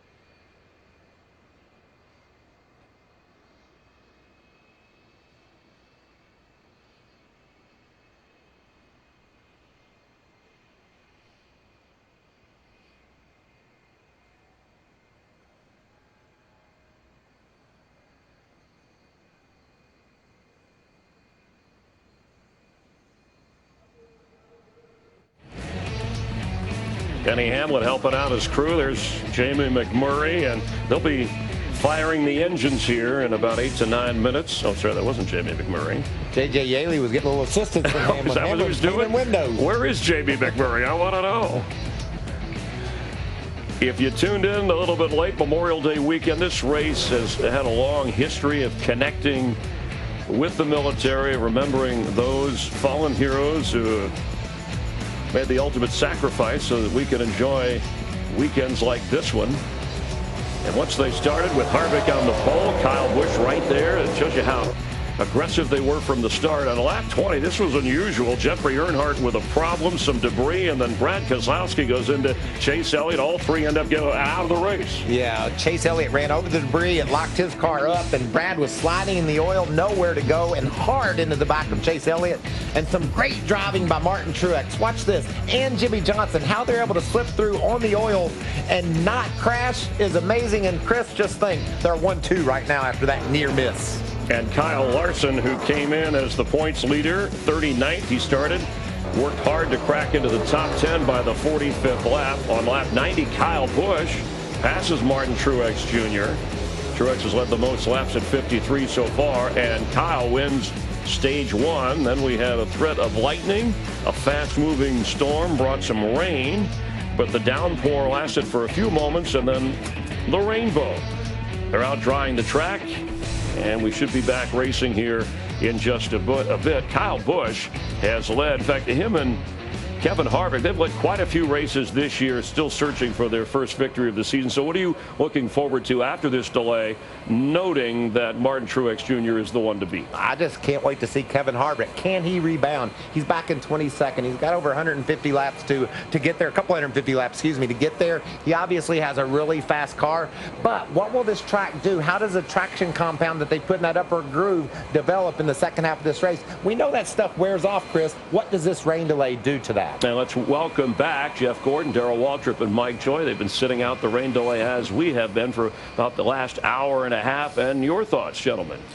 Well, as far as the traction compound, it is not water soluble, so it's still going to be there. It is sensitive to friction and to heat. So the air tightens, they just blow compressed ambient temperature air. They're not going to bother it much. The jet dryers might have an effect on it, but as the temperature comes down, it seems what we've seen is that doesn't have as much effect as it does in strong sunlight or when the track is otherwise a little greasy. Yeah, well, I think what we're going to see here is we have a different racetrack. When we started this racetrack, there were a few unknowns. Now there's a lot of unknowns. I mean, there are going to be things that for the first little bit of this restart, these guys are going to have to deal with. A different track, the biggest thing I think they're going to have to deal with. Well, the cool thing now is we're going to run a few caution laps, so we're apt to have a 35-lap race to the end of stage 2. Yeah, a shootout, I think, is what it's going to be, because, I mean, we've seen where as the track cools down and the grip gets higher, track position becomes more and more important. I really like our top 4 right now. I know Michael talked about Kevin Harvick, who needs to work his way up through the field, but that top 4 is going to put on one heck of a battle between Truex, Johnson, Larson, and Kyle Busch. I'm looking forward to watching that battle and how they react to the changing conditions. And the best news, Chris, no rain off to the west for a significant distance. We should be good to go the rest of the way. And that's great news, Mike, because I know the drivers want to go all 600 miles of their crews, their crew chiefs. They've been preparing for this. We got word that NASCAR, I guess there's a couple of drivers they can't locate. They wanted to get to their cars. They're not going to wait for you. All right, so if you hear the engine, this is your warning. Yeah, you're your driver, get in the seat, because we're going to go racing. And thanks for staying with us. You're watching NASCAR on Fox live from Charlotte.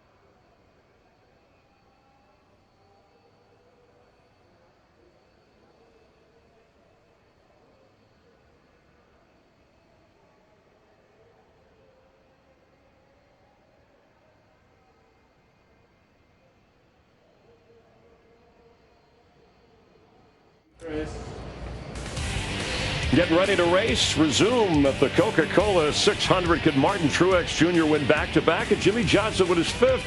The guys who will take you through it with rain out of the forecast. Let's get back upstairs. Jeff Gordon, Darrell Waltrip, and Mike Joy. Bit of stretching and getting ready for the pit crews. They would have rolled the cars by now, but there were 2 drivers they had to find. They had to locate Timmy Hill and get him into his car, and Gray Galding. I got to talk to his dad. 9:30 is a little early for curfew, but yep, Gray is there. He's in the car and ready to go.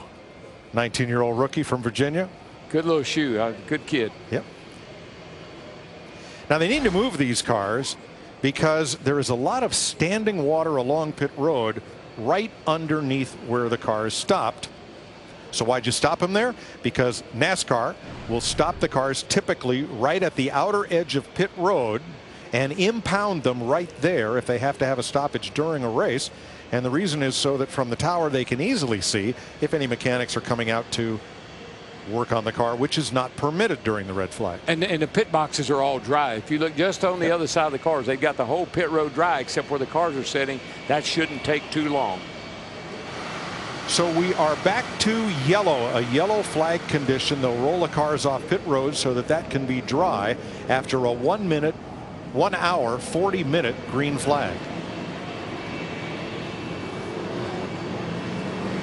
Red flag, excuse me. I'd like to see a green flag for an hour and 40 minutes. But yes, hour and 40-minute red flag. It's about half and half.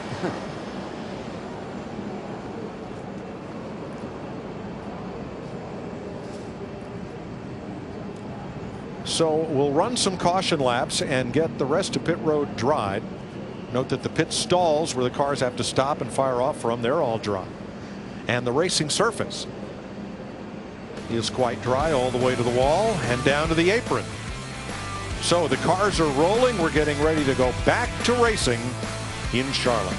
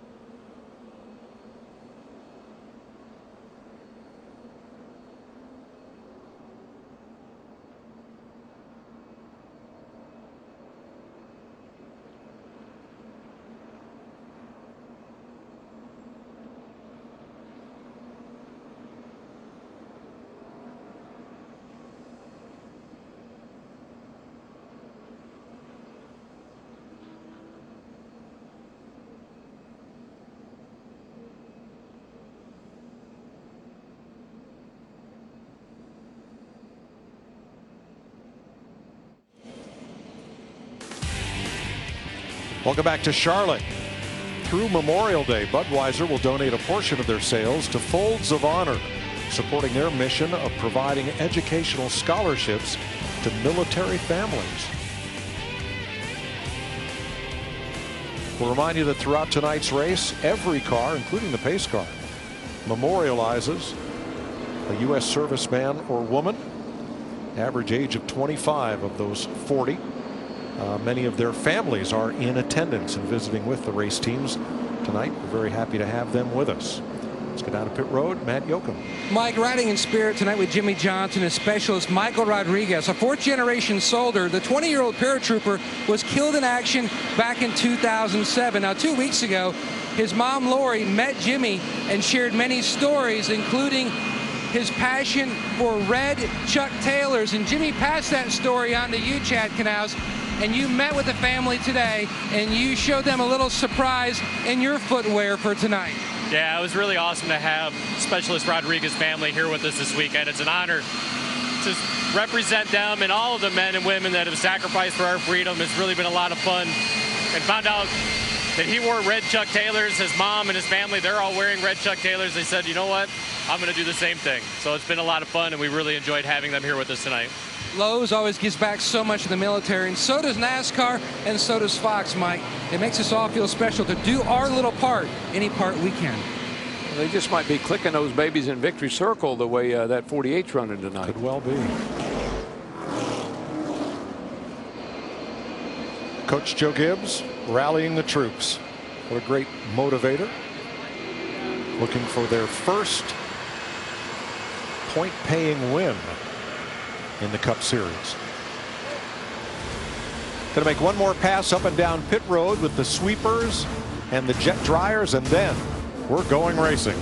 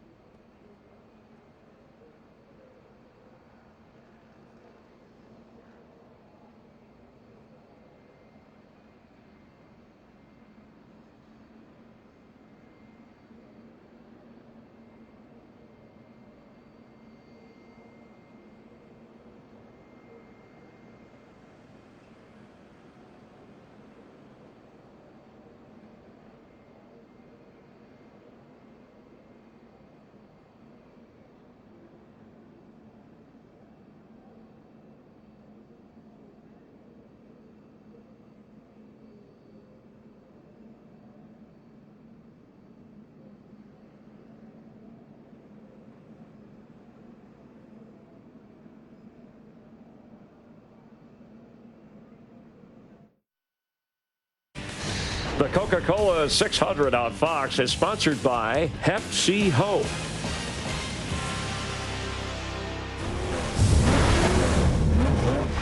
Life is a race. Every second, an opportunity. Every lap, a milestone. Victory lies across the finish line. Can you see it? How far will you go to get it? You have to race smarter, train harder, believe in yourself, in your team. When the road gets tough, that's when you shift into high gear. It's time to get back on track. Are you ready? Disney Pixar's Cars 3 in theaters in 3D June 16th. And what a thrill ride that is. We went up to a beautifully restored theater in Kannapolis here Wednesday night, and we're the first people outside Pixar, our group, our NASCAR group, to see Cars 3. Oh, is it fun? It's I'm awesome. so jealous. I wasn't able to go. Can't wait to see it. Oh, it's a great movie. It really is. Every bit as great as the first. Okay, pit road is open, and here they all come. Chris. Well, Kyle Busch has been one of the fastest cars the first half of this race. He lost a few positions on that lap 100 stop, so the team's going to try and clean up the front end. That car doing the tire changes there. Really no complaints about that car other than just firing off one small air pressure change. Matt?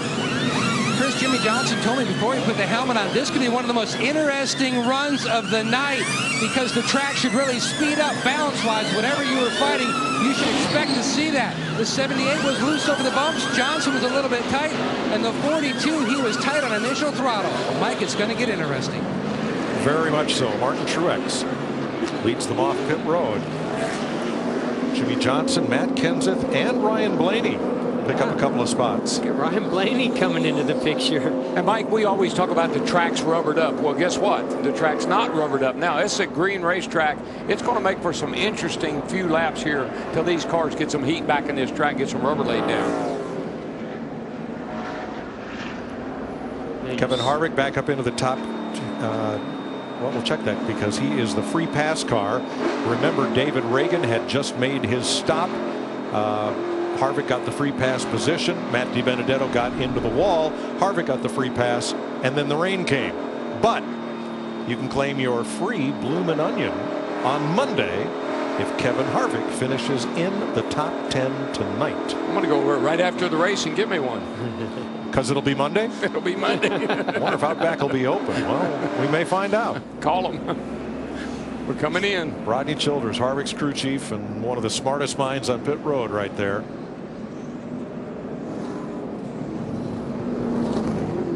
And Harvick will pit. Vince? The 4-car of Kevin Harvick, when he comes in, they're going to address the left rear issue. Remember last time prior to the rain delay, we told you about the fact that they had a loose left rear. So they're going to put a spacer on there to make sure that that tire now goes on a little more securely. They're not sure if it's a problem they're going to have to address, but better safe than sorry. So that's what they're addressing now on the left rear. Thanks, Vince. So, Larry, we've got a green racetrack after this rain. It's been kind of the rubber and any oil that was there washed free. Don't know what's happened to the traction compound, but what do you do when you're suddenly confronted with a green racetrack? Well, we know the track is going to be really fast. Anytime we go onto a track that's green, which means all the rubber is gone, we know it's absolutely going to be fast. But I think once this track gets rubbered back in, based on that we're into nighttime, as we spoke earlier, I think the track is going to be a little bit free, a little bit on the loose side. So I would have to believe there were some major adjustments made because with this pit stop here, this absolutely can get you to the end of stage 2. And perhaps some gremlins. Now, Clint Boyer is one of the 22 cars on the lead lap. Jamie. He's 18th now, and Mike Bugaravich, his crew chief, just said, hey, we may have to come back down. We may not have gotten to all the lugs. They're going back and forth right now, and Bugga is saying right now to his driver, they say they got 4 tight. You want to stay out. And I think Boyer's going to stay out. They used to live with 4 tight all the time. Right. I was going to say, that's pretty much a no-brainer if they have 4 tight. Joey Logano back on pit road. He was 16th. Vince? Yeah, they did not get all the lugs tight on the right rear, so they're coming back to hit those again on the 22 of Logano going to the left side to make sure that all is well there also. So the Logano coming back in to make sure before they go back green. So you've got 5 lug nuts, and I once made the mistake of asking Ryan Newman how many you need tight. Newman is an engineering graduate of Purdue, and his answer was very succinct. He said, well, 3 points describe a plane. Yeah, if they're separated, but if they're three altogether. But that was his answer. That was it. Yeah. Well, anyway, but I think this rain delay, I mean, it even threw the it threw the cruise off a little bit. It threw the cruise off a little bit too. Okay. Some of the wheels loose, different things going on. I think they've got to get back in sync too. With you and your 3 points. I'm going to go with 4. I think the biggest question I'd be happy with 4 right now, going in stage 2, going to completion, can anybody hang with Martin Truex in that 78? I believe that 48 can. Here they approach the Geico restart zone and will be back underway. Remember, these two battled it out here a year ago. There'll be 47 laps to go in stage 2. Green flag. There goes Truex. Well, I believe the 48 could if he could keep up with him on a restart. That was a great restart by Martin Truex. Man, he got a huge lead. We know that outside groove's a little bit harder to get traction with the rear tires, but Martin Truex Jr., it's like he's got another gears. Look, Kyle Busch going 3 wide. Right down to the bottom. First lap. Well, Kyle Busch, every restart's an opportunity for Kyle Busch. Whoa. Truex, Johnson, Kenseth, Blaney, the front 4. With a little daylight, back to 5th place, Kyle Larson in the 42. Yeah, Busch put a little block on the 42. It almost was serious. There was contact between Austin Dillon and Denny Hamlin. That was back at 8th place. Here's a look. The 11 way up on the outside. Way out here, and you can see that he gets mighty testy. Yeah, that's a really aggressive move on a restart to go to the outside. It gets pretty narrow as you get into turn 1, and there's just not enough, really space. If that spotter does not call you to the outside as a 3 spotter, that's exactly what could happen. This battle continues. Yeah, and a lot of times, Jeff, after a rain, right up next to that wall is still a little bit wet, and that could have had a little effect on an 11 car too. 5th place to Kyle Busch. Larson trying to hold off Kurt Busch for 6th.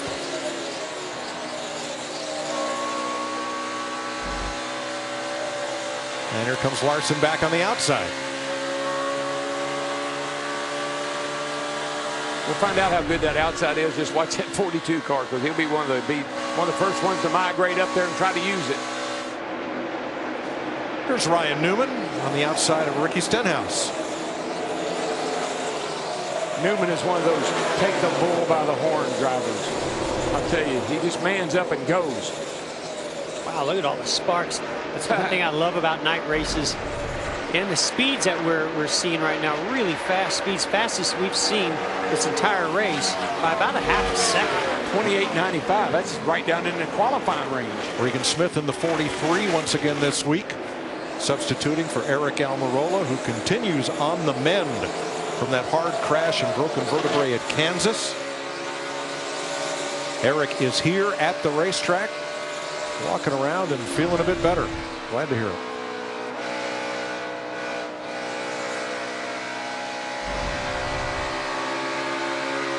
You know, Mike, Jeff, I was thinking there's no way that 78 could be as good as he was here last year. You mean he could be better? That's what I was thinking earlier. Right. Well, I mean, let's not forget, we did see Kyle Busch go up and take the lead from him earlier in this race. Now, I think Kyle Busch, when we spoke to him after that stage win, he talked about, well, we're too good too early. Have these track conditions changed enough where they're going to have to make some bigger adjustments?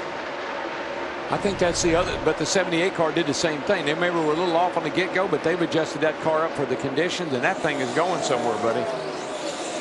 He's 2.5 seconds behind the leader in 5th. And about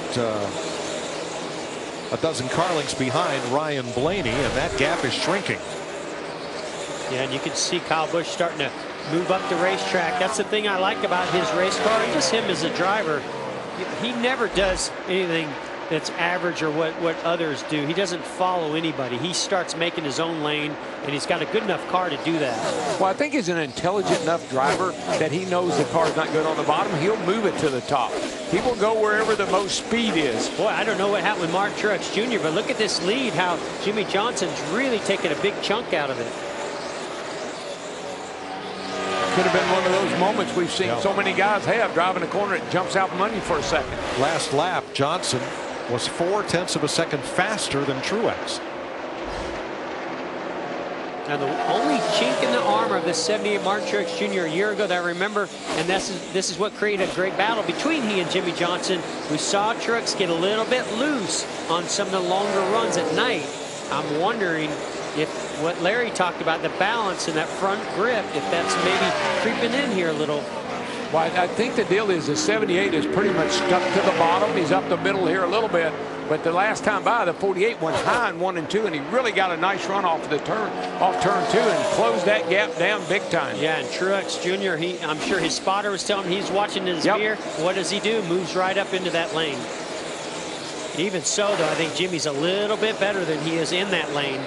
Sometimes it takes a lap or two when you move your line to find the grip and find out how confident or how aggressive you can be with it in that lane. Well, I like a driver that's not afraid to try something. You know, if 48 gains on the outside, let me try the outside. Maybe I can pull away. 78. How about the leader, Matt? Mike, before the stop, Cole Kern was told by Martin Truex Jr. that the car was just too free over the bumps. He made some significant air pressure changes, shuffling those pressures. It hasn't helped. Truex just reported in when Johnson closed in. It's loose again. In the 36 races since Martin Truex's dominating performance here last May, who's won the most? Martin Truex 5, Jimmy Johnson 5. Battle for dominance heating up here in Charlotte. You just know that Charlotte Motor Speedway and Jimmy Johnson go together.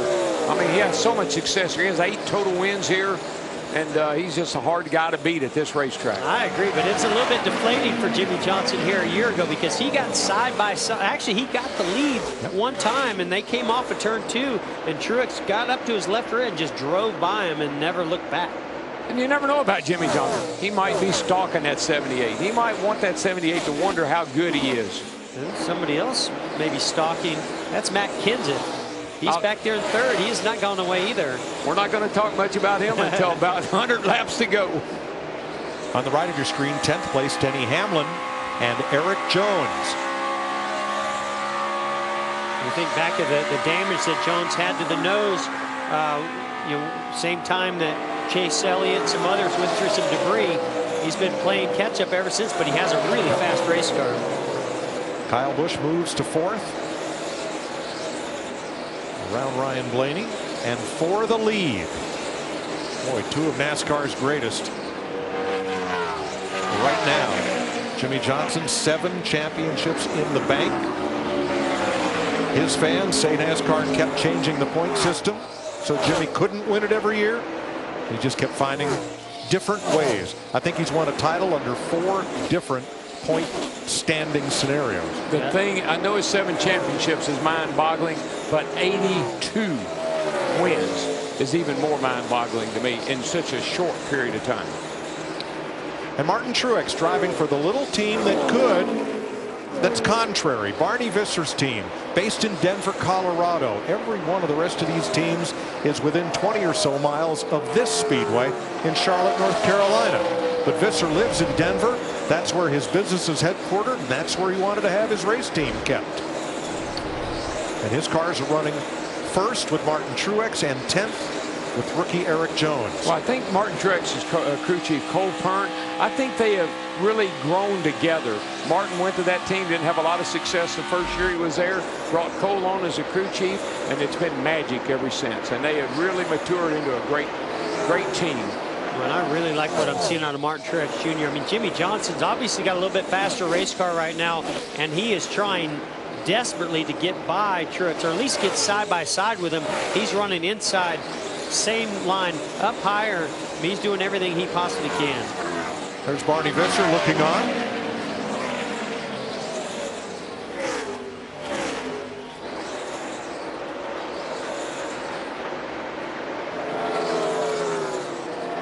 Jimmy Johnson keeping the pressure on.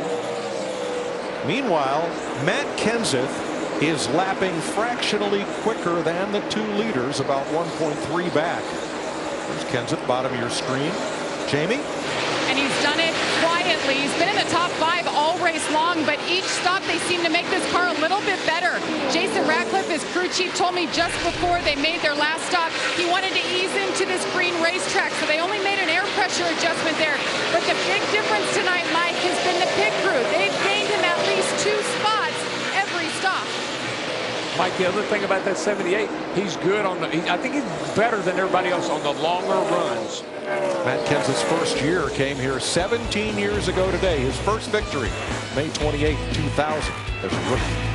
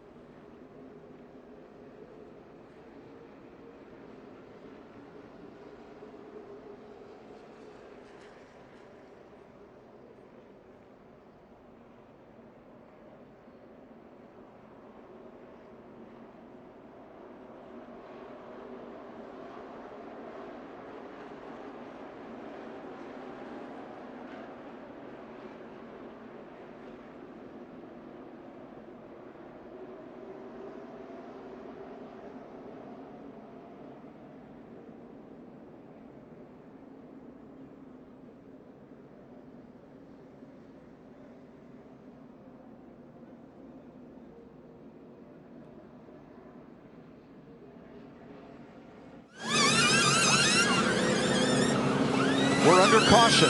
Jamie. Matt Kenseth in for a 4-tire stop. Said the front grip just went away too quick. Chris? Kyle Busch saying his car, the back end, a little bit too loose on entry now. Matt. Jimmy Johnson just got past leaving pit road. He said his car was great on entry, but it built loose from center to exit. Also on the 78 at Truex, he was saying his car was extremely loose. Right before the caution came out, adjustments for both. Talking about the 21 car, Mike, I don't know, he just didn't ever go. Ryan Blaney shaking the car back and forth. Broken axle, we can go to the garage and change it. Let's go to the garage. Vince. Yeah, the 21, I think that maybe they broke an axle leaving pit road. That's Ryan Blaney's explanation. He was communicating there with Jeremy Bullins, the crew chief. Bullins said, if you think you broke the axle, let's get to the garage and work on it.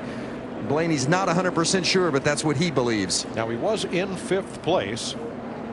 We'll watch him exiting his pit, trying to get around Kevin Harvick in the second pit stall from the bottom.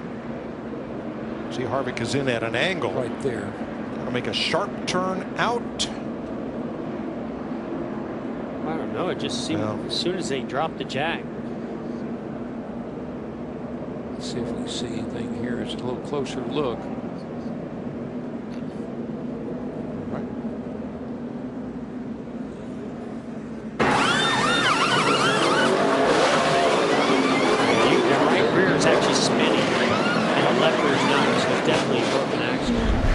under NASCAR's damaged vehicle policy, if he had crash damage and went to the garage, he'd be out of the race. But since this is a mechanical problem, they are allowed to go behind pit wall or go to the garage area, make the repair, and return.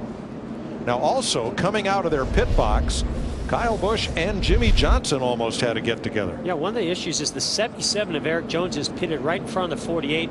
Jimmy Johnson tries to pit further back, but he had to go around the 77. Then the 18 got out ahead of him. You can see how that slowed down. And you can see the right rear of the 77 really sticking out. Matt? Mike, Chad Knaus just told Jimmy Johnson the next time they pit, what they're going to do is they're going to hold the pit board sign a little bit shorter in the box. That way, Jimmy will stop shorter. It'll help on exit and not have that issue of having to lose time to go around the 77. Oh, good point. Boy, man, I thought the 48 stopped pretty short that time. Now here's why we're under caution. Danica Patrick cut down a right front tire. Went way high up in turn number 4. And she was able to get that car back to pit road and make repairs, but she's gone 2 laps down. We believe here she's already been into the wall, and going up into 3, you'll see a shower of sparks. Yeah, carrying a good bit of speed into that corner with that tire down, and it just finally lets go all the way down on the inner liner. Didn't hit the wall there, but I think she hit it early. She was running 25th. 22 laps to go in stage 2. That'll take us to halfway. There's our aerial coverage from Goodyear. Everything they learned making tires for the grueling demands of NASCAR inspires what rolls into yours. Goodyear, official tire of NASCAR. And our thanks to Dan Rice, our cameraman aboard our Goodyear airship up there, who, when our rooftop cameraman had to come inside due to the lightning in the area, Dan and our RoboCam operators did a great job of continuing coverage. Navigated the storm. Yeah, that's my favorite shot, that overhead. You can see so much, and the track looks so beautiful at night. Yes. There's our Toyota Camry XSE pace car tonight. Paul Menard is the race leader. Now Menard was 21st and stayed out. He did not pit. So Larry, can he make it all the way to the end of this stage? He can make it to the end on fuel, but I'm afraid he being the only one out there. Everyone else took 4 tires. I'm afraid he's going to be a sitting duck. Oh, I'm not afraid. I know he is. He's going to be in big trouble. Well, we saw this with Brad Keselowski in the All-Star race. Really spun the tires on those older tires on the restart. Chris Buescher got the free pass, so we're ready to go with Menard and Truex, Kyle Busch and Johnson, Kurt Busch and Kenseth building speed as we go back to green.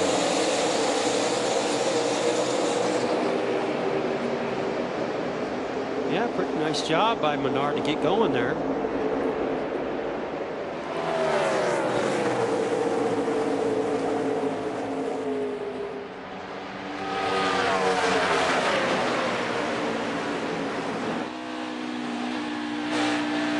Well, Menard's crew chief, Matt Borland, is a longtime veteran of the top of the pit box. So a calculated risk here. If he ends the stage higher than 21st, we'll call that a win. Remember, that gives him a set of tires that the other guys just used, so maybe tire management's coming into play. Good point. Whoa, brother. The key is staying further ahead than 21st. Yes. And having a race car one piece. Yeah, he just about got run over by Kyle Larson there. You're so much faster on new tires than the 27 is. You just run up on him so fast. Ooh, Larson thought he was going to shoot the gap there in between the 77 of Jones and the 27 of Menard. Patience. Well, that 42 will shoot the gap on you. I can tell you that. If there's an opening, he'll go through it.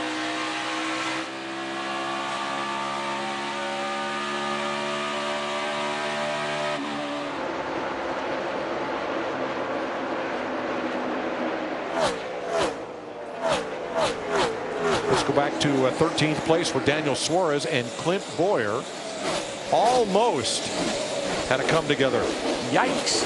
Yeah, Boyer had the 22 behind him. He got into the corner. I don't know if he bottomed out, maybe got the splitter into the racetrack, but he goes up the racetrack and just missed the 19.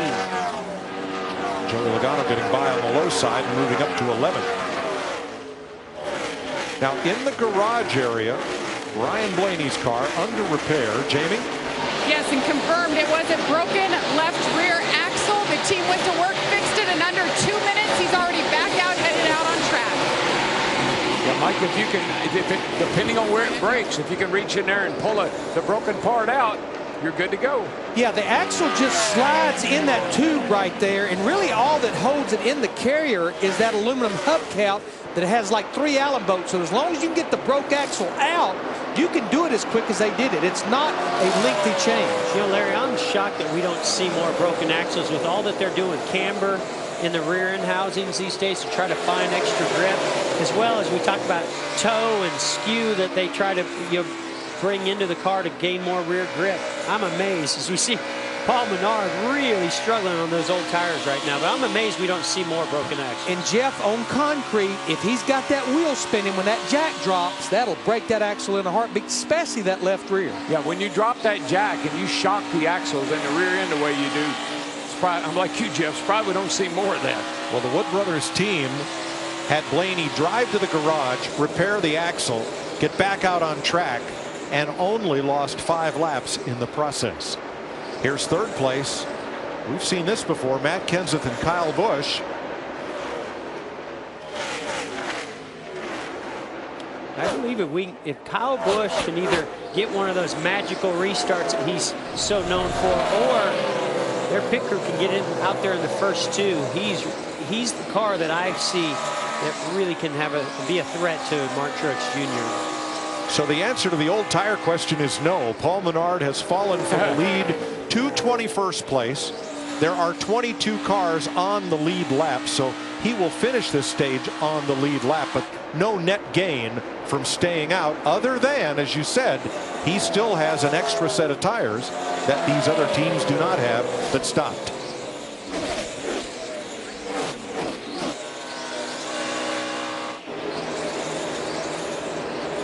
This time, Kenseth holds off Busch, at least for the moment. Yeah, we saw where Matt Kenseth sort of waved Kyle Busch by prior to that caution coming out, and now he's really battling, fighting him hard for this position. Well, now there's only 13 laps left in this stage.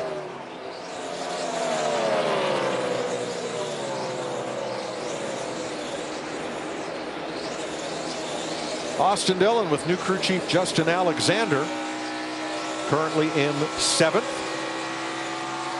We're going to ride shotgun with Austin Dillon with our Coca-Cola Share a Coke, Share a Ride.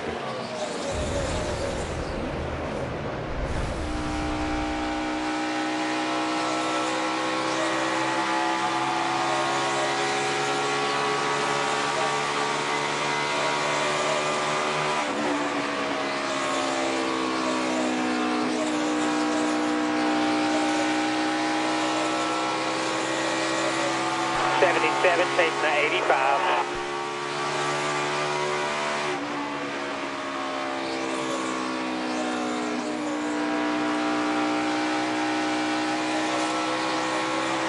So that from spotter Randy Houston means that his last lap was 29.77, chasing an 85. Jamie McMurray just ahead of him, 29.85 on that last lap.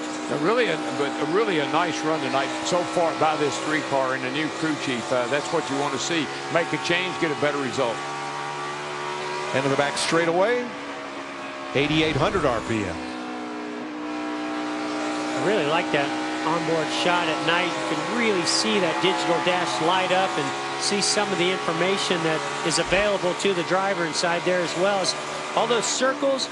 Those are what the drivers use for pit road speed. We talk about so often how critical it is to get those green lights and not go over that pit road speed by going to red lights.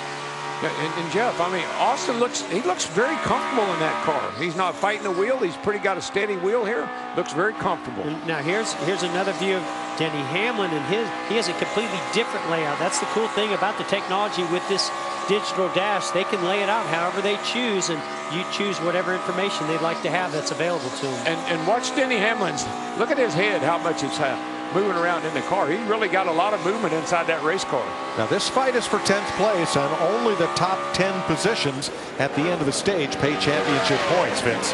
Yeah, and Joey Logano right there behind Hamlin as they battle for 10th. It's been a frustrating weekend throughout the course for Joey Logano. They just haven't had the security into into the corner that would allow them to have the speed to compete. They're a little bit better now that we've gone to nightfall and Logano's running inside the top 15 for the first time. Can they get a stage point by catching Denny Hamlin? Maybe that'd be a small victory for Logano and company. It could sure be a rebound as we watch the battle for third. 7 to go in stage 2. Mike, again, I just think that those stage points, if you don't have a win, those stage points are very critical. Logano has a win, but it doesn't count for the playoffs. That's right. That win was encumbered by NASCAR due to a post-race technical violation. So those bonus points do not figure in. Matt? Hey, Mike, an update on the 41 who runs in the 5th position, Kurt Busch. Most of the night, it's been going back and forth. The car starts on the tight side, then a huge shift to being too free and just trying to hang on until he can get another adjustment. They've made so many adjustments tonight. One concern Tony Gibson, his crew chief, had going in was just their tire allotment. Looking at how many times they may pit. Now, if they take tires at the end of stage 2, that's going to mean they've used 7 sets, leaving 5 for the second half of the race. He is the highest running Ford in the race in 5th place. Next is Joey Logano in 11th. Mike, I believe tire management is going to play into the end of this race the way things have gone so far. These guys are going to have to start thinking about that every time they get ready to throw 4 tires on one of these cars. So Paul Menard staying out, not using that set of tires. We might have laughed at him as he backed up through the field, and he might be laughing at everybody later on. He might be the only one with a new set of tires at the end of the night. That's right. He might be going now, but he might be coming later. 3 to go.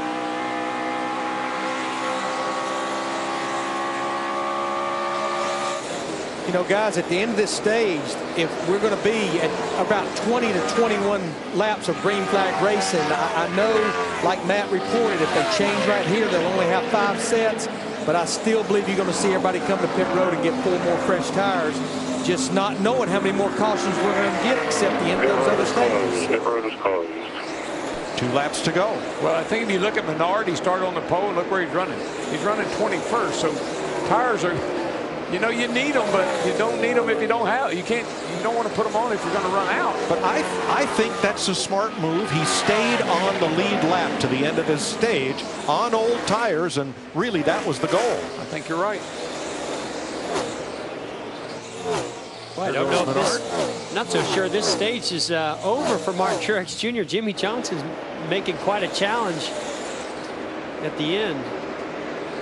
And only the stage winner gets a playoff point that carries through all the way to Homestead in November.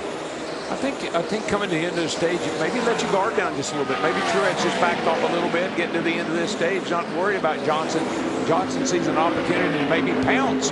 So it could be close right here at the end of this stage. Yeah, they also came up on some lap traffic that may have played a role. Johnson has not won a stage this year, and Martin Truex gets his 6th stage win and leads the league in playoff points. Jimmy Johnson second, Matt Kenseth, the Busch brothers, McMurray, Dillon, Jones, Larson, and Hamlin score points.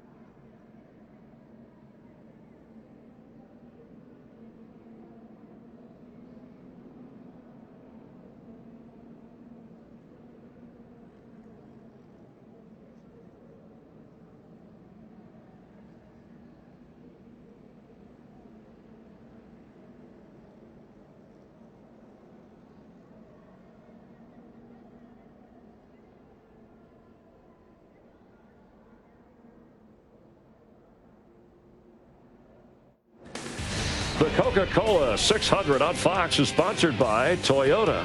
Let's go places. By Credit One Bank, the official credit card of NASCAR. And by Geico, 15 minutes could save you 15% or more on car insurance. Pit road will be open this time. Clear skies now after 3 different storm systems blew through the Charlotte area in a space of about 25 minutes. And we got soaked by one of them, but it moved away quickly. Martin Truex Jr. is your stage 2 winner. He will lead them onto pit road. The free pass car will be Michael McDowell, and that will give us 23 cars on the lead lap when we restart. Jamie. Matt Kenseth's team ready to service their car. Matt saying the car's much better at that run. Could use a little bit more help on turning, so an air pressure adjustment. Once again, a 4-tire stop for the 20. Chris? Kyle Busch very frustrated those last 10 laps of the stage. Just couldn't get around his teammate Matt Kenseth. Said, I'm burning the right front off the car. Thinks all he needs is some clean air. Matt? Now stopping Jimmy Johnson very short in the box. The car on the free side. Air pressure change on a 48. 8 stalls up is the 78 of Truex. His car was better, but still on the free side. A great stop by the 78 guys. Here's the Sunoco race off pit road, and you saw Jimmy Johnson pull all the way to the outer lane out of his box without incident this time. So he comes out right behind Martin Truex, our stage winner. Well, I said I didn't think I could see what we saw here last year, but we may be seeing the same thing. Hey, Martin Truex Jr., it's DW. You got me, buddy? Yeah, what's happening, pal? You are, buddy. You're the man. You know, I didn't think I'd see a car run the way yours did here last year. I thought that was one of those things that would never happen again, but you're on it again tonight. How's the car feel, and can you repeat what you did last year? Well, thanks.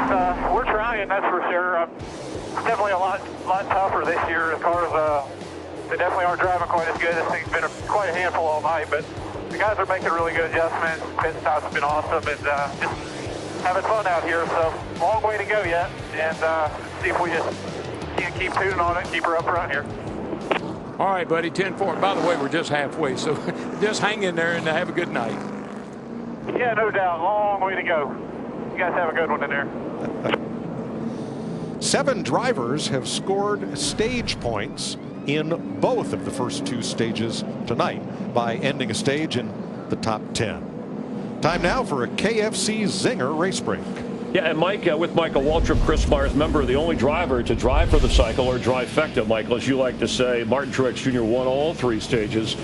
And that was back when he won the race at Las Vegas, also a mile and a half. So if we go back a little bit back to lap 20 when Brad Keselowski and Chase Elliott were involved in that wreck, Jeffrey Earnhardt kind of created the stir there. But both Truex and Jimmy Johnson were able to maneuver through that crash. And here they are more than halfway through the race, sitting 1-2. Yeah, they've got the fastest cars, and we would have never known this if they hadn't done such an amazing job weaving their way through that crash. All on the track, cars out of control, but somehow they kept them pointed in the right direction. Kevin Harvick, 16 races since his last win. He's a 2-time winner in the Coca-Cola 600 event, and he's led some laps here, started on the pole looking for his first win this year. Now, you talked about early when he was a lap down, even during that rain delay, that weather delay, that he was someone that would be able to work his way back up. Where do you stand on his chances now? Well, we went back racing, he was 22nd, Chris, and now he's inside the top 10. The crew made an adjustment. We know how smart Rodney Childers is, his crew chief. I think they've got this car right. He could be a real factor. And during that weather delay, we asked about where's Jamie McMurray, Chip Ganassi Chevrolet. Well, right now he's currently 5th, and he overcame a pit road speeding penalty earlier in this race. Yes, in the final practice yesterday, Chris, he had the best times on the long run average, and I've seen a lot of speed out of this car tonight. Jamie's in a good place. One final thought. Germany's Sebastian Vettel won Monaco. Japan's Takuma Sato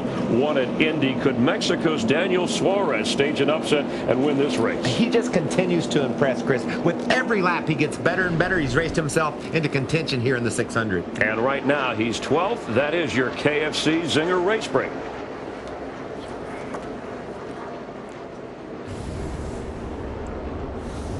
All right, we got a few wave arounds. Ryan Blaney will get back one of his laps, as will about 8 other cars. Now, listen in on Jimmy Johnson in the 48. Crew chief on the 77. I cannot wait to pay him back for this. Yeah, he just keeps getting wider and wider. That's pretty chick. Yeah, he's sitting here scanning us the whole time. It all comes around, buddy. It all comes around. Just remember that. Now they're talking about the car pitted right in front of him, Eric Jones. I can't wait to have a conversation with Canals when he's done here. I realize he's 7-time, but he's about to piss me off for the last time. Walk over and tell him now. I would. Pretty have been. We've been giving each other faces back and forth. That's crew chief Chris Gale and spotter Rick Corelli. But we've been watching the 77 coming. Look, the 77 comes in at an angle. He's that back end hanging out just that little wee bit that messed Jimmy Johnson up. I mean, that right rear was right on the yellow line. He could not have stuck the right rear out any further than that. Nope. Whether it's on purpose or not is. Coming to green, stage 3, and look at Truex go. Johnson he did not get going at all. He's going to get 3-wided right here.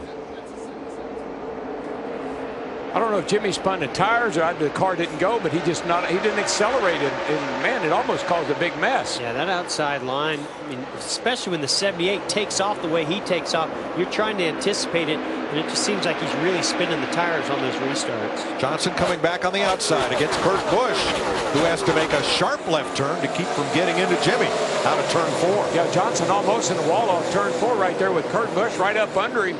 That was close. Look how fast these cars are with mid-corner speed. This track has tremendous grip now. The acceleration off turn 2, they're like rocket ships coming out of turn 2 and down that back straightaway. Oh, Jimmy's going to slide right up front. Oh, he gets loose. Yeah, that air off the 18 just took a little air off the spoiler. Well, he had a little problem with the Kurt, and now he has a little problem with Kyle, but he's going somewhere. He's moving on. I think Jimmy's pretty fired up about that pit stop as well as that restart. I agree.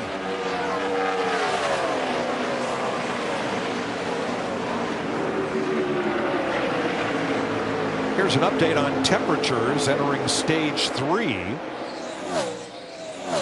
as it gets cooler here in Charlotte. Wow. Ambient down to 70, track temp down to 83 degrees. Well, those tires love that track temp coming down like that, and the drivers can just put their foot in the gas and it just sticks. They love it. That's why those sparks are flying off the cars. They're just into the racetrack. I think right now the only car I see that it doesn't matter whether it's daylight, dark, rain, slick, traction, grip, or whatever is that 78 car. Daniel Suarez on the outside of Joey Logano. Vince? Well, remember the 4 of Kevin Harvick had to make an unscheduled stop a short while ago, and now Harvick, because of the loose left rear, they thought they had that situation remedied, but Harvick just radioed in and said, I think my wheel is loose again, so the team up on the wall and awaiting Kevin Harvick. Mike, they put that wheel spacer in there to move the wheel out because right up where the wheel goes, the studs run out. So you can have the nuts tight, but the wheel will still be a little bit loose. That's why they added that wheel spacer earlier. They're going to have to add a little bit more. Remember, we saw something very similar. Dale Earnhardt Jr. happened a few weeks ago, and it just seems to be a mystery as to what is causing these loose wheels, or at least the sensation of a loose wheel. Yeah, because Jr. said after race, so I didn't have a loose wheel. It just felt like I did. Well, when you go off into turn 3 at 197 miles an hour, you want everything tight. All your wheels feel like they're wobbling a little bit. How about Jamie McMurray and Chip Ganassi Racing as a whole? They're running 3rd and 7th right now. McMurray has given Ganassi his only Daytona 500, Brickyard 400, and All-Star win so far. Yeah, Jamie knows how to step up to the plate at those big events. Yeah, this is where he won his very first race, actually. I called him the money man that year. He won all those big races. Here comes Kyle Busch against Jimmy Johnson. Well, look to the inside that lap. They're about 3 seconds behind the leaders, but Johnson up high. This was off turn 4 on the right. Kyle got a really nice dive down to the bottom. Whoa. Jimmy's just a little loose. We've already seen that one other time coming off that corner. Kyle Busch's car seems to get better and better as the run goes on. We've seen that earlier in the race as well. I think that tells you how hard Jimmy Johnson's trying right now. That restart really upset him. Lost a bunch of spots. He's trying to get them all back.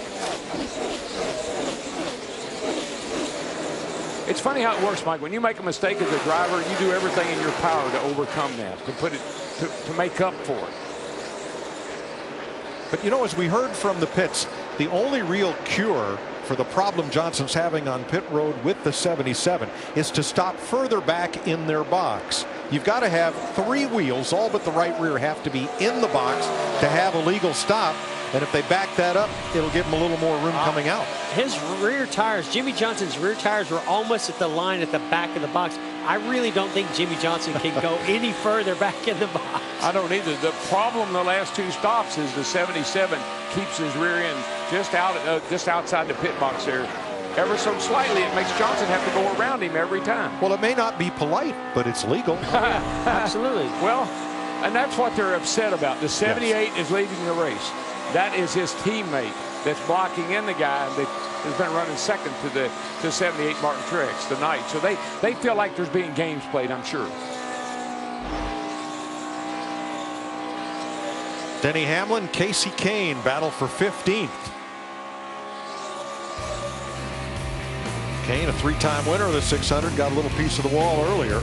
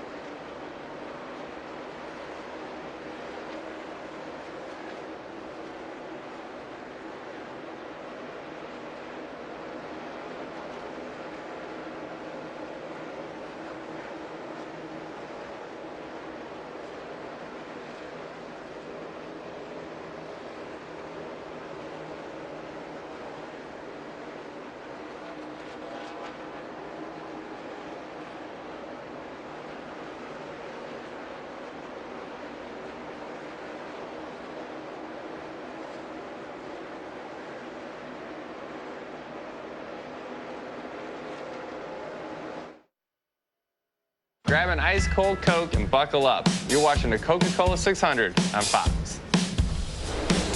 Joey Logano running 12th, right behind Daniel Suarez, last year's Xfinity Series champ and current rookie contender.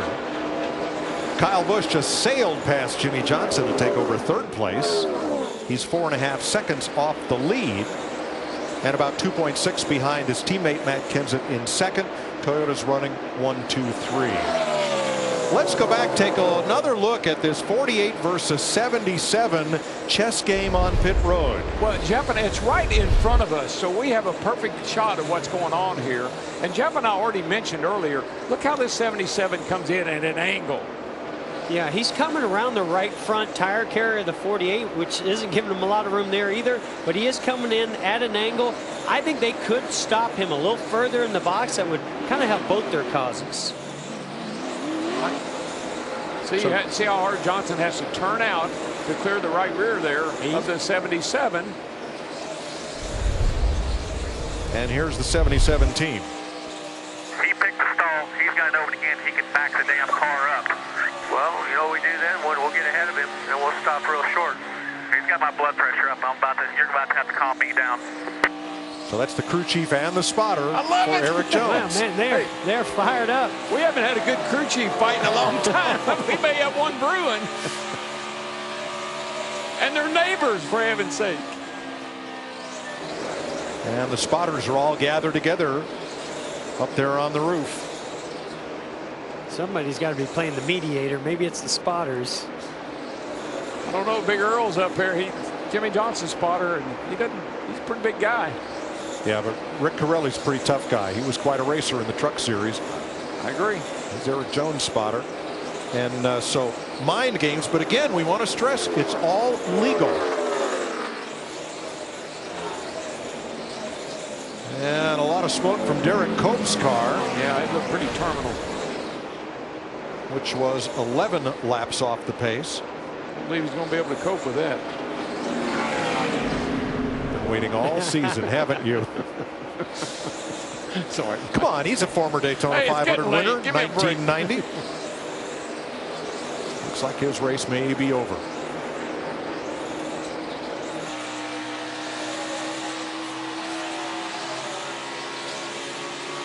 Jamie McMurray, Kyle Larson, teammates there for 5th place. Jamie?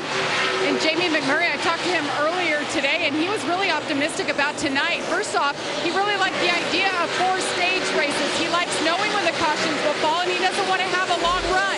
Secondly, he really liked this tire that we ran at the All-Star race, so he thought that was going to play to their strengths, and it really has tonight as Larson goes to the inside of his teammate, Matt.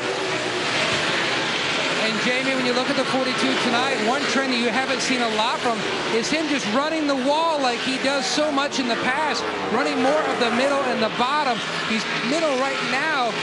His big issue so far, though, has been exit, especially on turn 2, just way too tight.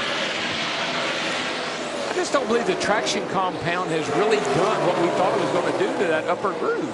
Not at night, because not a lot of heat. I mean, no sun. No ambient temperature heat, just what the tires are putting into it. So we've had good side-by-side racing, but maybe not as much as we'd hoped for. Yeah, well, but it is usable. I mean, I think that's a good thing. You can go up there and pass cars, but it hadn't been a big advantage. Yeah, and I also think it being on pavement, not on concrete, I think it definitely reacts different. It doesn't have quite the same amount of grip advantage as it does on the concrete. We just saw a big moment though in Kyle Larson as he drove down to the bottom of the racetrack. He saw sparks fly off of that splitter, and he about turned that thing around. Got to gather back up. So Logano and Hamlin have renewed their battle from the last stage. This time it's for 12th place as Martin Truex Jr. continues to lead Matt Kenseth by 1.7 seconds.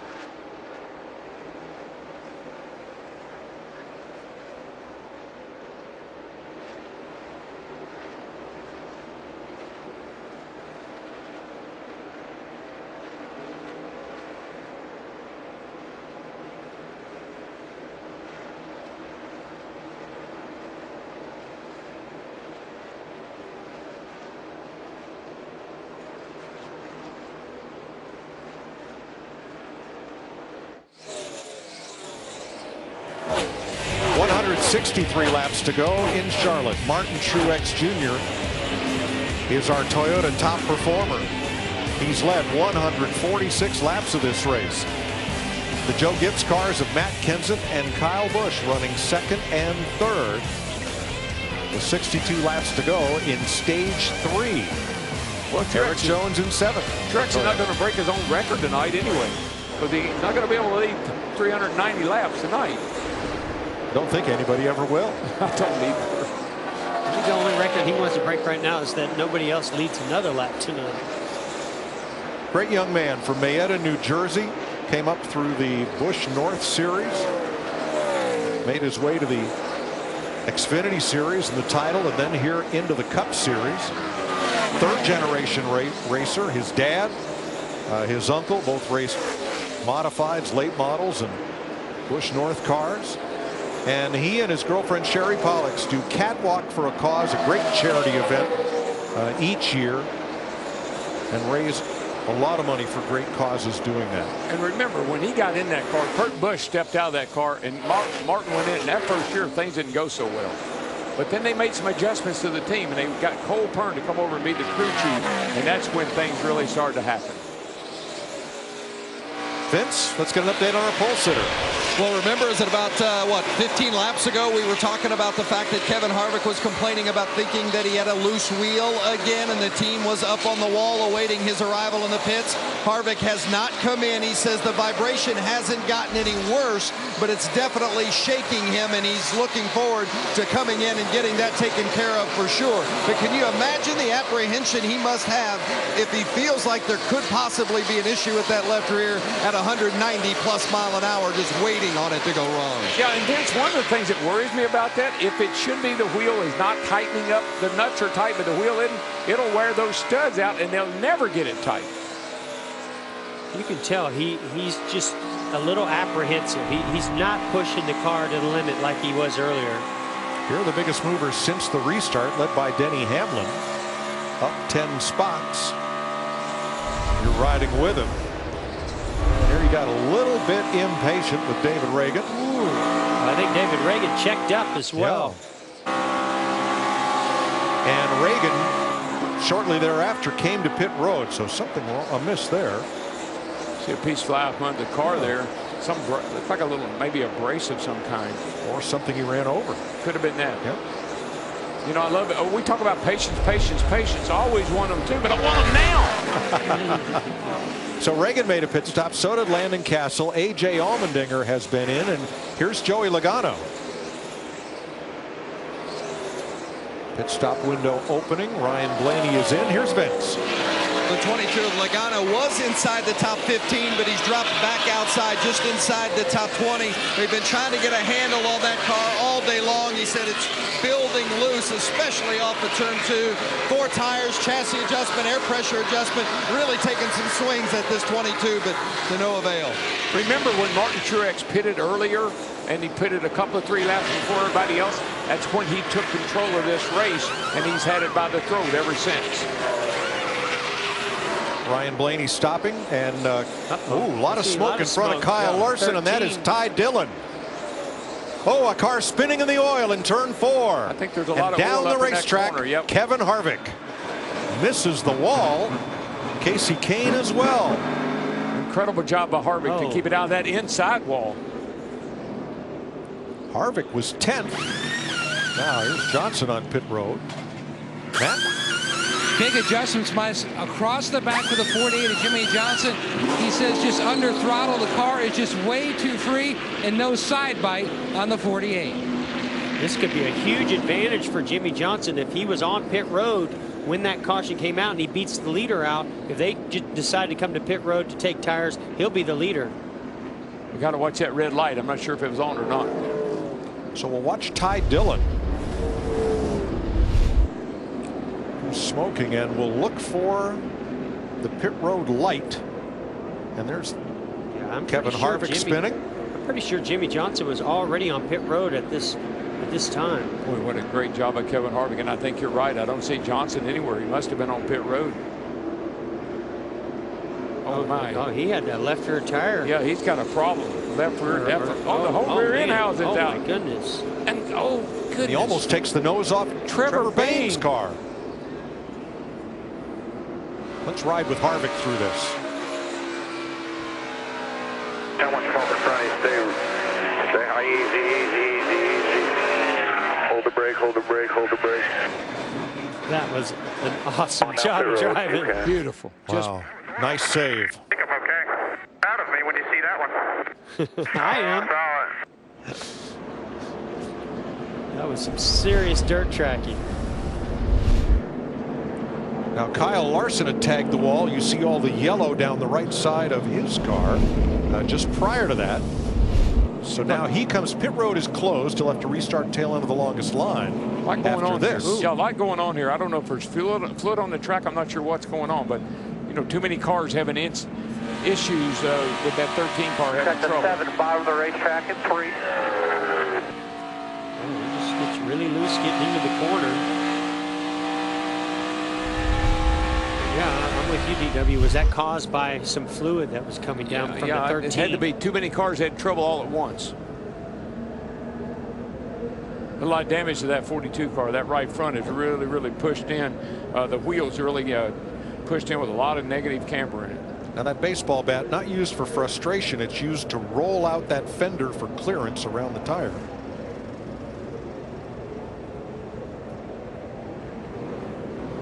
Trevor Bayne did get a lot of damage there. Yeah, he got into Casey Kane. Casey was spinning right in front of him. He was lucky that he didn't T-bone him. So not only did Jimmy Johnson get to make his stop because he was on pit road just before the caution came out, but now he doesn't have to deal with Eric Jones on pit road on this stop. That's a good call. Worked out great. Pit road's open. Jamie. And Jamie McMurray in the one car said he's a little bit freer there, loose over the bumps. They'll make a wedge adjustment, air pressure, and a 4-tire stop. And Matt Kenseth in the 20 said he's really good there. He can cut the corner like he wants to, just losing grip. 4 tires and air pressure. Chris? Busch pretty happy with his car over the long run. The biggest concern firing off on these restarts. He said the left front, the splitter is on the ground early on until the air pressure comes up. Matt. Great job by Chris Taylor and Lee Cunningham, the changers in 78. Another great stop by the boys from Colorado. His car on this run on the free side. 3 wide coming down pit road. That's Eric Jones with Jamie McMurray in the middle, Denny Hamlin on the outside. Denny Hamlin picks up 3. Look at his pit stop. Now we've been seeing the 77 with his rear end kind of kicked out toward pit lane here, but this time he comes in nice and straight. Still stops pretty. Look, here's the end of his pit road. He could have come forward. They've got a mark right there, and it's right there, and that's where he stops every time. I do want to point out the 77 was able to pick his pit before Jimmy Johnson in the 48. Good point.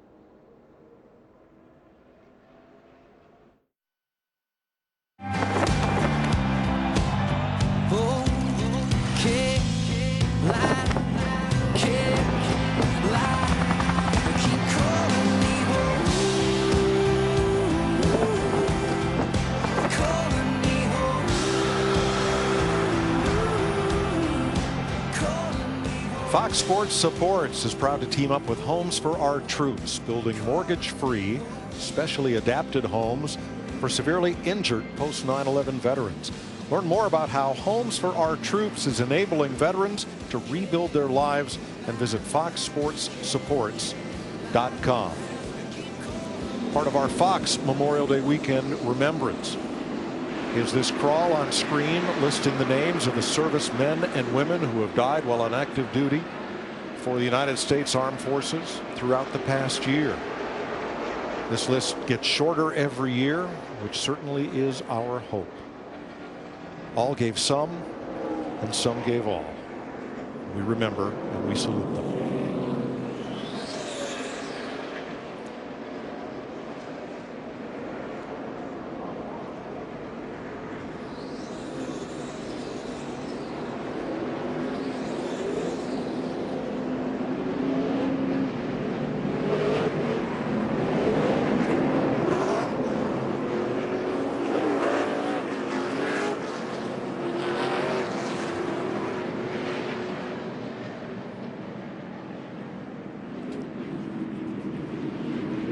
Lights out on top of the safety car, so we'll go green this time. It'll be 48 laps to go with car 48. Jimmy Johnson up front. Kyle Larson pitted 3 times during this caution with crash damage. Johnson and Truex row 1. Teammates Kenseth and Kyle Busch. McMurray and Hamlin. Jones and Dillon. Busch and Suarez, the top 10. We're back under green.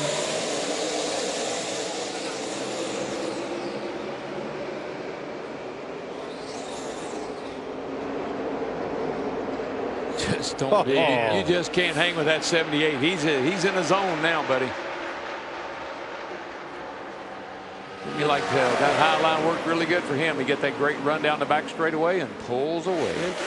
Jimmy Johnson struggling getting going, getting some grip on that restart. Even in the bottom lane, you could see he really struggled, but Truex was able to take off pretty good from the outside lane. I think Martin Truex could take off pretty well from the parking lot on a restart.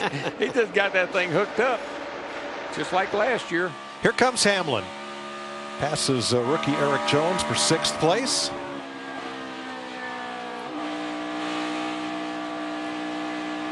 Five Toyotas in the top 7 spots, 6 in the top 9.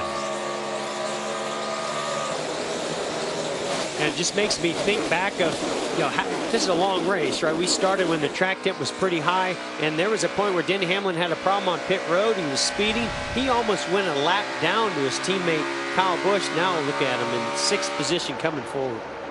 I know we talk about our leaders and everybody in the top 10 there, but there are some really great runs going on back in the field. The 19, 88, 31, 17, 43, 37, 95. Those are good cars that are right there in the hunt.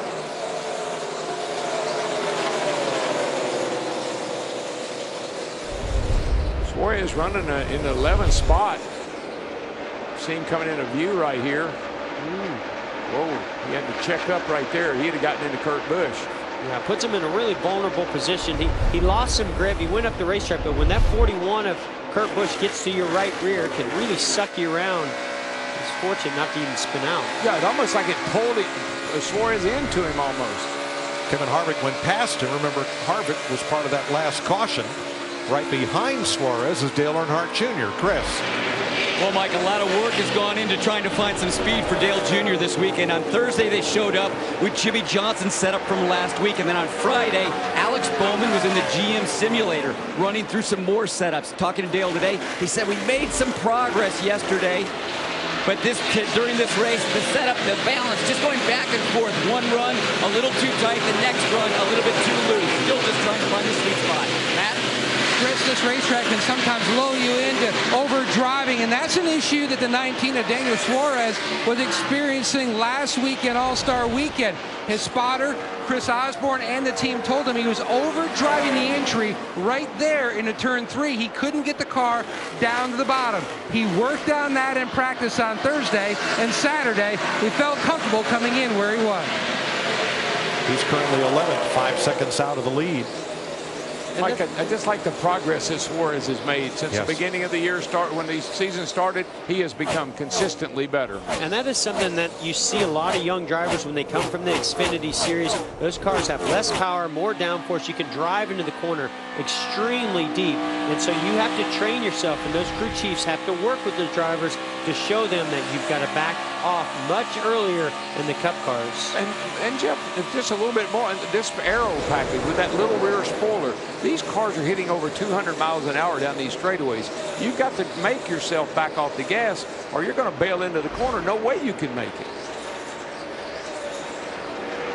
Great job by some of these rookies like Suarez and Eric Jones tonight.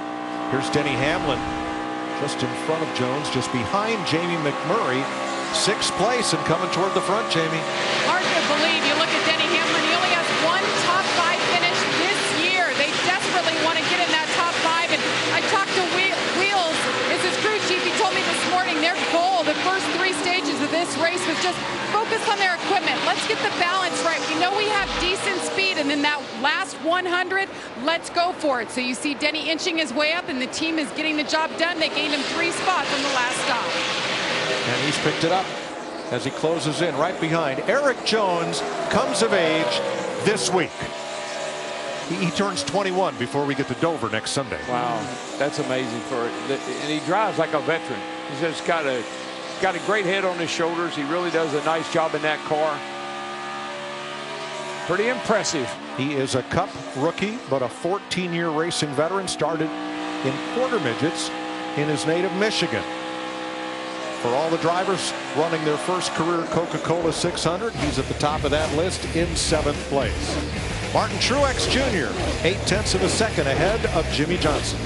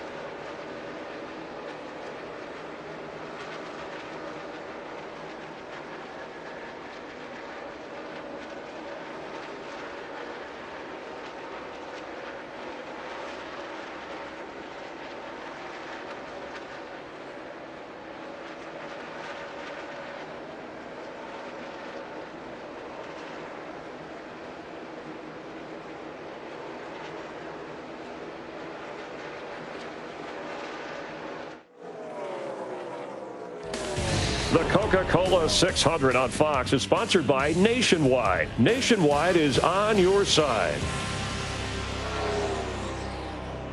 33 laps to go in stage 3 of this unique 4-stage NASCAR Cup race.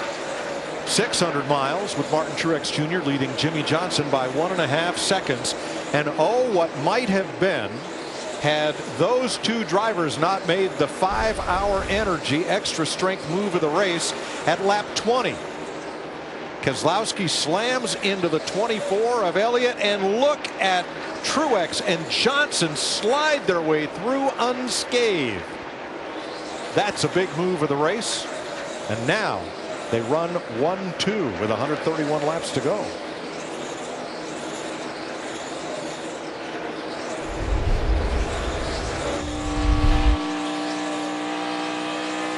Denny Hamlin still coming. He just passed Jamie McMurray for 5th place.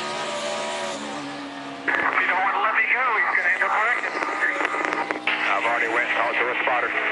Funny thing is, it's the same guy that fought for the 48 Xfinity car. Those spotters are busy, aren't they? They're running all over the roof up here talking to each other. And as a driver, especially in a long race like this, when you've run somebody down and you've worked a lot of different lines, you've kind of showed them that you're a lot faster. And hey, everybody's fighting for position, but there are times when you just get a little bit extra frustrated and you have to do it the hard way, which means you kind of have to use your bumper or take the air off your spoiler. Now Hamlin passed McMurray for 5th. So did Eric Jones pass McMurray for 6th. Toyota has all of the top 6 positions except Jimmy Johnson Chevrolet in 2nd. Another cool way to watch the race is on Fox Sports Go. There's a Denny Hamlin channel and an Austin Dillon channel tonight. And these are the views. You'll see our Fox Sports coverage in one box. Car cam, telemetry, and their lap time serial running, along with telemetry. And that's all on the Fox Sports Go app, exclusive driver content as well as race coverage. Mike, I think one reason Hamlin right here is getting a little impatient, his car is the best it's been all night, and he's really turning some fast laps. I believe he feels like he's got a shot at getting up here and maybe racing these guys for the lead. Yep. You can go to foxsports.com, or you can download the Fox Sports Go app on your mobile device.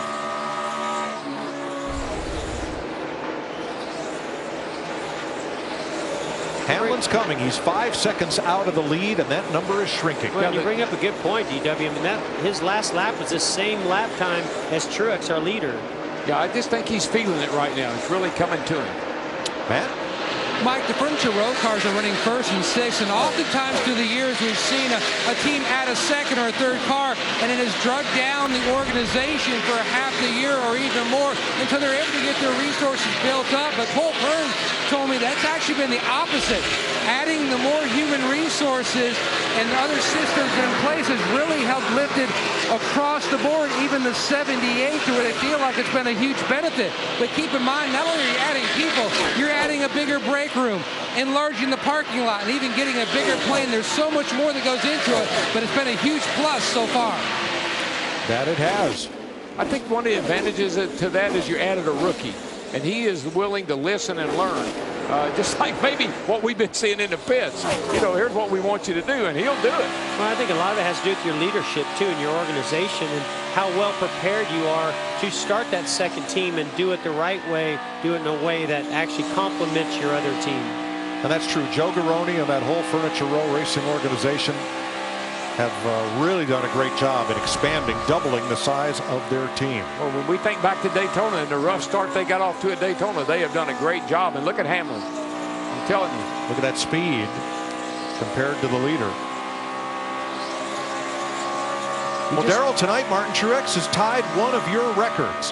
He has just become the 2nd driver to ever lead the most laps in 3 consecutive Coca-Cola 600s. Wow, cool. Too bad it was my record, but cool. Well, he didn't break it. He only tied it. Yeah, but he will. Yes, he might. If he keeps running like this, he will. Yeah. That's what somebody. You know what's coming next, don't you? I think you told me that. I love it when people break records, except mine. Right. Like I said, DW, everything I've learned it from you. And of course, what did I tell you? You don't know much. You don't know much, do you? All right now, 23 laps to go in stage 3. Martin Truex Jr. leading by 2.2 seconds.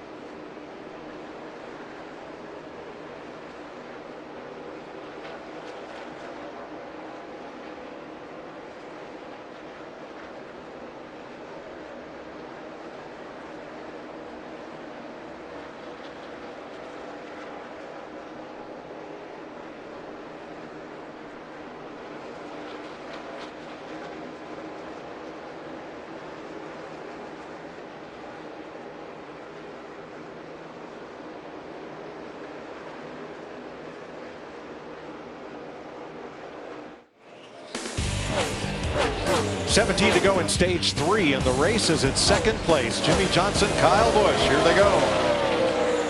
Well, I mean, Kyle Busch got right up on the back bumper of that 48. I thought he was going to push him out of the way. Yeah, we've been seeing this brewing. And this is, oh, we see Kyle Busch get really loose. Right there under David Reagan coming off of turn 2. And that just shows you, again, how his car is really rolling through the center. I believe his car is one of the best cars, I'm talking about Kyle Busch, on the longer runs. If he can get up there to Martin Truex Jr. And remember, I think he's the only one throughout this race that's really had anything for Martin Truex. So at the time of the pass, Kyle Busch is 2.9 seconds behind Martin Truex. We'll see how that develops over these next 15 laps. To the end of stage 3. Yeah, I just believe Martin Truex is kind of minding the gap right now. I don't think he's driving hard. I think he's just running very. Now this cat, on the other hand, he doesn't know any other way. We're talking about Kyle Busch. But I think Martin is just kind of happy where he is. He's taking care of his stuff, putting down some decent laps. Right.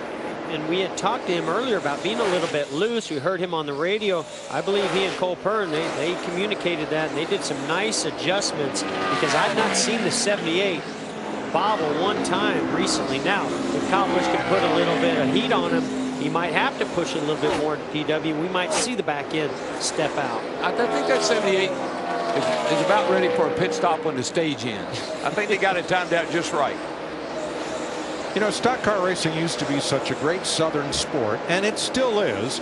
But dominating this race is a driver from New Jersey with a crew chief from Canada racing for a car owner from Colorado. Get out your Rand McNally and figure that out, will you? That is pretty amazing. Call that growth. Absolutely.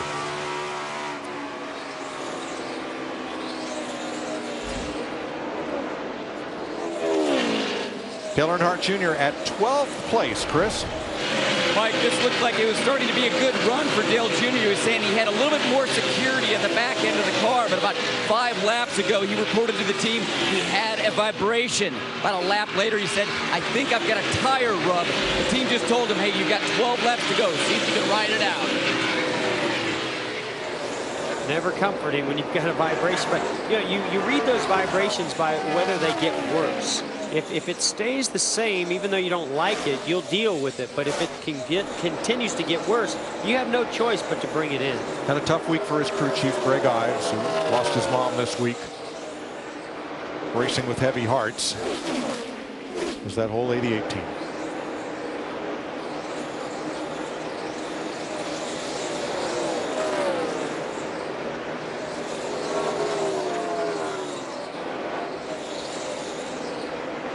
You know, guys, we're only about 10 laps away from the end of this stage. I think everybody's going to be in good shape on sets of tires. For the most part, every team has 4 sets left. But we're getting down to, once we have that stop, it's a one-stop race. So the opportunities to make adjustments on these cars, that number is growing smaller and smaller. Not many more opportunities. Denny Hamlin trying to get to Matt Kenseth, 4th and 5th. 5+ seconds back of the lead.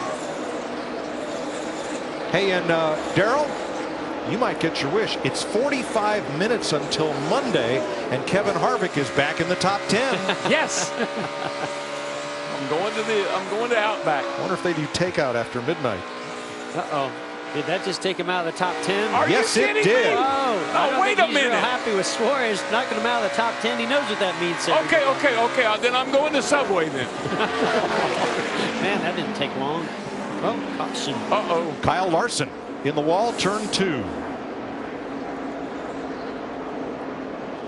I think that right front might do it for him. Well, that right front tire, I know when he hit the wall earlier, it had a bunch of camber in there, and I think it probably just finally got to that tire.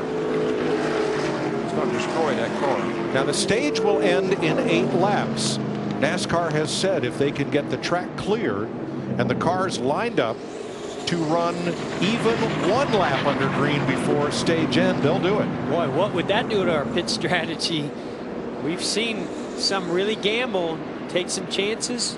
Some are going to be more conservative.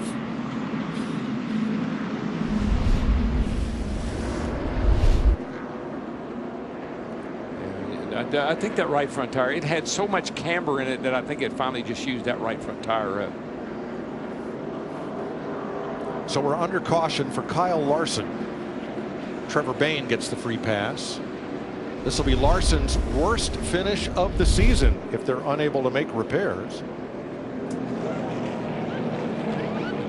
And now here's the 77 talking about getting in his pit box right in front of Jimmy Johnson. Since we're under caution, on the next time, we'll have to go a little deeper in our box. We're going around that 48 from now. Me and Chad are going around up here. I think it's a night for everybody to go around, huh? I think I heard a little compromise, but I'm not really sure. Maybe just a little. Well, they did talk about moving forward in the 77 in their pit box. That will help the situation. Yes. And the pit sign is out for Jimmy Johnson to stop very, very shallow in his box, all the way to the back of the box. You must have the left side tires in the box and the right front in the box, and not be over the line in the front. Well, to be a legal stop. If they would compromise, 48 stop short, and the 77 will go a little long in his box, they won't have any problem. Well, right now Johnson's going to come in from 3rd, and Jones will come in from 7th place. Here they come, Jamie. Denny Hamlin, that was the best the car has been all day and night. Got a little bit tight late in the run. It'll be a 4-tire stop. The 20th, Matt Kenseth, pretty happy with the car, but it's not turning as well as it was. Another 4-tire stop. Air pressure is all they're adjusting. Chris? And Kyle Busch saying his car fired off better that last run, but after about 20 laps, the back end of the car sliding out front, just can't commit to the throttle like he wants. Matt? And Jimmy Johnson, until he worked the track bar adjuster, did not help the 48. It was just way too free. You're going to see a couple cars beat the 78 off pit road. He, like the trends of the past runs on the free side, very badly near the end of the run. And Eric Jones beat Jimmy Johnson out of the pit after that stop. And that was a race down pit road, buddy. I'm I'm telling you, they were 3 wide. Yeah. Then they were battling, leaving pit road. Let's take another look at the race off pit road. Watch them back in here. Here comes Johnson in the 77. And the 3 of Austin Dillon. Austin Dillon, who's having a great night. Look how tight this is with Kyle Busch as Johnson comes in. Boy, that right front tire changer way out in the pit road. We're under caution coming up on the end of stage 3 in Charlotte.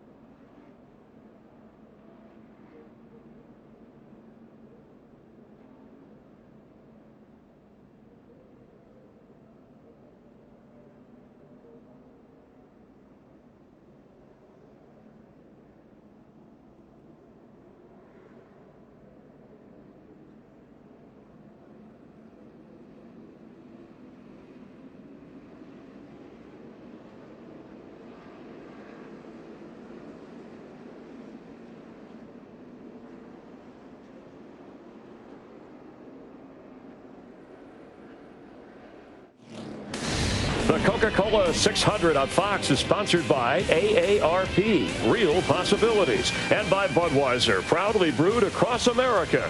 This Bud's for you. With 4 laps to go, they've given the signal 1 to go. We are going to race to the end of this stage. So let's show you the 77 and 48 coming into their pit. Jimmy Johnson stops short, and Erik Jones goes deeper into the box than he has been, leaving a pretty good gap. But you're going to see Kyle Busch come out right against Johnson's quarter panel as they come out. Jimmy Johnson a little slower, a little trouble on the rear there. And Erik Jones beats him out of the pits this time. Johnson didn't help himself that time because he was nosed in toward the wall. He should have swung his nose out a little bit. That would have been very helpful. But they are working together now. We do hear them communicating or working together, so things will be better. And now they're going to be starting side by side. Truex a little slow on the rear. He'll start 4th. There will be 3 laps to go in stage 3. Pace car is in. They approach the Geico restart zone, where the leader, Stenhouse, will restart this race. He's on the pedal, flags in the air. Whoa. That's definitely going to hurt Martin Truex Jr. I mean, I know Stenhouse didn't get a good start as also, but boy, that really held up Martin Truex with some of the restarts we've seen him getting recently. It'll be 2 to go this time. Wow. Man, it squeezed right through there. Clipboard in that 14 car. Oh my gosh, they're back in the corner here. Stenhouse dropping like a rock. Wow. Close, get reverse close.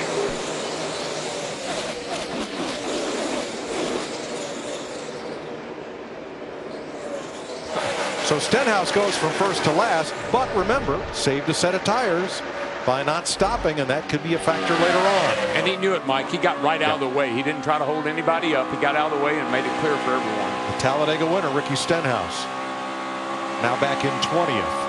Boy, Kyle Busch very close to that outside wall for turn 4. Teammates, 1, 2, 3 for Joe Gibbs Racing. Hamlin, Kyle Busch, and Kenseth were on the last lap of stage 3. And then 2 more teammates, the 78 and 77. So 5 Toyotas in the top 5 right here, racing for the winner of this stage. Kurt Busch, the first Ford, in 6th. Dale Earnhardt Jr., the first Chevrolet, in 9th. Here they come to the green and white tablecloth. Stage 3, Denny Hamlin, your stage winner. His second stage win of the season over Kyle Busch, Kenseth, Truex, Jones, the top 5. Kurt Busch, Harvick, Suarez, Earnhardt, and Dillon, the top 10. And they all receive points.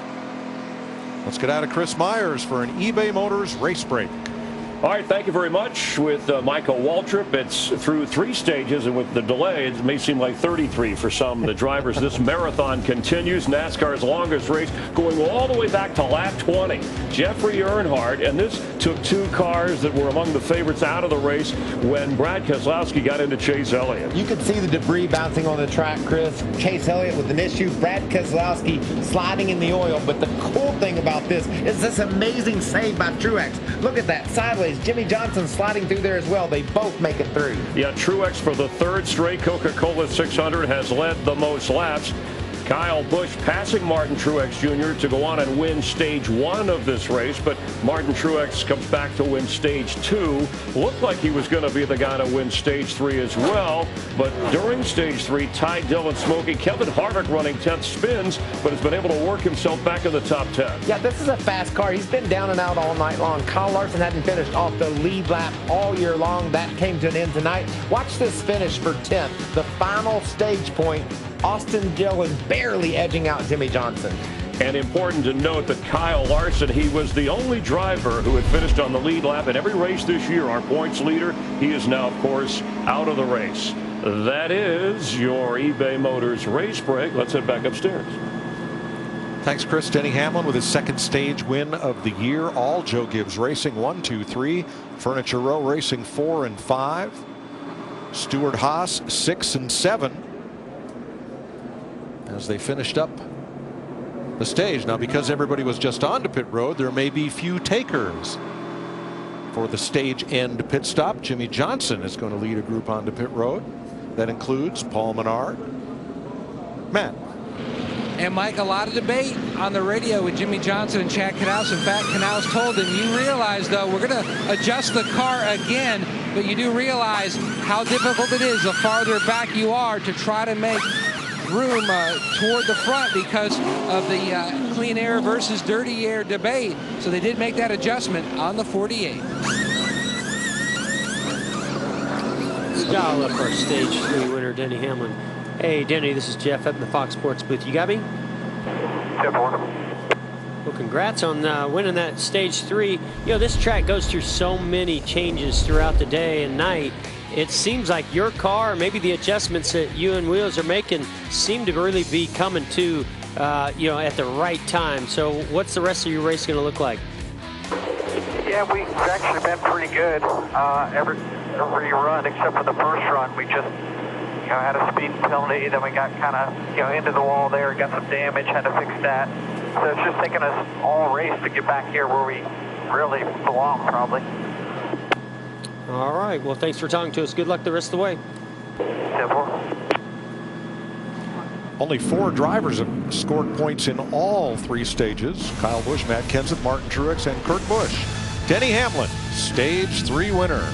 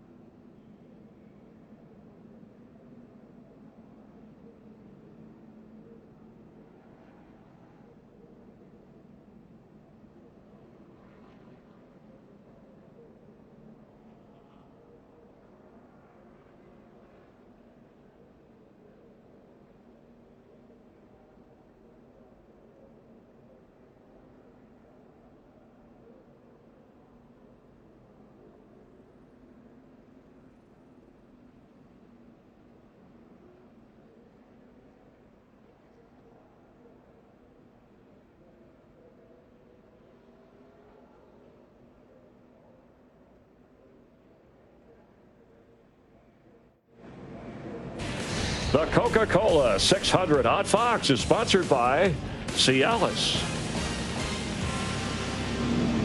96 laps to go. In one more lap, we'll go back to green for stage 4. So let's have a look at tonight's Credit One Bank ones to watch. It's hard to believe, with all the success that Kyle Busch has had, that he's never won a points race here at Charlotte Motor Speedway. But he did win the All-Star race last week. I think he wins again this week. Jeff, Denny Hamlin only has one top 5 finish this year, and it's been 21 races since he's been to victory lane. It's been a tough road getting there, but he's out front. He's going to stay there. Look, my guy is trying to go back-to-back in the Coke 600. Led 392 laps last year, led over 190 tonight. Martin Truex is going to do it again. Man, I've been cheering for Matt Kenseth ever since we came to Charlotte. He's got a fast car. 17 years ago, driving the 17, he won his first NASCAR Monster Energy Cup race in the Coke 600. I think he repeats that tonight. So, boys, you left me the field. I'm going to take it.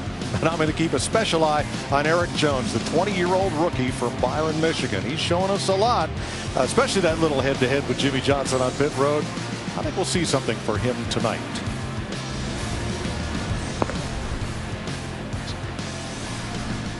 Here are the pre-race odds on that group of drivers. Kyle Busch, the favorite among them. Oh, Mike, you just like the long shots, don't you?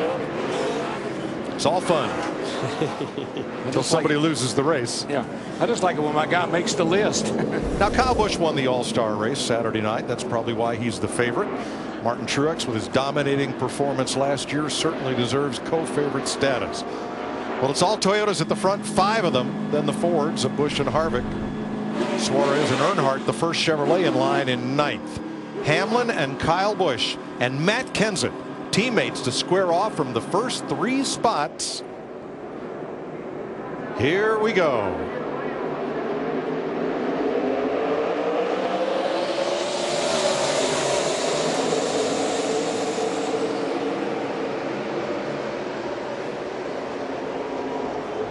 Wide.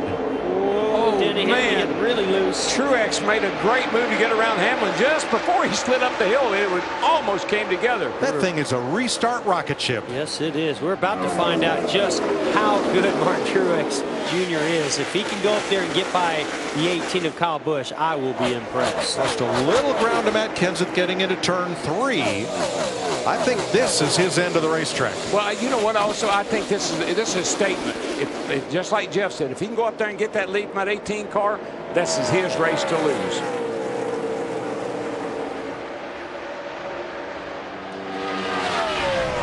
Denny Hamlin went from the lead on the restart to 7th. Look who's creeping their way into 4th place, coming up to the rear bumper of Matt Kenseth. It's Kurt Busch. Kurt's had a pretty good car, qualified good, runs pretty solid all night long.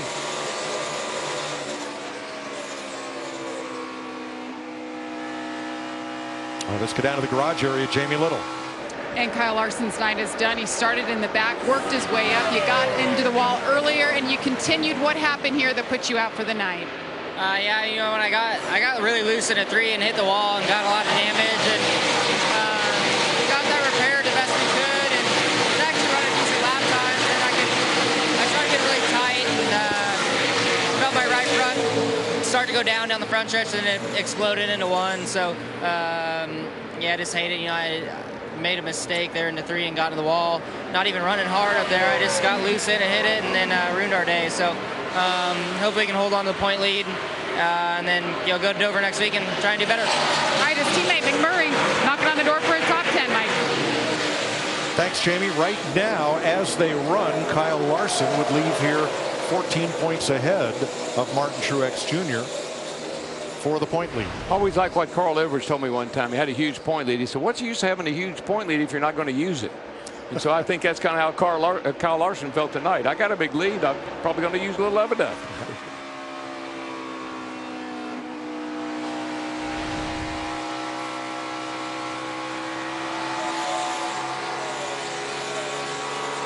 Riding along here with Austin Dillon. Really solid night for Austin Dillon. Been impressed with the way he's been able to stay in the top 10 and just kind of hovering there.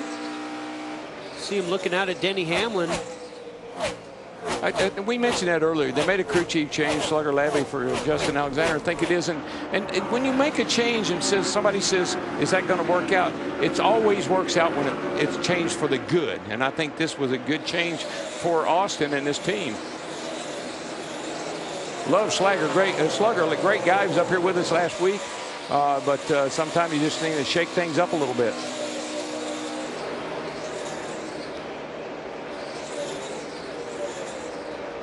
And remember, Jimmy Johnson came in after that stage, that caution. So he's got fresher tires than some of these others, but he's lost all that track position. Well, I just think we look at the front of the field, clean air is king. I mean, look at the 18. The 78's a dominant car all night, but he's out front, and it's going to be hard for 78 to get around him. But, you know, if I know Chad Canhouse and this 48 team, they realized they did not have the car that could win. They couldn't beat the 78 Martin Truex Jr., maybe not even Kyle Busch. I think they probably made an adjustment when they came down pit road to try to get them that advantage they need to go up there and win this race. Martin Truex got within a couple of car lengths of Kyle Busch, but no further. We're going to go back to the restart, and we're going to look at how Kevin Harvick's spotter, Tim Fedewa, helped him worry less. Ready. Little slow. Green. All rolling. Top's covered. All rolling on the bottom. All rolling. 2x2. Kurt. Keep digging low. 3 wide. Got one. 3 wide. 2 wide.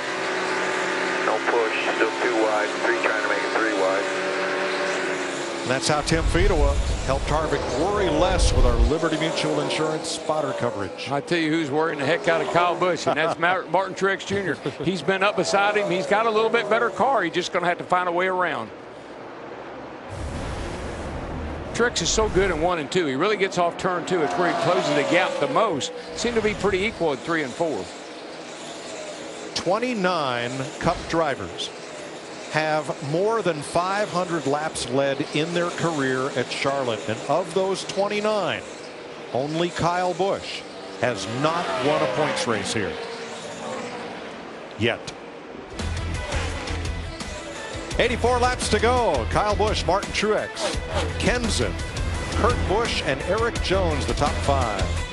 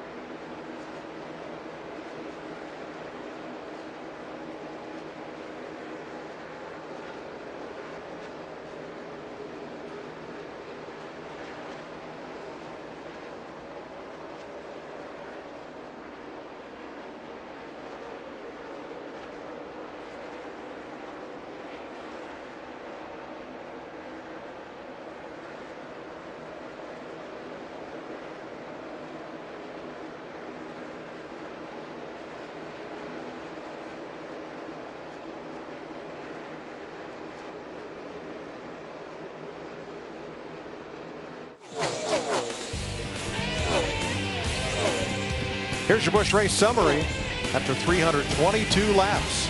21 cars on the lead lap. We've had 8 leaders, 17 lead changes, and 8 caution flags, and 3 different stage winners, all driving Toyotas. So, did you have breakfast in Monaco? I did, Mike. I got up this morning at 6 o'clock because I didn't want to miss it. I was so excited. I was so pumped up for the day. I wanted to watch that Formula One race. I wanted to have breakfast. Hey, wait a minute. What? I've been your teammate for 17 years, and you are still in the driver's fraternity. You have no idea God even made 2 6 o'clocks. TiVo's how you watched it. I know you. Is that true, DW? Well, I'm on slow time. Please. Vince. Well, Kevin Harvick certainly is making it interesting. He was spent the early portion of the race a lap down, and now he's well inside the top 10, battling Denny Hamlin for that 6th position. But Harvick, prior to the last pit stop, he told his crew chief, Rodney Childers, the car bounces, it has no rear grip, and it won't turn. And, well, Rodney said, I'll just put 4 tires on it. They did. He promptly went out and got 3 spots on the restart, got inside the top 10. He's a wheel man. Yeah, you know what Hammond told me one time? He said, is there anything you like about that car? I thought Rodney was going to tell him at least it's not vibrating anymore. All right, so Denny Hamlin restarted first, dropped to 7th. He has since regained 1 of those spots, Jamie. Yes, he dropped like a rock on that restart. He did win that last stage, though, and he came on the radio and said that traction compound, it's not as useful as it was when the sun was out, but he said there's definitely still spots on the track where it's useful and helpful. If he could have just had it on the restart zone. Jamie McMurray making a pit stop. Interesting. Only 26 laps into this stage. Putting right sides on his Chevrolet. Nope, going to go for all 4. Larry, can he make it the rest of the way? He can't make it from here. No, we're being told he had a flat because, no, 73 to go. That's well outside the window. Roger. So McMurray pits from 12th place. And 2 drivers we're going to keep a special eye on. One is Ricky Stenhouse, and the other is Paul Menard. Both declined a chance to come to pit road when everybody else did. It was separate occasions, but they each have an extra set of tires in the bank. They're both still in the top 20 on the lead lap. We'll see how that plays out. Yeah, Menard's been playing that game, you know, most of the evening, you know, running on older tires, saving tires. Might pay off. Oh, trouble, turn 3, guys. Car up in the wall. And that car's coming down off the banking to caution. It is Danica Patrick. Yeah, I think that started again, just going into turn 3, and the car just all of a sudden went up the hill and didn't turn. Patrick brought out the caution in a similar fashion back in lap 175. Here we are at lap 329. She's running 23rd, 2 laps down. See that right front is down. Probably, I don't know if she got in the wall first or if that fender cut the right front. Then she got in the wall. I think it's very similar to what happened last time, Jeff. She went in the 3rd turn. The car just started up the hill and just kept on going like the tire was down. You can see the right front dragging pretty hard right there. A.J. Allmendinger will get the free pass. There's Dinger. He was highly sought after in the garage area this week when Charlotte Motor Speedway announced that next year their fall race in the playoffs will be run on the Roval, the combined oval and new infield road course. And AJ, with all of his experience, you can see where they're going to make that sharp left turn into the infield on the Roval. So AJ with a lot of road course experience. Kyle Busch will lead them on to pit road with 71 laps to go. Jamie? Just real quick on the 1, it was a flat right front, and then he got the wall, and then they dropped the car off the jack. So a lot of issues for them who've been battling in top 10. Meanwhile, Matt Kenseth in the 20 said a lot better. That run is still a little too tight. Nobody's really thrilled with their cars. Chris? Kyle Busch is loving that clean air, not looking for any adjustments on the stop, just saying, I want a perfect pit stop. Matt. and that's what the 78 has done much of tonight. Now, he's barely on the free side. Furniture Row looking to score 2 top 5s tonight. The 77 of Jones, he too on the free side. Air pressure change in the 77.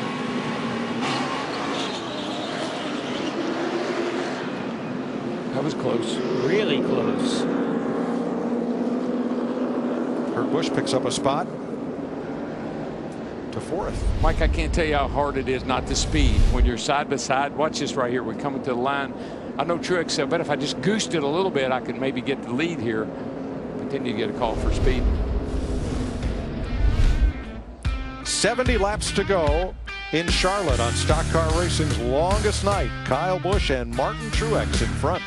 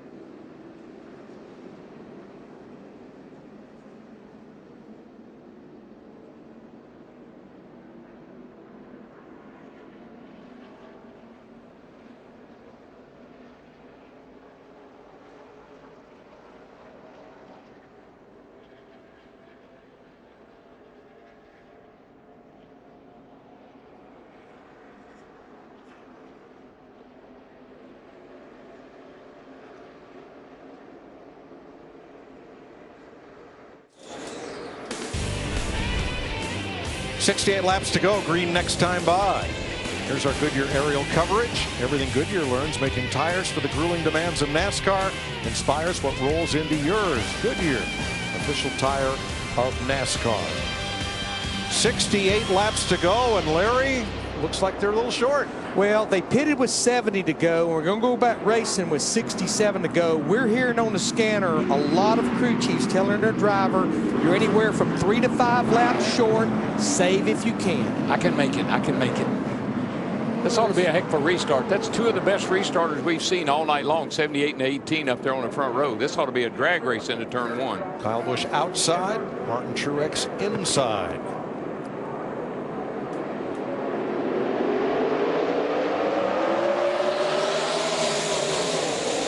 Man, look at them just take off. From Yeah, those two cars field. have just, I mean, Jeff, all night long, they have had the best restarts. Oh, Truex got him. Bye-bye. Nice job by Kurt Busch to slide into third. Fourth side by side. Kenseth on the bottom is going to prevail there. tell you what, that 41 car of Kurt Busch, he's all over the back of his brother right here now trying to get by. I noticed this on the last restart. He's really good for about 4 or 5 laps. Tries really hard into the corners, can stay with cars, but he does start to fade after a few laps. That's another one of those new Stewart-Haas chassis that they brought over here the last couple of weeks, and they have really performed well. Harvick on pole, and now the 41 looking pretty racy. The world's biggest day of racing every year has 100 miles to go. Matt? Mike, looser as they go has been the night with the 3 of Austin Dillon, a wedge adjustment on the last stop. But when you look at the week that they've had, they made a crew chief change. Justin Alexander's first week with a 3 car. He's been with RCR since 2014, working as an engineer and a crew chief, but he really had to reacclimate himself to the way that they do things on the Cup side at RCR and work on the relationships. He said, I've packed about 3 weeks of work into about 3 days, but we're seeing already some improvement on that 3 car. They might be rewarded with a top 10 tonight. Dillon in 9th. I tell you, Mike, and Jeff, that 78 car, he's got an afterburner. He's got to have something in that car that nobody else has. I mean, he has left Kyle Busch in the dust. What, does that thing turn into a pumpkin at midnight? Oh, no, he's got to go. He's out of here. I don't see any weaknesses right now on Mark Truex Jr. I knew that restart was going to be a pretty good judge of who had the best car. I think I know. Hamlin, Johnson, Dillon battling for 9th.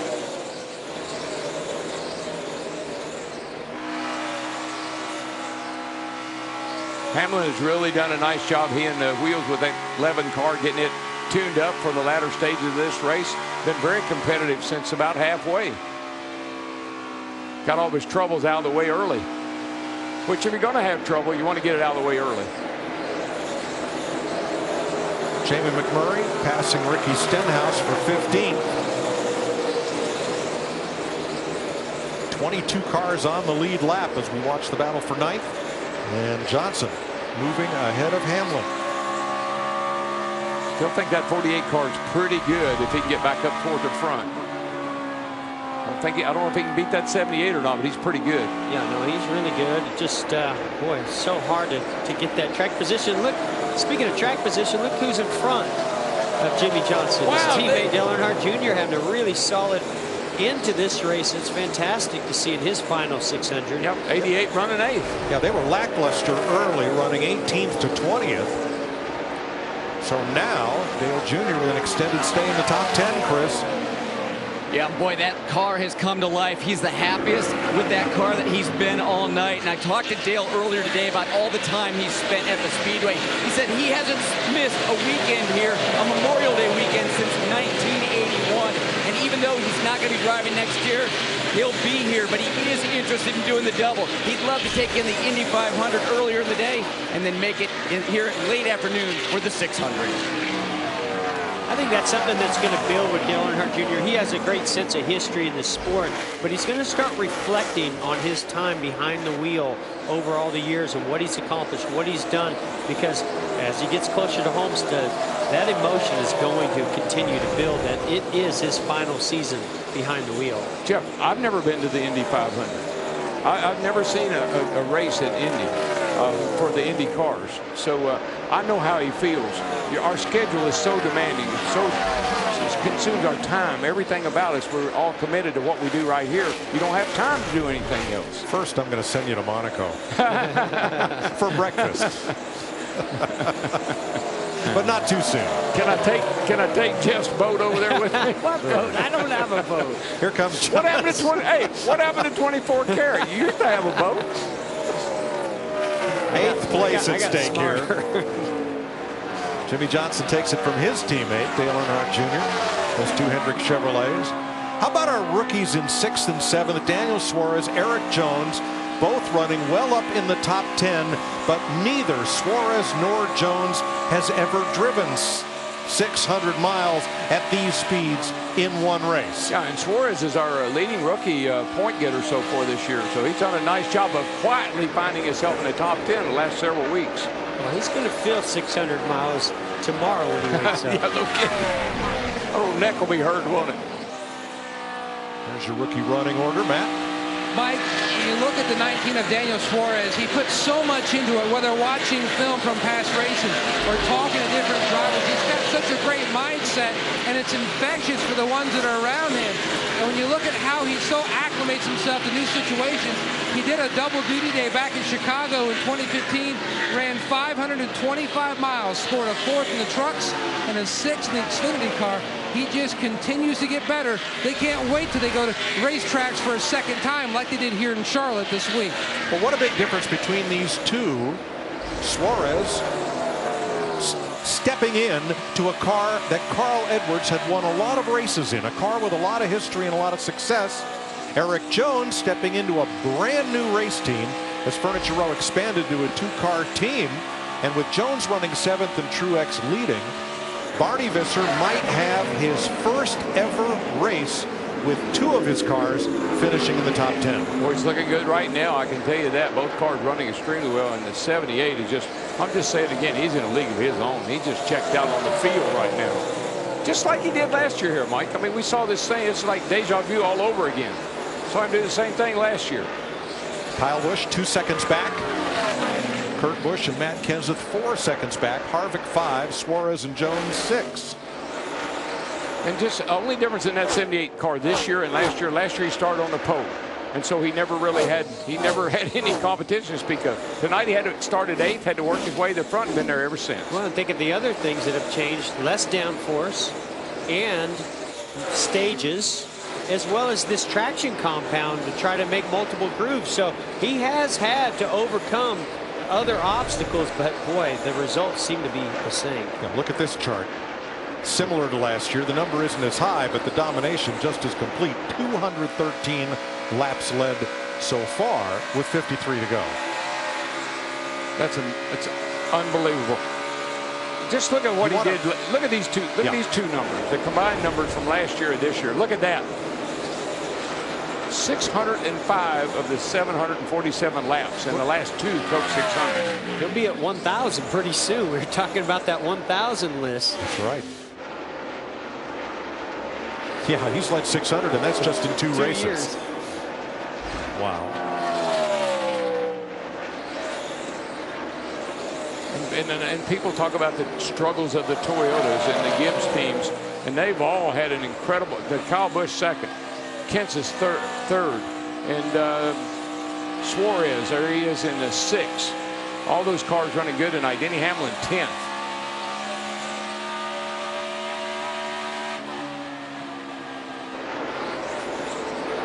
Coming to 50 laps to go, and you won't miss a moment as we go side by side with Martin Truex leading Kyle Busch by 2 seconds.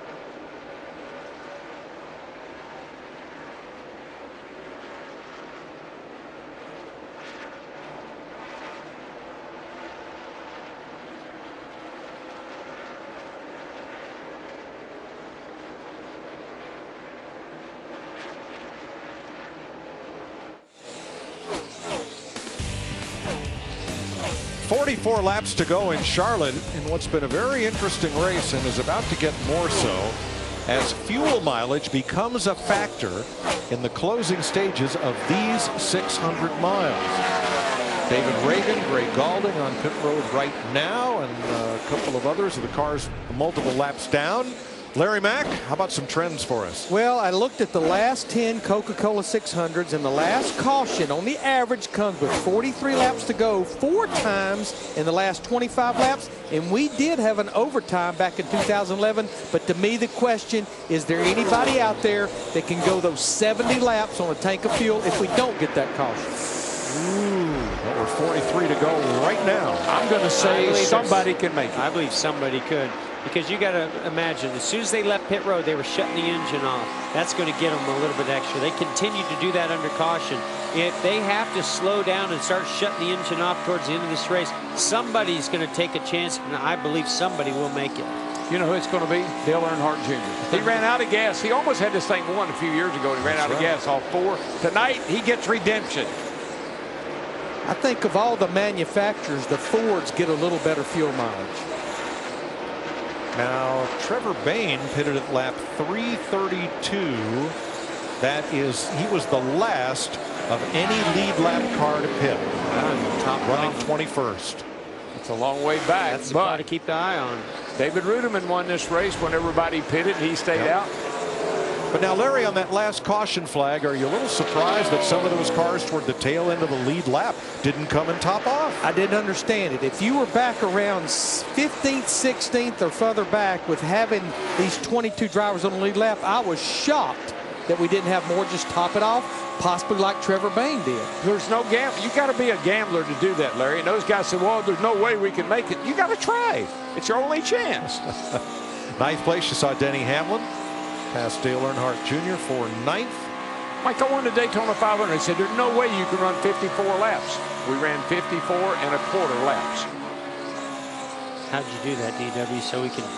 Soft pit. I just barely giving it gas. Of course, I might have had on a little bit more than everybody, too. That's what I was wondering. I don't like to ever think that these guys can't pull off something special. Just think about Carl Edwards a couple of years ago, the job that his team did to get him to victory lane. I remember that win for David Ruderman in the 600 when Rodney Childers made a great call late in the going to get Ruderman to victory lane. So you're right, guys. Somebody's always got something special that they're willing to pull out at the end of these things. Yep. So Martin Truex Jr. is running laps at 30.1, 30.2 seconds. There are quite a number of drivers on the lead lap who have backed off about half a second behind Truex's pace.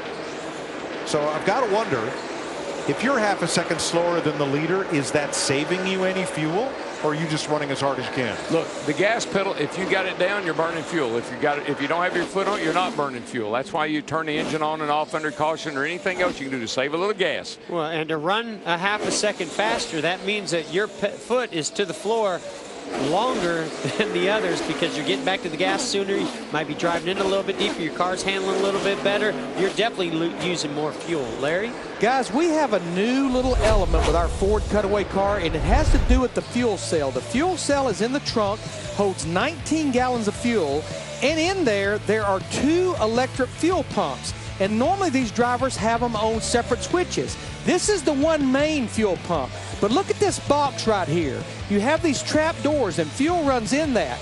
And if you ever hear the driver say, I think I'm out of fuel, the crew chief will tell him, flip your other switch, and what that does, that cuts that fuel pump on in that little box, and they know exactly how many more laps they have with that reservoir of fuel. And if I had to guess, you probably have 1 lap, Larry. When it comes down to that, that gives you 1 lap to get back around and either finish the race or make it to pit road. Or win the race. Ricky Stenhouse has made a preemptive strike. Remember, he had 1 extra set of tires from staying out on one of those stages. Stenhouse just pitted for 4 tires and fuel. He went a lap down, but he's got to be hoping there will be a caution. Now here's Jamie McMurray, who was also on pit road just before the stage ended. Stage 3. And something else I want to point out. Let's remember when Martin Truex Jr. got the lead earlier in this race, what did he do? He came in 2 laps before our leader. He nailed him. Sorry, Trent. I'm sorry, Jeff. The 11 and the 19, I just told Barry, I said those two guys are mighty close to each other. I don't know if he hit him or not, but he got 19 loose. He got his attention. Sorry, buddy, I didn't mean to jump on you like that. It got a little excited. Here's a look at it. He just got right to his left rear. Just got him loose. Suarez was working hard to stay ahead of Denny. Denny's working hard to try to get him loose and get by him. I'll tell you, give Suarez a lot of credit. He hung on that thing and he kept going. He only lost that one spot. So Hamlin made the pass to 8th and now comes to pit road. Jamie. And remember, he had that bad pit stop. It got him back in traffic after winning that last stage. A little bit of damage here with 33 to go. He didn't say anything about what happened. Meanwhile, our leader is on pit road. The leader is in and Kyle Busch comes right with him. So does Matt Kenseth. 3 of the top 4 of the top Toyotas on pit road at the same time here, Jamie. And Matt Kenseth apologized to his team for smoking the tires on the restart. Fell back tight, really tight. A 4-tire stop, Chris. Kyle Busch pretty happy with his race car, but saying just a little tick tight this run. Matt. And the leaders are on pit road. Left side's going on for Truex. Great stop, and he's away. His teammate Eric Jones also in for 4 tires. And that will make Kurt Busch your leader from Kevin Harvick. And suddenly it's 2 Fords out front. Kurt Busch and Kevin Harvick come to pit road. Suarez is in also. Matt. And certainly it's been an up and down night for the 41 of Kurt Busch. He's really soldiered on. At one point, he just felt like with the cooler temperatures, he was almost driving with concrete tires, just didn't have a lot of feel. But they certainly made some great adjustments. The car a little bit on the free side, Vince. What a great job this Ford team has done to get Kevin Harvick back in the mix. Pitted from inside the top 5, and Kevin says the balance is not bad. It's the best it's been all night, right at the end when it has to be. So when Denny Hamlin came in, that sparked a flurry of lead lap cars to pit road. The first 8 have not stopped. Jimmy Johnson, Austin Dillon, Joey Logano, Newman, Buescher, Menard, Bain, and Smith have stayed out.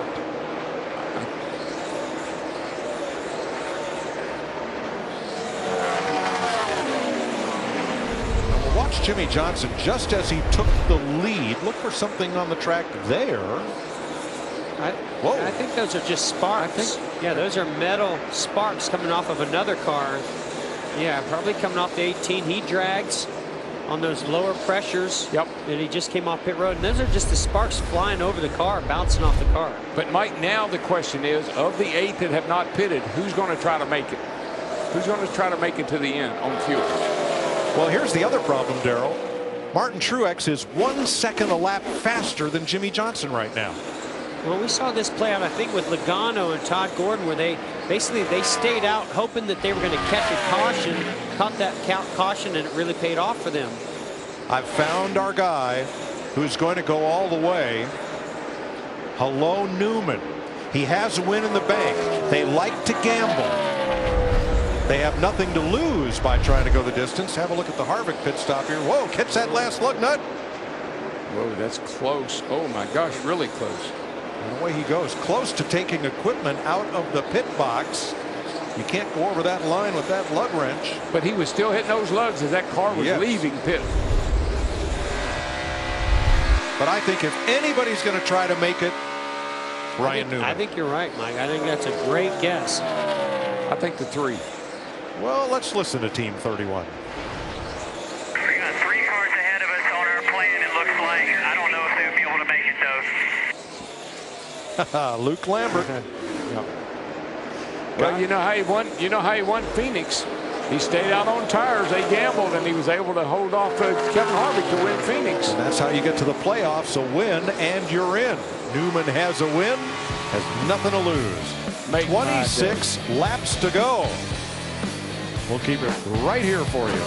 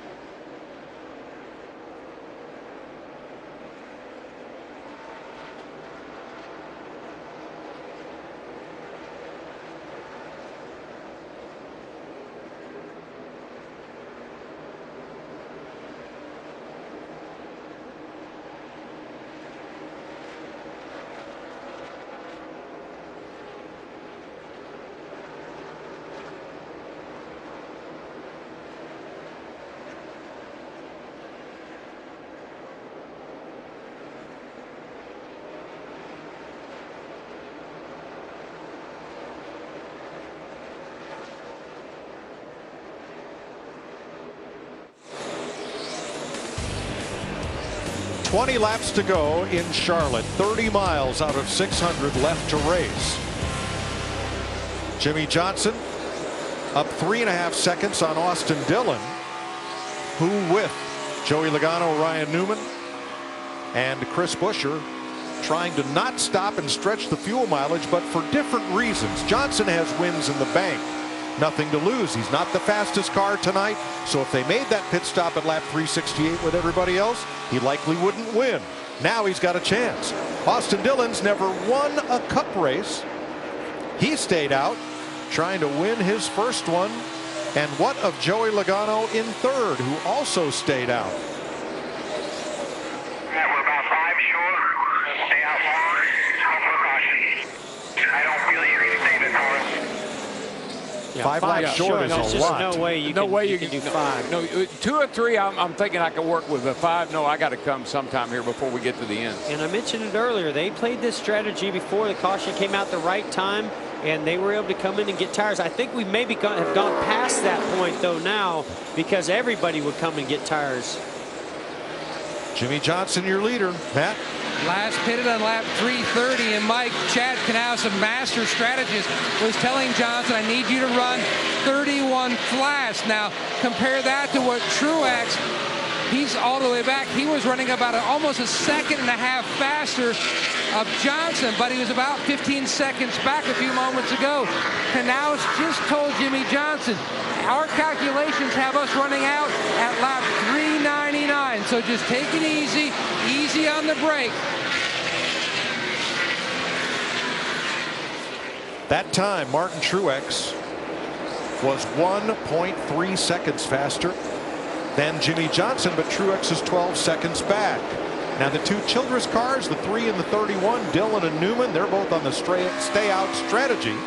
Their crew chiefs, Justin Alexander and Luke Lambert, college roommates at NC State. Just think about Justin Alexander. He jumps in here. He's a crew chief on the 3 car. Why not go for it? It can make him a hero tonight. Look what it did for Luke Lambert at Phoenix when he left Newman out, and he won that race. You can't tell me that in the back of his mind. Wow, Jimmy Johnson just pedaling at 31.3 seconds a lap. Yeah, the job of sorry, Mike, I was just going to say, the job of these guys right now is to conserve, get the right lap time, and get that fuel mileage where they can make it all the way. And also stay ahead of the 78 and the 18, because those guys have the exact opposite agenda. They're pushing as hard as they can. They got plenty of fuel. They want to push those others and catch them right in those closing laps and either force them to run out of fuel or pass them. Martin Truex is 9 seconds back with 14 laps to go.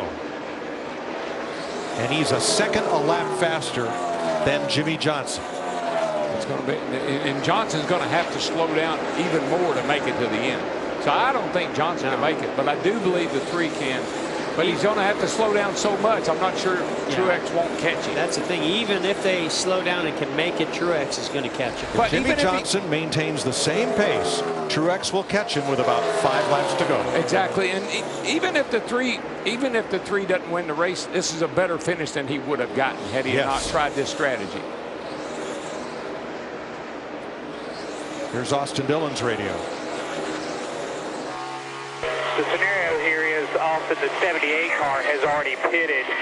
He's about more than a straightaway behind us, making up about a second a lap on us. So by the time it's over, he's probably going to be there. I mean, obviously we got to make it to the end, but we're just letting you know. 12 laps to go. Matt. They're telling the 3 car that Austin Dillon can actually pick up the pace a little bit. Meanwhile, up with our leader, the 48 is Jimmy Johnson. Chad Knaus told him moments ago, going into the corners, you need to get out of the throttle about a second earlier than you have been to try to save a little more fuel. Mike, you can save a lot of fuel by rolling out early. You know this, Jeff, and don't mat that thing. Ease back in that throttle. Drive this car like you got an egg under that throttle. You might make it. Yeah, and the key is to do all those things and not lose any time. You're just using less fuel. And if you don't use brake, you roll out of it and then roll into it late. you might be able to maintain a pretty decent lap time and use less fuel. And that's what they're trying to factor in, and what Chad Knaus is telling the Jimmy Johnson. Whoever thought a 600-mile race could be won with an egg between your foot and the throttle pedal? Exactly. It also looked like Jimmy Johnson was using about 75–80% throttle down the straightaway. That just saves fuel. I mean, the less you mash the pedal down, the less fuel you're going to burn. Now that lap, Truex was only 0.7 of a second quicker than Johnson. He's 6 seconds behind with 10 to go. He might have to pick it up a little. I'm thinking he's doing all he can do. He's pedaling as hard as he can go. These two guys in front of him, they're just trying to save fuel and get to the end. Jimmy Johnson's best friend here might be Austin Dillon. He's going to need to try to hold Truex back. They are separated by about 4.5 seconds. It's so tricky for those front two, because the three, he sees it in his grasp. I want to go past Jimmy Johnson. I know he's conserving fuel, but I've got to conserve fuel. Jimmy's so looking at the three going, well, I got to keep him behind me, but I don't want to use too much fuel to do it. And then the 78's on his way, coming at a high rate of speed as also. We know that Chad and Jimmy Johnson are shrewd, man. They're shrewd. That kid in the 3 car, he's going to push it a little hard. They hope he run him out of gas. 8 laps to go, Matt. Mike, we are 8 laps away from possibly a history-making night for Jimmy Johnson. Growing up, one of his heroes was Cale Yarborough, the Hardy's car, the number 28. Well, the last win for Cale, his 83rd, came right here in Charlotte in the fall of 1985 with that livery. Jimmy had his hat as a kid. Can you imagine how great it would be tonight to pull off that feat? Ty, one of his heroes, remember, he came out and surprised Jimmy on his 3rd straight championship when he was in New York. Truex is coming, and so is Kyle Busch. They're 1 second apart from each other, 3rd and 4th. Truex 4.7 out of the lead. Yeah, Mike, you're right. Kyle Busch is really starting to gain a lot on Martin Truex here in the closing lap. 7 to go. Jimmy Johnson has 2 issues. Do I have enough gas to get to the finish? And do I have enough time to get there in front of Martin Truex? And he went a little bit faster that last lap, so he used a little bit more fuel. Joey Logano's giving it up. He's coming to pit road for fuel.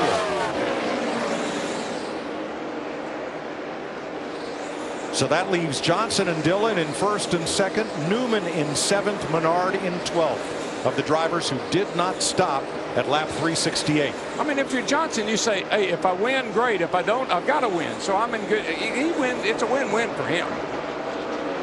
That lap, Truex was only 0.3 of a second faster than Jimmy Johnson. Yeah, I think Chad Knaus has told Jimmy Johnson to pick it up just a little bit. I'm sure that was a good idea. Well, you see the interval, and you see it getting a little shorter second by second. Oh, it's going to be really, really close right down to that final lap. I think the car that's really coming fast is that 18 car. He has really caught Truex in a hurry. I think Truex maybe ran the tires off his car trying to chase those front 2 down. These cars get between 5 and 6 miles per gallon. 600 miles is going to come down to a teacup full of Sunoco race gas. So race medics, good. Try not to crash at the moment. You know, that's really interesting. I saw the 78 wiggle there in one shot we had a few laps ago. I think he's getting really loose. Oh, we have a problem with the 34. Yeah, Landon Castle right front. Getting down on the apron. 3 laps to go. Boy, he didn't. I don't know how he kept that car going in a straight line. Looked like he made pretty heavy contact, but he got off the racetrack. That's great. 3 to go, and Truex is 2.2 back. Austin Dillon 0.6 back of Johnson. Johnson is in no man's land now. They said he had 5 laps short, and he's still going. How do you make up 5 laps? And here comes Truex and Kyle Busch chasing the lead. 2 to go. You're running out. Yeah, run out. He's out. He's out. Bring right around here. We'll give you a little bit of gas. Austin Dillon, the new leader, as Jimmy Johnson is out of gas. He's going to make it. Richard Childress's grandson trying to return the 3 to NASCAR victory lane. There you go. Nice flag. To go. The white flag wave, sponsored by Credit One Bank. Tell you what, if he can just make it, if he can make it to turn 3 and 4, he can coast. Now Kyle Busch just went to the outside of the 78 to take over second place. If the 3 runs out of fuel, he'll be the winner. That 3's got it made. He's down on the bottom, coming around turns 3 and 4. But he's got to get there. On fumes, Austin Dillon wins at Charlotte for Richard Childress Racing, Dow and Chevrolet. Wow. And look at new crew chief. Justin Alexander gets swarmed by his crew. I know him by Deuce because he used to work at Hendrick Motorsports. So congrats, Deuce. Congrats, Austin. Yeah. Dylan, you are the man. Yes, sir. You Hey, are let's see if we got enough fuel to burn this thing down. My gosh, man. Cannot believe it. Hey, we got this. Slide in the grass. When we lost Dale Earnhardt in the first of 2001, they retired the number 3. Richard Childress said we'd only bring it back for family. Good job, Austin. Love you, buddy. Love you. Hell of a job, man. That's Pawpaw. That's all you guys. That is Grandpa Richard Childress congratulating Austin Dillon, taking the checkered flag as tonight's Sunoco fueling victory. When Richard said that, we assumed a member of the Earnhardt family, but then his grandsons, Austin and Ty, wanted to be racers. Austin had worn the number 3 since Little League, and on every race car he'd ever driven. And Richard Childress said, yes, let's put the 3 back on the car for Austin. And now he takes it to hallowed ground, victory lane at Charlotte Motor Speedway. Although I think they're going to have to push it there. I wouldn't really worry about that. He spun the tires for about 20 feet, and then it ran out. David Pearson went to victory lane in car number 3 in the 600. So did Buddy Baker.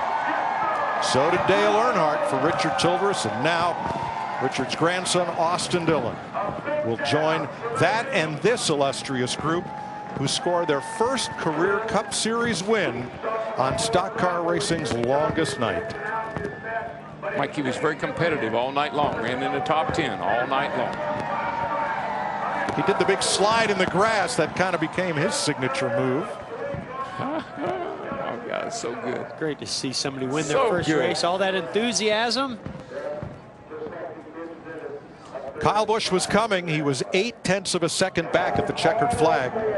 Martin Truex 1.1 seconds back. Matt Kenseth, Denny Hamlin, the top 5. Kurt Busch, Eric Jones, that's 2 top 10 cars for Barney Visser for the first time. Pole sitter Kevin Harvick 8th. Ryan Newman on that fuel saving strategy 9th. And Dale Earnhardt Jr. gets a top 10. Yeah, nice finish by Junior tonight. Hung in there, got him a top 10. 600 miles of racing and about a quarter-mile walk to victory lane to cap it off. They could push that car all the way around the track if they had to. No That's problem. how much adrenaline they got flowing right now. Let's join Jamie with the driver who led the most laps tonight. 233 laps led. He ended up finishing 3rd. Martin, what a night it was for you guys. You didn't end up on the top step, but what do you take away from a night like tonight in the performance? It's 2 out of 3.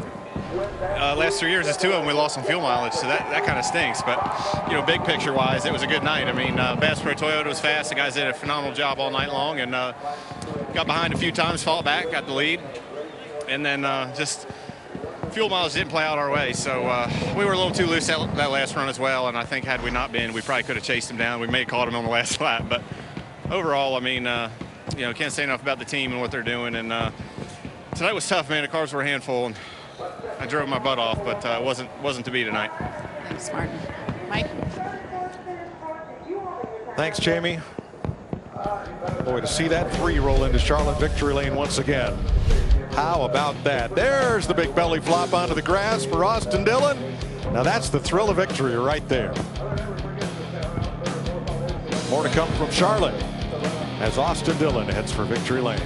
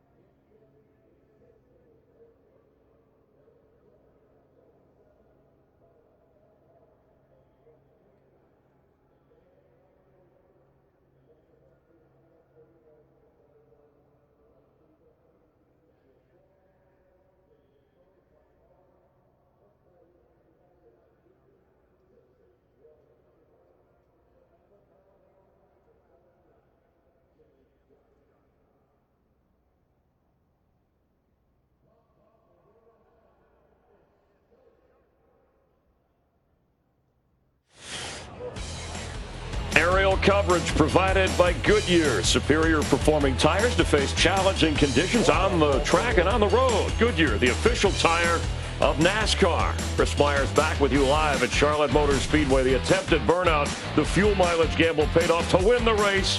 Only the last 2 laps led by the driver of the 3 car, but running out of gasoline here. And there he is, Austin Dillon, his first career Charlotte style. Quite an athlete. He was on the 2002 Little League World Series team, celebrating at the Coca-Cola 600 and his Hall of Fame grandfather, Richard Childress, there to welcome him. And another stunning upset, because in Las Vegas, the odds were 100-1 for Austin Dillon to win this race. Let's go down to victory lane and Vince Welch. I can't imagine victory being any sweeter than this one tonight. The 3 is back in victory lane, your first Cup win. How do you describe the emotions, Austin, with this win tonight? It hadn't sunk in, man. I can't believe it. I was just really focused those last laps, and my fiance wrote in the car, when you keep God in first place, he will take you places you never imagined. And never imagined to be here at Coke 600 Victory Lane, and I'm just praise the Lord and all these guys that work so hard. My pit crew is the best on pit road, and I love it for them. We're in the chase, baby. It's awesome. How nerve-wracking was it when you knew you were low on fuel and then the 48 ran out and you just had to get to the end? I was just trying to be patient with the 48. I could see him up there saving, and I thought I had saved enough early where I could attack at the end, but I was trying to wait as long as possible. And when he ran out, I figured to go back into save mode where I was lifting, and it worked out. I ran out at the line, and it gurgled all around just to do one little spin and push it back to victory lane. The good Lord was blessing us tonight, and man, I got to thank my grandfather. He's put a lot into me. ECR engines, you know, I complain a lot, but they got me to victory lane tonight, and the fuel mileage was great. So thank you guys for everything you do. Austin Dillon, the winner at Charlotte, the 600.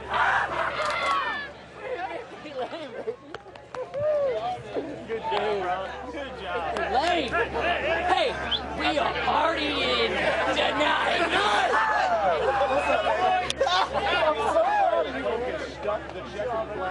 Jimmie Johnson was 1 lap away from recording that 83rd career win. Can you even describe that finish? You guys were on such a great game plan.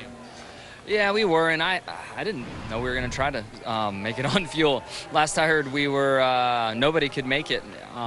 So if I would have known that a little bit earlier, I think I could have made that extra lap. So, but you know, they're calculating stuff on the box and looking at lap times and trying to get that just right. So I just came up a little short, but congratulations to Austin. I guess probably first win, nothing like that first. And you know, we'll come back next week and try to get my favorite track. Thanks, Jimmy. That's Dover next weekend for Jimmie Johnson. Can you believe 600 miles of racing, one driver, Martin Truex, dominates, and it all comes down to here's a hard-charging Kyle Busch and Martin Truex, and it comes down to that last teacup of fuel. Yeah, but I think it's interesting that Jimmie Johnson didn't know the plan, because that's one thing that a crew chief has to do. If you're going to try to make it, you got to tell him early on. Don't wait till it's about over with. So felt sorry for Jimmy that he ran out, but I am so elated for that Austin Dillon crowd. What a great night for them, Jeff. Yeah, I thought it was fantastic to see the enthusiasm of a young guy who's been trying so hard for the last few years to get to victory lane, get the 3 back to victory lane. But I think that was their game plan. That was the one that they had in their back pocket. They played it perfectly right from the beginning of that last stop. And hey, it really really paid off for him. That was fantastic. His dad, Mike, was a winner. His granddad, Richard Childress, spent a long time in this series. And, Chris, that was their best and maybe only shot to win this race. And Austin mentioned, Whitney, the plans to be married in December, a lot to celebrate. What about the fuel mileage challenge gambling? It's got to be, Michael, difficult on a driver to maintain your track position and yet save fuel when you've got people gaining on you. Well, the kid knew he had a good car. We talked to him in pre-race. Yeah, you shared a Coke with him on the pre-race did, and a smile, by the way. And now he's really smiling. And he just was confident about what he had. He loves his new crew chief. He felt like he was going to have a good night. How are you going to win a race? You've got to take a gamble. There were dominant cars. No one was going to beat Kyle Busch and Martin Truex. And think about Kyle Busch. I'm so happy for Austin Dillon. He tried so hard. He worked so hard. But think about Kyle Busch. He was the best car at the end. He passed dominating Martin Truex Jr. to get second away from him. So Kyle Busch walks away without victory, but Austin Dillon has a big smile on his face. And he started on Sunday, and it took, 30 minutes into Memorial Day Monday for Austin Dillon with that rain delay and weather delay earlier to win. So Chevrolet in first place, but then a string of Toyotas with Kyle Busch, Martin Truex Jr., Matt Kenseth, and Denny Hamlin. Let's check in with Chris Neville. He's standing by with Kyle Busch. Cal, you raced so well all night. You had great speed. You did what you needed to do. But how frustrating is it to get beat on a fuel gamble? This M&M's Camry was really, really fast tonight. You know, our guys did a great job. Adam Stevens and everybody brought me a really fast car. Best car I've ever had at Charlotte. And, you know, for as far as Truex got out there towards the end, that last stint, I was surprised I could close back in on him and get him there at the end, you know, in order to finish second. I don't know. It's a frustrating night, man. I'm so disappointed. I don't know. It's nothing we could have done different. We just ran our own race and did what we needed to do for what we had going on and come up short. Thanks, Kyle. Well, Matt Kenseth had a pretty good car all night long. It seemed to be better even after the rain delay. You brought it home fourth. But if you didn't spin your tires on that last restart, do you think you could have had something for those guys? Oh, right away, you got to bring that up. I don't know. I mean, we had really good restarts all night. That last one, I did spin the tires on a little bit, and Kyle and the 41 got in front of me, so I got a 41 back. But if the 18 and 78 were in front of me, I couldn't run them down. And I didn't pass many cars tonight. We had a solid day on pit road, and we had enough speed to hang out where we were. I just didn't quite have enough to go get the front guys. Matt Kenseth brings it home for his third top 5 of the year. Every race is a building block toward that first win. A great run tonight by Eric Jones, running in the top 5, finishing in the top 10. But you guys saw a lot of drama at times, also pitting next to the 48. Yeah, we, you know, it was just a long day overall altogether with the rain delay, getting the damage early. So just a lot of things going on, but a good learning experience nonetheless. We had a good 5-hour energy Camry. Just, you know, I think getting that damage early kind of put us behind the 8 ball, and I don't know if we ever had the same race car we had at the start. I think we had a car that would contend up there with probably Martin and Kyle if we did a little work on it. And after the damage, never could get it quite as fast again. So a good day, though. Good to get a good top 10, and, you know, that's something definitely to build on. Did it take focus away at times, the emotion building between the two teams and the crew chiefs and the spotters? I was just sitting in there driving. They weren't trying to distract me too much. You know, you got to do what you got to do sometimes to get in the pit box and get your deal done. You know, we're all out here racing, trying to do the best we can, and sometimes it's going to work out like that. Impressive top 10 for Eric Jones in the 77. Well, for Richard Childress Racing, there's Mike Dillon, father of Austin Dillon. We saw his Hall of Famer grandfather, Richard Childress. But this is the second big upset for Richard Childress Racing. It was another fuel mileage gamble. Ryan Newman pulling off an earlier victory, and now Austin Dillon. A couple of wins and a couple of cars that are in the playoffs. They're going to race for a championship, and that's great news for the Childress organization. The team's been a little bit off over the last few years, but the performance was there tonight for Austin. That 3 car was fast. He deserved a shot to win the race. Yeah, and Fords that have done so well through the first portion of the season. They still haven't won this race, the Coca-Cola 600, since 2002. Kurt Busch finishing 6th, the top finishing Ford. But in 1998, at his 20th try racing in the 3-car, Dale Earnhardt finally won the Daytona 500 for the first time. Austin Dillon was 7 years old and joined that celebration in victory lane. Tonight, he's celebrating, or this morning, in Charlotte.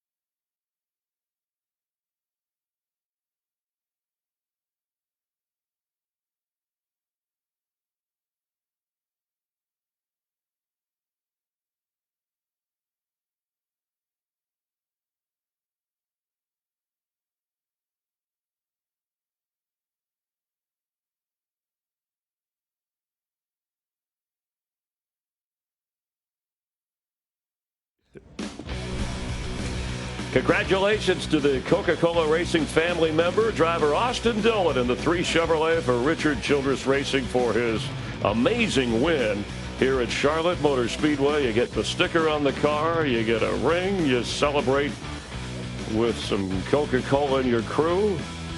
He only led 2 laps, the final 2 that mattered over the 600 miles here on auto racing's biggest day that actually went into Monday morning. But Dale Earnhardt Jr. retiring at the end of this season, for now 19 in the Coca-Cola 600. Gave it his final try here, wound up 10th. He's standing by with our Chris Neville. Dale, you were pretty frustrated after last weekend, but you guys worked at it all night. You got a top 10. Is that a good way to finish up your last 600? Yeah, I suppose considering last week, a couple guys beat us on fuel, but so we had top 10 there. The car got better last couple runs. We made a lot of changes, and some of them worked pretty good. We, we'd like to run a little bit better than that for sure. We think we think we should be running in the top 5 every week as a team, so that's still not really good enough. But compared to last week, it's a huge improvement. We got to thank Jimmy and the 48 guys. Jimmy especially. He was communicating with me all week, in and out of calling me and talking on the phone. He'd come across the garage and get in my window even during practice. Get out of his car and come talk to me. What a great teammate. So hate to see him run out of gas. But congratulations to Austin, man. That's awesome for RCR. Richards, anytime they can win, it's pretty cool. Thanks, Dale. Yeah, thanks, Chris. And it had to be special seeing the 3 car. Always something special for Dale Earnhardt Jr. So 14 races until the 10-race playoff, Michael.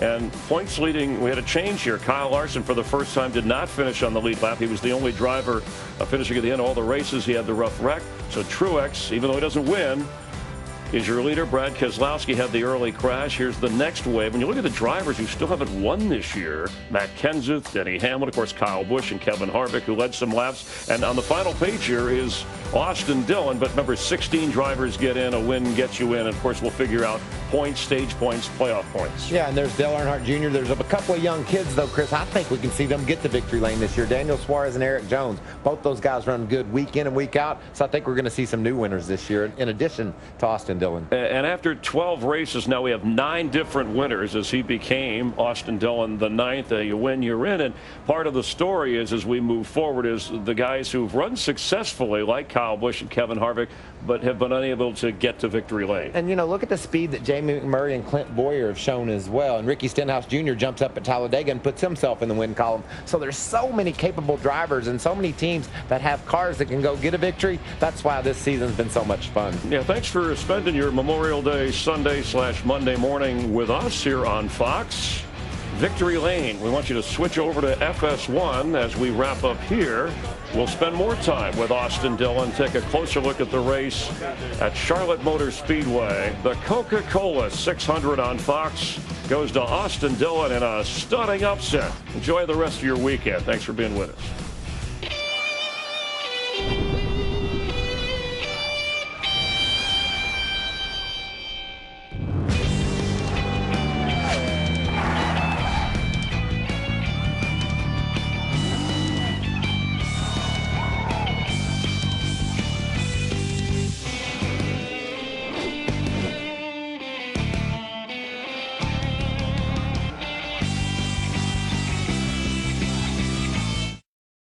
This copyrighted telecast may not be reproduced, retransmitted, or used in any form without the authorized written consent of NASCAR Broadcasting.